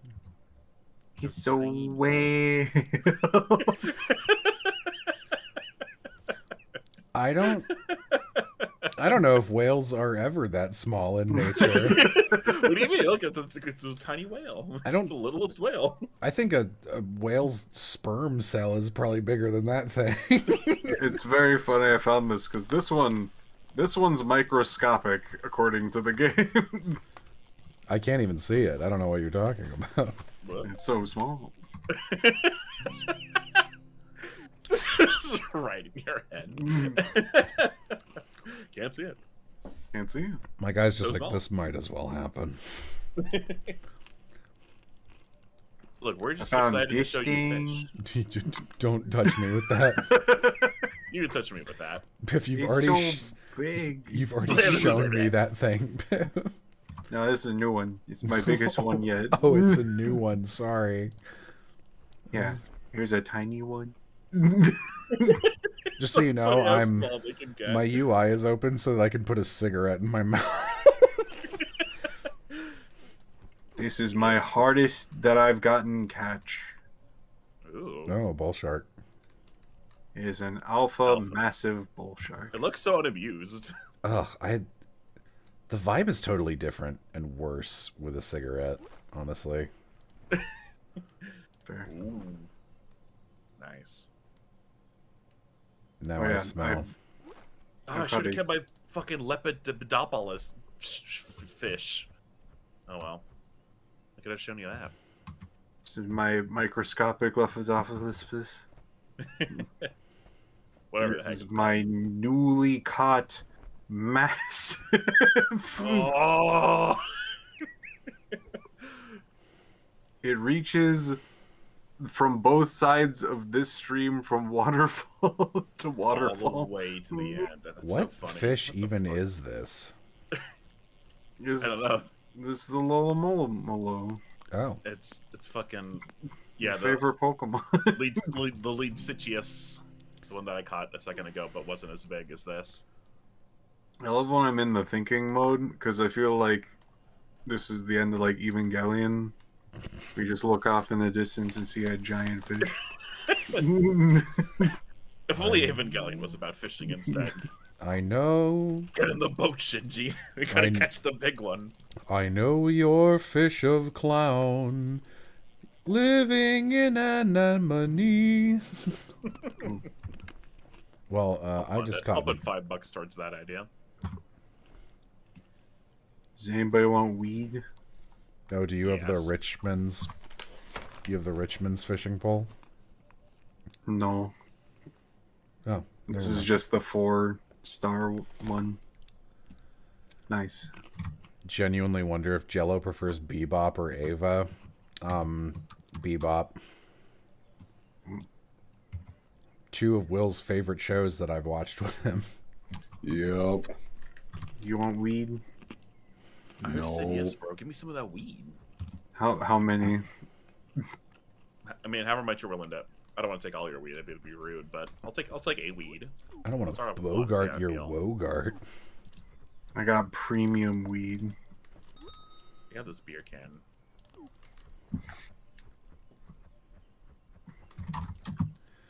So you got whoa. So thank you guys for all the Coke, but this is the kind you want to buy. For the record. The Catcher's Cola Ultra. Because I think the white one just gives like more experience. I think Yeah. they do the same thing, but one is experience and one is like money based on Money and fish or catch whatever. rate Yeah. is the one you want.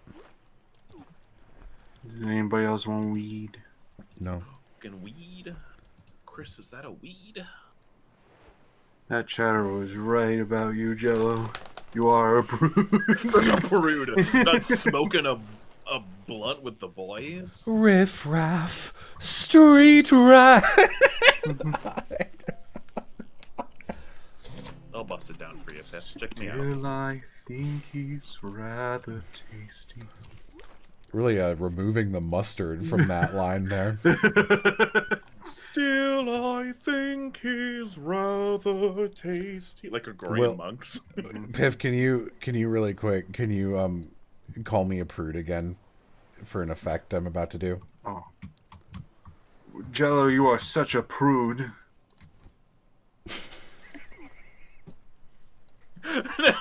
No. I don't know if you're watching his stream, but he put on the really sad eyes with the tears. Oh. He's at the beach. Let's get him. No, I'm not. Okay, he's not there. I got you weed. I got you the good stuff. No, don't. What if I get in trouble? No one's gonna find out if you don't say anything. I can't I turn. won't say shit because I'm going to bed. Good night, Will. Good night, Will. Good night, everybody. Good night. Glad we could bore you to sleep. Sometimes you just need the comfort of friends to wind down the day. I'm gonna drink this beer. Oh yeah. So are you guys like doing a Did you get the bit, weed? or is there actually weed in this game? Like, I'm not sure. I'm waiting to see if there's weed. I mailed no you idea. weed. Oh, did I get? Oh, letter from Noel. I can only assume that's. It looks up the weed. Oh yeah, that's an alpha weed. Nice. That's the good stuff. Let me put that on the. Let me show the weed. Check it out. Look at my weed. Oh, I'm drunk. I can't show you the weed. Look at my weed. Sparkle, sparkle. Weedo. Weedo. when I'm sad, I can only cast this far. That looks How do I bad. favorite a thing? Oh, right click to favorite. Okay, got it. So I won't accidentally sell your weed. I will hold on to the weed. I have more weed. Well, it's special because it's weed from a friend. Oh, I got the good stuff. Oh, I forgot to change my lures. Put back on efficient, please. Thank you. Yeah, I've been having trouble with my lures. The only kind of lore that the fish like is sad backstory and ARG. Yeah, cheer these fish up. This just won't do. So funny that it looks like Introvertus is fishing you up, Piff. Yeah. Yeah. 3 out of 10. All right, Flare. Is my voice sore or something? No. It's low energy hours. I'm even. Is my voice sore? I think they're talking to me. Yeah, How no. do you know, Jello? Built his stream. It's your chat? My voice is normal. So Joe always sounds. I'm a normal man. You're our normal man. I put my hand on your shoulder.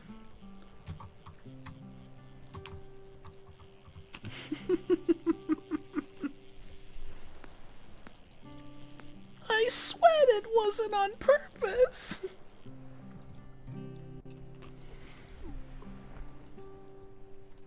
I think I just got a really tiny fish. Wait, hold on. Wait. Puts on ski mask.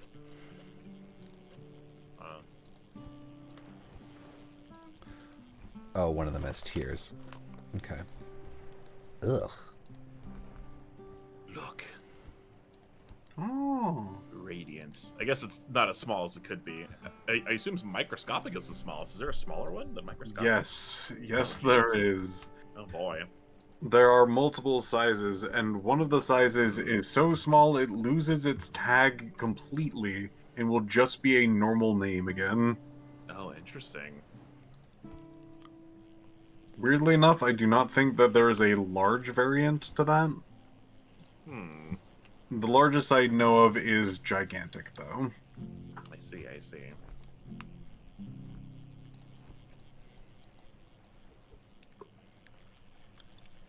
I'm gonna catch me a Jello apocalypse. Wait, wait.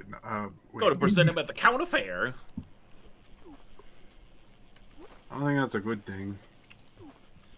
Why not? I gotta win the prize money. Oh yeah, it's eating my clicks. Hell Or yeah. the blue ribbon. Whatever the prize is, it could really be anything. I'm just trying to win. Darn it, he's getting away. I scared him away, Cletus. We're gonna have to attract him back with a special dance. Cletus is like a fucking dead potato sack you bring around. Don't talk to my brother Cletus that way. God, I was just reminded of the fucking frog hunter guys from Princess and the Frog. Oh yeah, they do kind of sound like that. What a wet fart of a movie. What an unfortunately could have been much better movie. Gross. Oh well. Oh well, guess it's not gonna work after all. It's true, LeFou. He was in here raving. Whoa. Alright, time to go back to my land so I may have chance of fishing up the boy. Oh, Goodbye. is it running somewhere? Oh yeah, it is. I want to try to see if I can get some more rare fishes because I've caught them the least.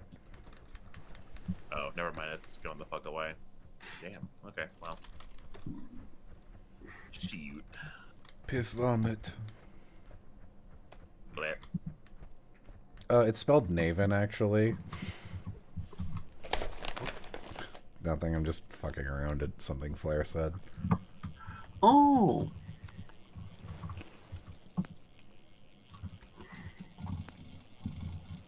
Oh, Jesus. Almost lost that one.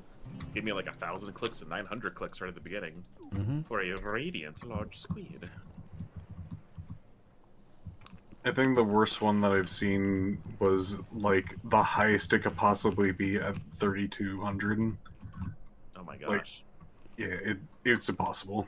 I hate that thing. That happened to me, like, basically twice. The other one was, like, I think it was, like, 2,700. That was also at, like, the direct top, and I'm like, oh, I guess I'm fucked. Luckily, those were both 4 stars, so I wasn't, like, too beat up about it. But that one 5-star really got me. I'm really amused by this comment in chat. Speaking of movies, see any good movies lately, Jello? Like, it's a perfectly normal thing to say, but something about it strikes me as, like, such a pod person line. You know? Did you catch the sports game? Ah.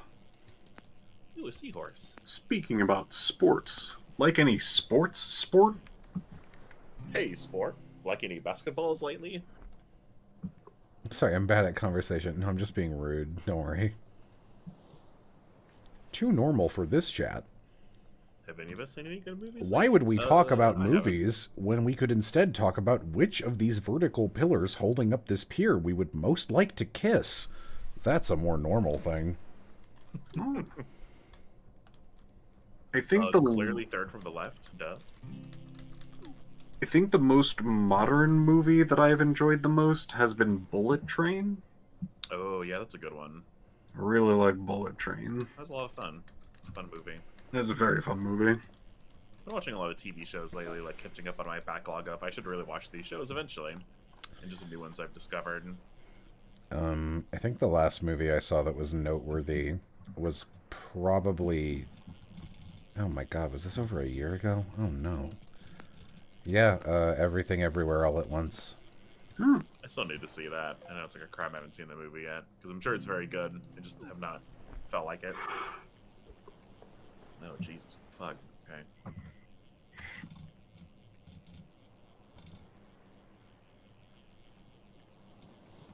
I also need to see that movie. I think I would like it. Ooh, what you gonna get me? An alpha large coelacanth. Sweet.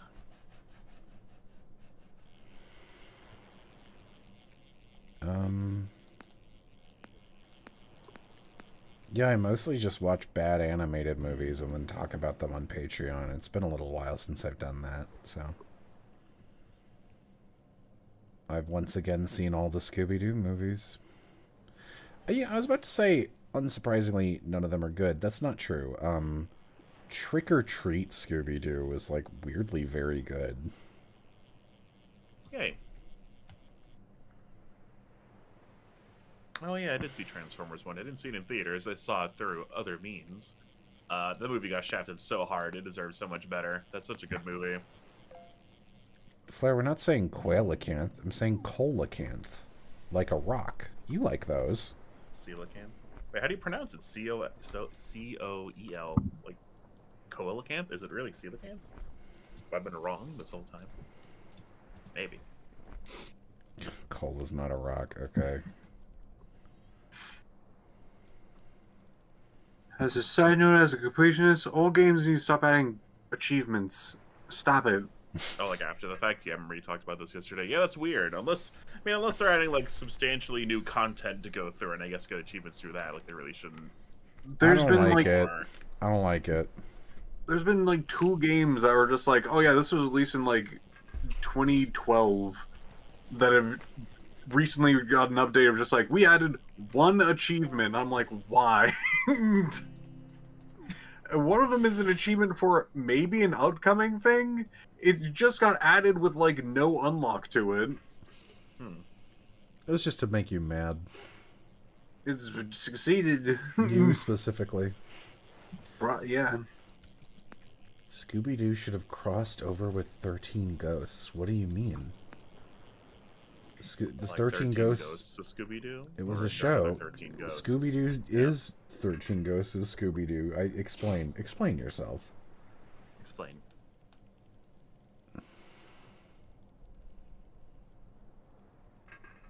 Bug Fables just got a big update. Really? Why? Make a new Bug Fables.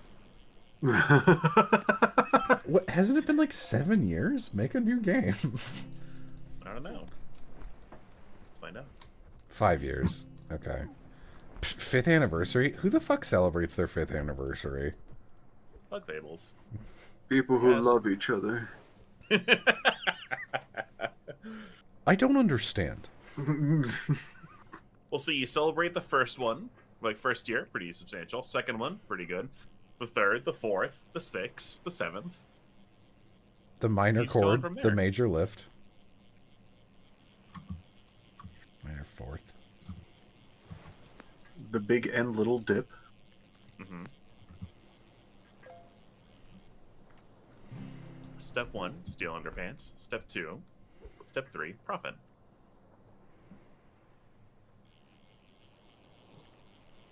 Jello, can we get your impression of the 7th Neil deGrasse Tyson as the trolley closes in? No. That's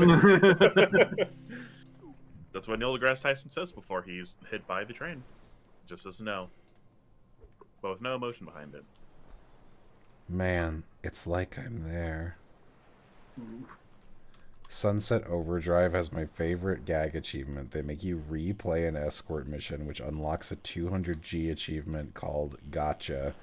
Sunset Overdrive seemed exhausting. And people made fun of it, and then, to my eye, what's that rhythm game that came out that everybody liked? It had, like, rhythm game combat and cell shading. And the Hi-Fi Rush. Hi-Fi Rush came out, and it looked like it had the exact same humor style, and everyone's like, this one's great. I was like, I don't get it. I'm a fucking old man. I mean, I'm sorry. There is problems with the game, but I think overall it is stellar. It, like, the gameplay looks great. It's just the humor that, like, It's one of those things that I came in and people were like, it's fine. And I like watched Will play it for 2 hours and I was like, I'm so annoyed with every character. And they were like, yeah, it hasn't been very good since you got it. And I was like, that happens a lot, doesn't it? You just unlock all the bad things in games. They're all like masterpieces, and then you show up, and then they like take a fart or something. They Who are you, take... me, when I jump into any episode, any TV series? Well, you didn't like the 5th season of Ruby? No. Like Captain Crunch's Oops all boring.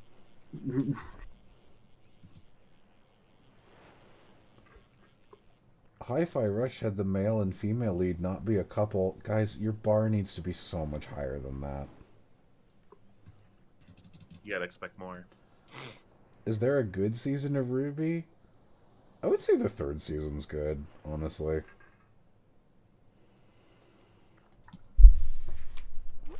I can't believe they had just an episode of them trying to be funny at a table, and that was the entire episode. It killed my soul. It was pretty bad. It sucks. I'm sorry. Ruby is not a show that can pull off a bottle episode. And it wasn't even like they were like, we're snowed in or we have to stay in this house. It was just like, today we're not leaving the house in Ruby. Is it our house? No. Stuck in the house. Then you do a flashback episode. Remember the time we did this?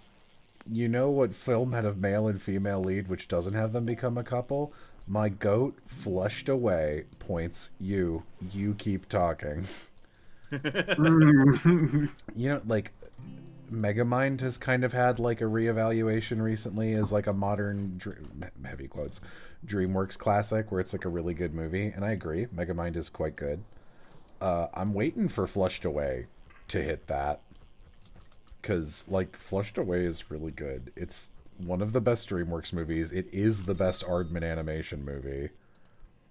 Everyone's out there being like, oh, Chicken Run. Oh, Burp, Wallace and Gromit, Curse of the Were-Rabbit. It's like, nope.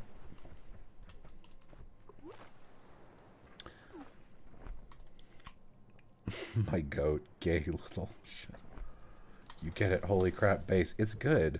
I'm going to be honest, I was kind of under the impression that the leads do sort of soft hook up at the end of that movie.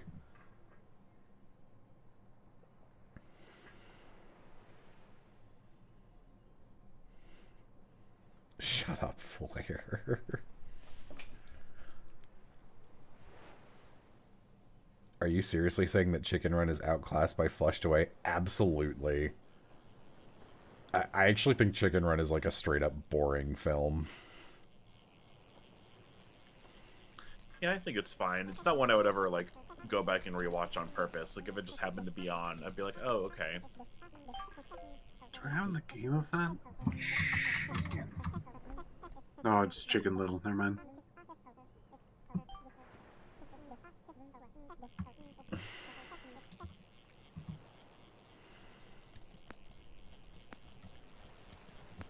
Isn't a new Aardman movie, Wallace and Gromit, coming out? No, it was a new Soon-ish? Well, maybe, but their recent thing was another Chicken Run movie, but I didn't watch it yet, because... No, that one. There's another one after that, supposedly happening.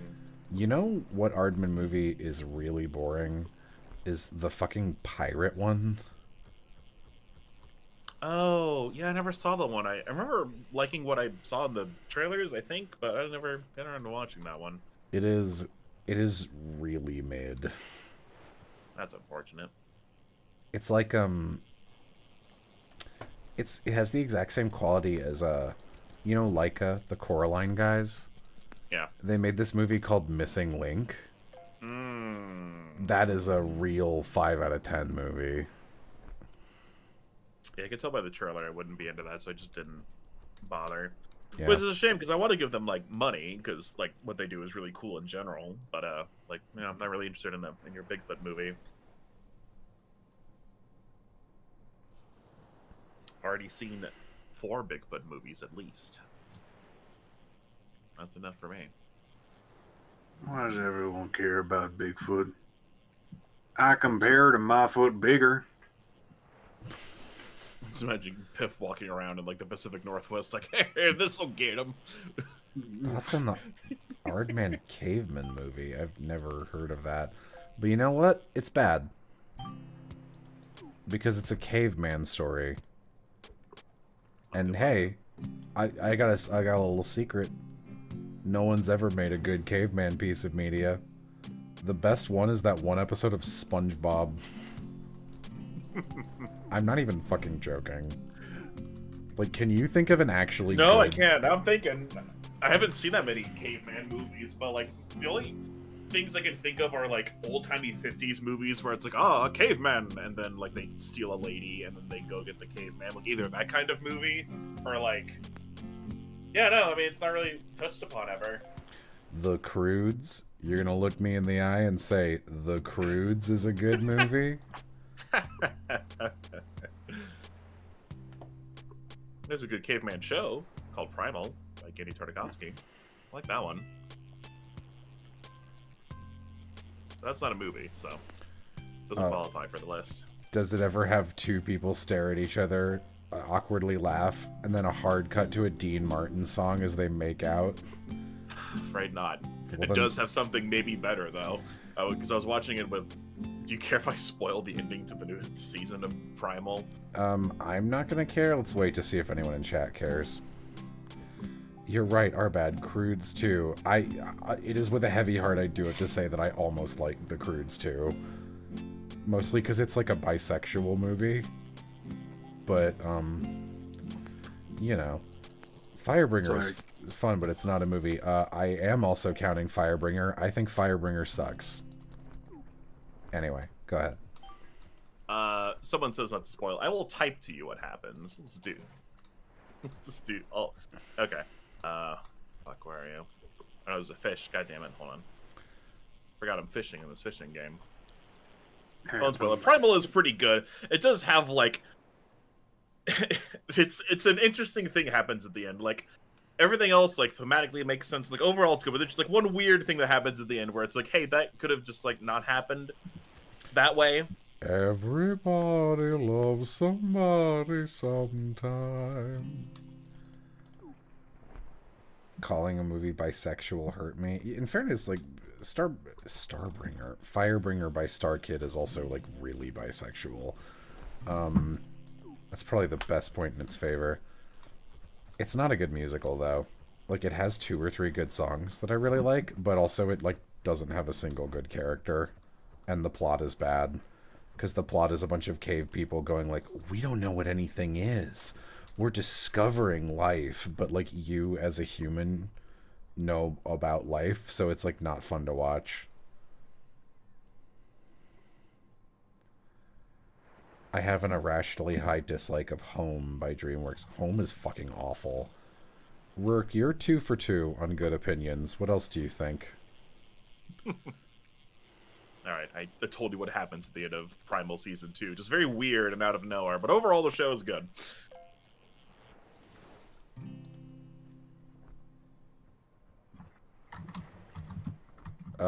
Okay. Oh, yeah, no, I don't like that. Yeah, it's just like, and like, there's no, like, in these, there's a better way to, like, have that same end result. Just have it happen earlier when, like, things aren't happening that, like, you know, like a normal way. But that, Imagining... that happens. And I was watching it with Spare, and we were like, whoa! Because it's, like, a very, it's all touching and stuff, and then that just happens, and it just takes us out of the scene. We're just like, what the fuck? Say hi to Spare for me. I haven't interacted with Spare in so long. I shall. Yeah, we hang out pretty often. We do Dead by Daylight and stuff. Yeah, Turn out. She'll see it in the morning. I did have to unfollow Spare on most social media just because it was like too much weird old men on my timeline. That's okay. I wouldn't mind. No, I don't think she would. I was just like, you know, for a while I was like, okay, so it's like these 2 dudes from Venture Brothers, and I'm like waiting for like the next weird Spare interest character, and like it still hasn't happened. I'm like, I've seen enough of these guys. I'm good. Billy Quizboy and Pete White. Probably the 2 main ones.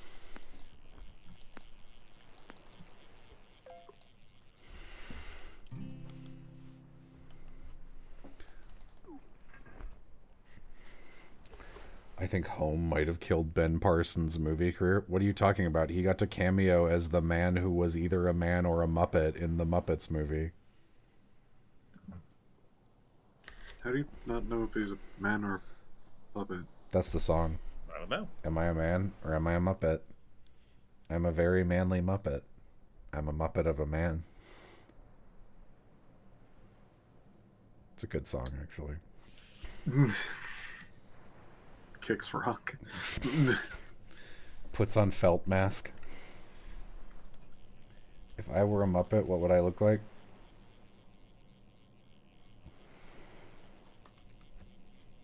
Like a Muppet. Like a man. That's my, like, 2-axis chart. Jello, you'd be a sock, says 6. Jello's Muppet Son would be sad and gray. What the Hey, fuck? 6, you can come in here and fish if you want. You can. Or I'm in the about server. to... I'm like... it's pretty close to 4 in the morning, so I've only got like 10 minutes left in me. But if you want to be here for 10 minutes... You can hop in. Because I know you were doing the new Mario Party, which I'll pick up eventually. Probably after Christmas. Or maybe sooner, depending on money, but it does look good, and I've heard a lot of good stuff about Mario Party Jamboree. Ooh. Hello. Hello. Come fish for 10 minutes. Okay. If you want. I will fish for 10 minutes. That's about as much steam as I've got in me as well. You can get weed from Piff, and you can show you all of his tiny fish. Right on. I do need a code, though. It's in the chat for this channel. Ah. I think. Yeah, it's the newest one.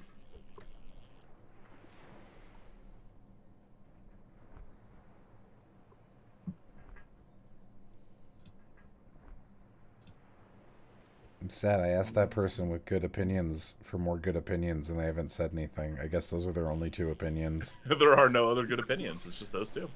They're like... Fresh out of opinions. they're like, Sorry. I'm not a big fan of Chicken Run, and I already forgot the other opinion. They're being deleted from my Home. brain. Home. The home one. Oh, There was some other thing. where are you? There you are. No, come back. What was the... No, I'm going to the dock. Okay. Boy. Whee! Ha ha ha ha ha ha ha. They liked Flushed Away. That was it. Got clown nose. I do. I got it. Oh wait, that's me. Yeah, give me more opinions. You're 2 for 2. Oh shit. Into the Oh, ocean. other dock. God damn it. Unsure how many people would agree with me, but I didn't like God, was it Inside Out, the Emotions movie? Oh, yeah. No, it's not. I I'm not don't- a big fan of it either. Take her to the moon for me. I have always hated Inside Out. I actually I feel saw so it. seen right now. Inside Out. I actually saw it in theaters with Will the first time we ever met each other, because Oh, no. I'm so sorry. we needed to kill 2 hours while we were waiting for Aram to arrive on a plane. So, Oh. and I think it's pretty lame. And that fucking take her to the moon scene, I was crying during it because like that's what it was, and I out loud went "fuck you" in the theater because I was like, they sat down in a room and went, how do we make people cry? And we're like, well, this character will die in a sad way, and it's like, do we set him up as a good character? Does he do anything? It's like, no, we're constructing him as like Bing bong. an off the fucking conveyor belt assembly line factory made Pixar cry scene. I was like, I hate you snakes. I know what And you're it's like, doing. it bugs me so much, too, because that is in no way, shape, or form what any child's imaginary friend would be like. Maybe if they're crazy, but most of the time an imaginary friend is like just The person, another right? kid or a character from a TV show. Yeah. Like a foster situation. So it's like, why the fuck is it a cat elephant? Why is that her persona? Is that what she's gonna draw when she's on DeviantArt later? We can only hope so. It's the only way to bring him back. Emperor's DeviantArt. New Groove is more enjoyable than any Renaissance Disney movie. I mean, yeah, I agree. it is that's a pretty common opinion. People really like Emperor's New Groove now. It's still well liked. Very funny. I don't know why. Still I didn't ask for a hot take. Still holds up, honestly. Yeah, Aladdin is still my favorite, but that's very. I think Aladdin is the biased. most valid classic Disney pick. I think it's the best one. But I'm always going to be a sucker for Beauty and the Beast. That's pretty really good. Too. Yeah. I Not d- all very good, except the ones that aren't. I disagree with every single frog media take you have. What frog media take do I have except Princess and the Frog? This is the frog media. I can't Like, think of... Amphibia. I mean, there's Pitbull as a frog in that one fairy movie. Oh, I just Mr. watched Toad that. and Mr. Frog, the beloved Oh, children's book. fuck that. That one sucks. Yeah, I just watched Epic. Pitbull is that frog. He does a good job, actually. Yeah, no, you don't even realize it's Pitbull. You're like, dot, dot, dot. Wait, that was a celebrity cameo? I like Mr. Toad and Mr. Frog. I really liked Epic, actually. Like, I only gave it It's cute. I only gave it a 7, but like, hey, a 7 is pretty good for me.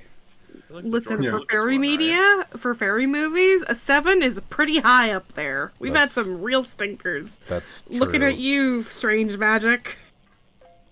Is Strange Magic the George Lucas one? Yes, that was Okay, his that's the Star one. Wars for girls. I like Amphibia better than Owl House. I've only watched one episode of Amphibia, but I might visit that one eventually, maybe. I believe Amphibia's first. I believe Amphibia could be better than the Owl House's first season. I would be pretty surprised if it was better than the Owl House as a whole. Is Shrek 2 frog media? Okay. A little bit of it is. No Shrek 2 spoilers.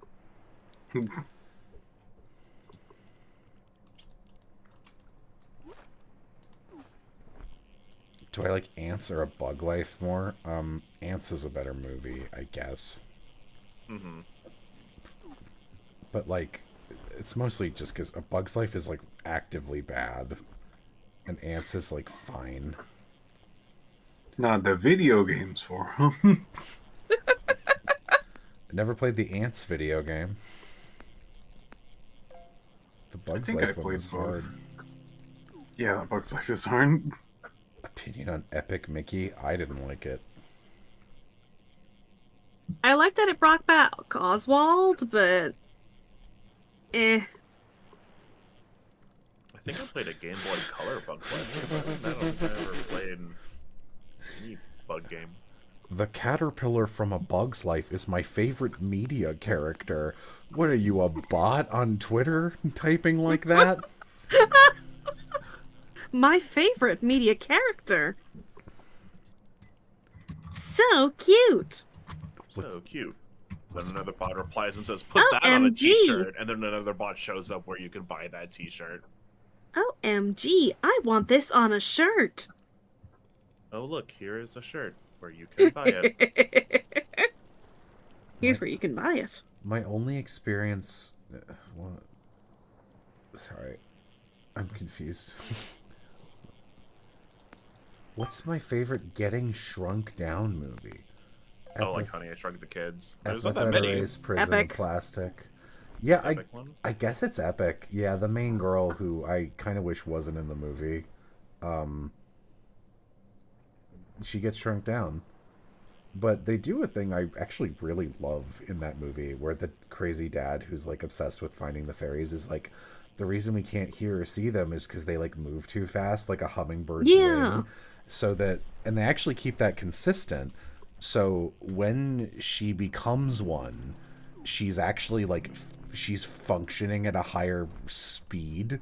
So when she interacts with like humans and dogs, they're slowed down. And I actually think that's really cool. It's a fun little bit of world building.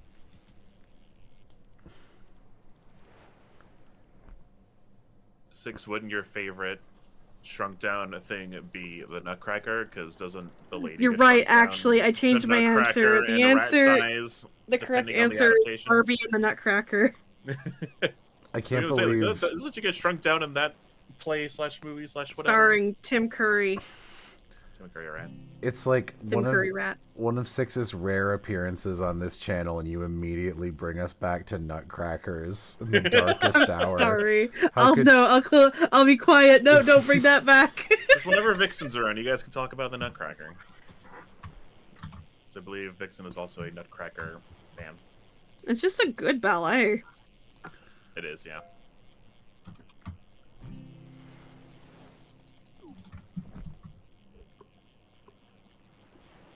I miss when Pixar films had animated bloopers at the end of their movies. Yeah, I wish were when fun. Pixar was fun and good. Mm-hmm. Alas. All I remember about the ant bully is that Aang is the main character. All I remember about the ant bully is that it killed Jimmy Neutron. Yeah, it sure did. What? I forgot that existed. It's by the Jimmy Neutron studio, and it did so badly that like it tanked their studio, and Jimmy Neutron just ended. Really? It Yep. did badly? The ant Right, bully? Yeah. Classic Oh. beloved movie. No, I just Bully. didn't think it would like kick back and like kill their studio. That's crazy. Yeah, sure did. Forgot all about that. Because like, especially now considering how much people quote Jimmy Neutron online, you'd think it did a little bit better. Ji- Jimmy Neutron did itself fine. did fine, but Oh yeah. yeah, not enough to like save them from the Mhm. ant bully disaster. Jimmy Neutron is a series that I'm always like, I actually bet it would hold up okay. But like, I would be kind of sad if it didn't, so I haven't revisited it. I think some parts do, because it's just like a monster of the week, but you know, invention of the week instead formula, and it works pretty good for that. How does Jimmy's hubris bite him in the ass this time? Exactly. Yeah. Jimmy dares to play God. I remember like favorite inventions. I like oh man, so when I was a kid, he makes like the perfect candy and everyone gets like addicted to it. So he has to like trash the supply and then or he tries to throw it all away. And then they come at him like they're zombies, right? Because they want his candy. So he has to like put like shock therapy into the Jesus. candy so like it shocks their mouths and then they don't want the candy anymore. But when I was a kid, I was like, I want that fucking candy. Like I want to try the candy that's like perfect of every flavor balance, etc. I was like, oh I man. need to know what this rapturous elixir tastes like. You know what I always wanted to eat as a kid from a cartoon was in Codename Kids Next Door, each of the kids has like a recurring adventure parody motif. So like number 2 gets all these film noir things going on. There's a bunch of Star Wars episodes. And number 5 is like Indiana Jones, but instead of artifacts, she's trying to get candy. And like special legendary candy. And there's an episode where the plot is that she's trying to get the legendary 4th flavor of Neapolitan ice cream. Oh, that's fun. And That's cute. that's pretty good, but the ice cream is not what I want in that episode. There is a brief payment or another like framing device artifact that she gets that's like the Blurpleberry stone, and it's just like a gem that is candy, and it looks so good. It's this like They're rock candy unreal kind of thing. yeah, like a rock candy gemstone that's like neon blue purple, and I was always like, that looks so good.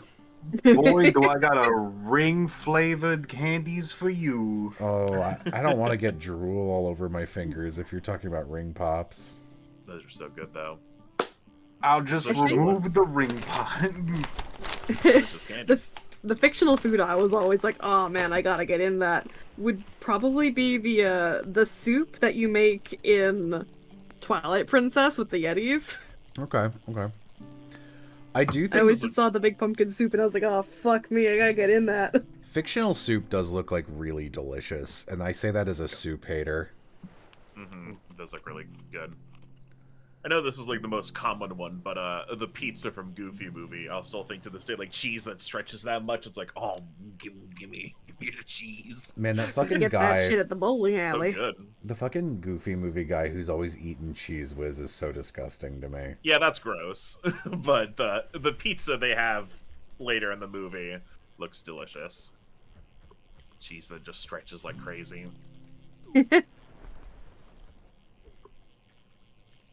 Imagine how solid that shit would be once it goes cold. Oh, for A sure. rock. Yeah. You can reheat it in the microwave. You can melt it a bit. It would not be the same. It would come back changed. No. I want to try a classic. I want to try the everlasting gobstopper.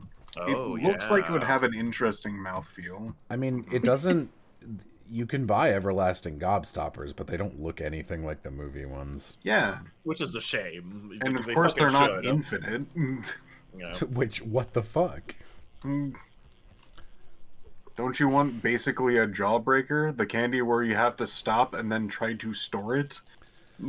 Get a little Ziploc baggie and hope it doesn't stick too bad. Nope. I remember. I have seen a real life Ed, Edd and Eddy style sized jawbreaker, and yuck. That it's a giant canker sore is what that is. Mhm. I ate like a bajillion Skittles recently, and it fucked my shit up. Oh, I love Skittles. I would eat a giant Skittle. Skittles are good. Like if you took all the Skittles and like mashed them into one big Skittle. The idea of a giant Yes. Skittle sounds really bad to me. Like trying to bite Like a into it. sandwich. Yeah, that would be hard to get through like the initial hard shell. But, you know, I'd try it. One of the best things that's happened recently is that Skittles are lime flavor again instead of green apple. Yay! What an awful fucking choice. I hope whoever did that is... I hope they're dead. You know what? Straight up. Like who made it lime or who made it green apple? Who made it green apple? Okay. It, like, completely changed, like... Hang on. Oh, it's gonna be like- really close. The thing.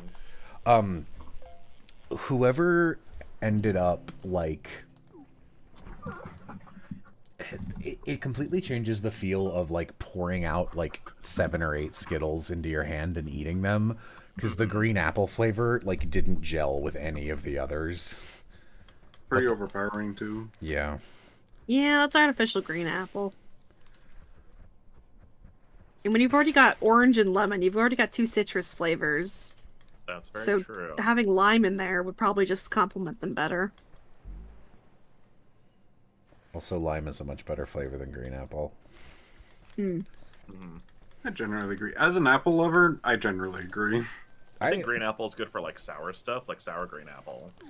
That's what it was. I like Could do sour the apples, actual fruit green apples, but Yeah. oof.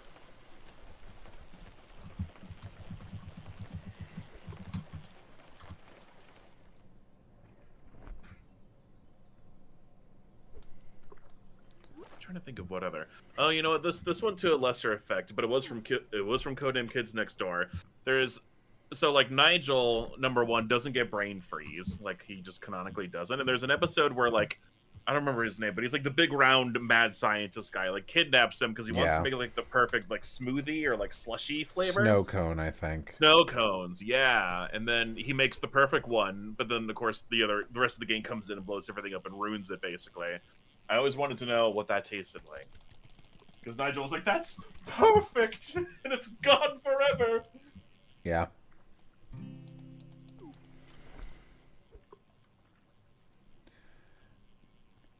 Codename Kids Next Door had like so many good ideas, but it was like disgusting.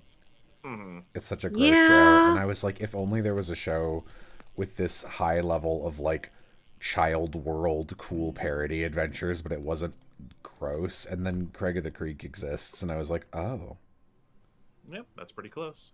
I need to finish that. I know the last of that came out finally, and there's a movie. yeah, I should too. I Wrap watched it up. like many seasons of it, and it's very good. Yeah. It stays pretty consistently good, even after like the first major plot thing they get past.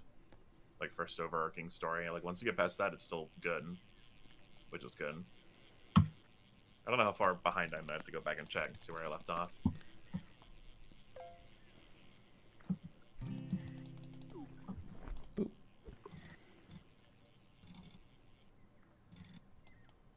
Oof.